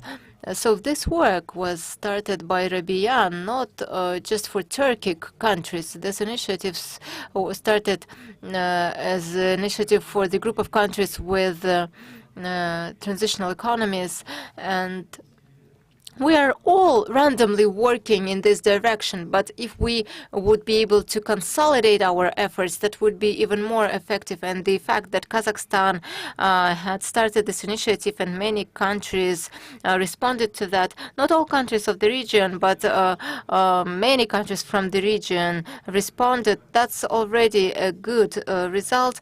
There were some factors that didn't allow us to make sure that everyone will arrive in person. We have a very difficult geopolitical situation in the region currently, but still we were able to hear many people. I'd like to thank Rabia separately. I want to thank representatives of the Ministry of Health here. There were also wishes stated that we need to think through many of the ideas we discussed today. We heard a lot of ideas today. Many of the things we already had, but we couldn't implement them, couldn't apply them. We have a good chance now to rethink everything and try to develop the clear, systematic measures for the future improvements, and such possible interactions with our neighbors could be also a good support to us. Globalization is the process that cannot be doubted anymore, and with the closer cooperation with our good friends, we will have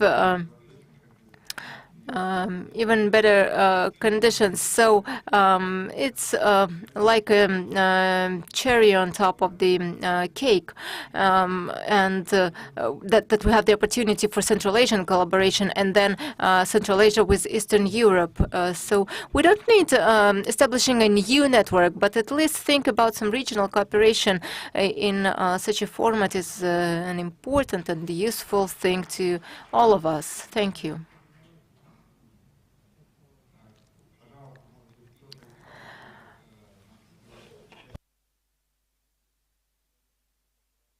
Maybe some of the participants would like to share their opinions, the ones who survived.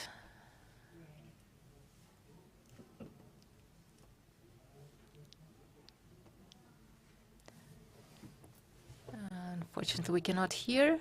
We need a microphone.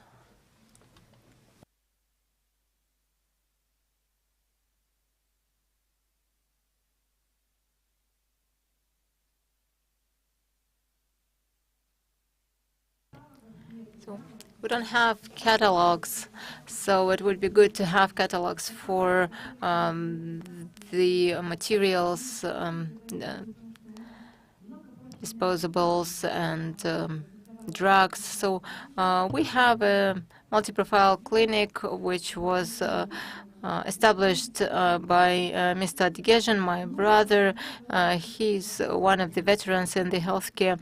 So we, in our clinics, we have many questions we would like to solve, but of course, we need to involve maybe the government in these decisions. We do indeed have treatment protocols, but maybe diseases are in a very drastic situation with the cardiosurgery, children's surgery, and the allocations that we have, they are absolutely not sufficient. And for example, the surgical blocks for oncology are not sufficient. These are big machines, but being able to supply them with everything and being sure that that would be the appropriate resources provided and not creating damage to ourselves, because many drugs and disposables are actually are not used because they are not part of the treatment protocols or nosologies. Compared to some previous years, this year's we have much less funding. And we all feel that something should be done. That's why many thanks for great meetings. I liked the conference. That's why I stayed until the end. I am a representative of the practical healthcare. I wish everyone strong health and wish to thank the organizers. I'd like to separately thank all speakers, especially foreign speakers who were waiting for their turn, and not everyone appreciated it, but many European speakers connected us when it was 5 a.m. in Europe. Zlatan, Vaya, this is a great support to us. These are our long-term partners, Zlatan and Vaya. They both visited Kazakhstan before, and I hope that Rabia will become our long-term partner. So we have cooperated for a long time, but she visited Kazakhstan for the first time, actually. So it's a good start. And I would like to thank Bertalan, although he connected online, but he supported us with his experience of integration in Eastern Europe. It's a very useful experience for us. Central Asia is very specific. It's actually closer to Eastern Europe rather than Southeast Asia. So we have a lot of common points for cooperation, collaboration. So many thanks to everyone, and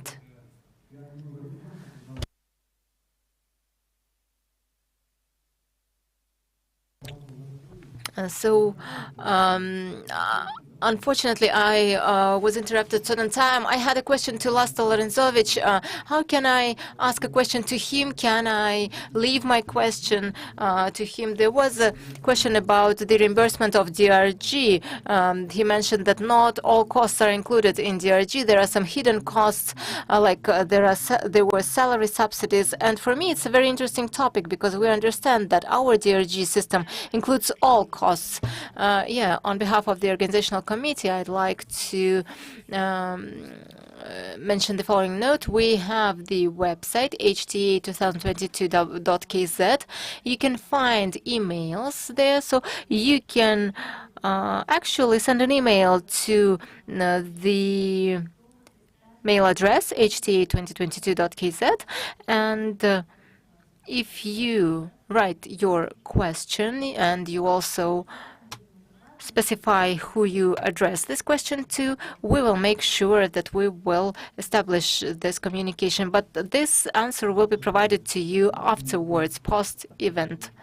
Okay, yeah, so I'm also one of the ones who stayed until the end. Yeah, and in addition, I'd like to add that tomorrow we'll have 2 satellite events, scientific research symposiums, one devoted to planning the needs in drugs provision. That will be in the second half of the day, and the day will start with the topic related to innovative schemes of access to drugs and schemes based on the treatment outcomes. And we will be glad to see you all tomorrow. Wish you all the best.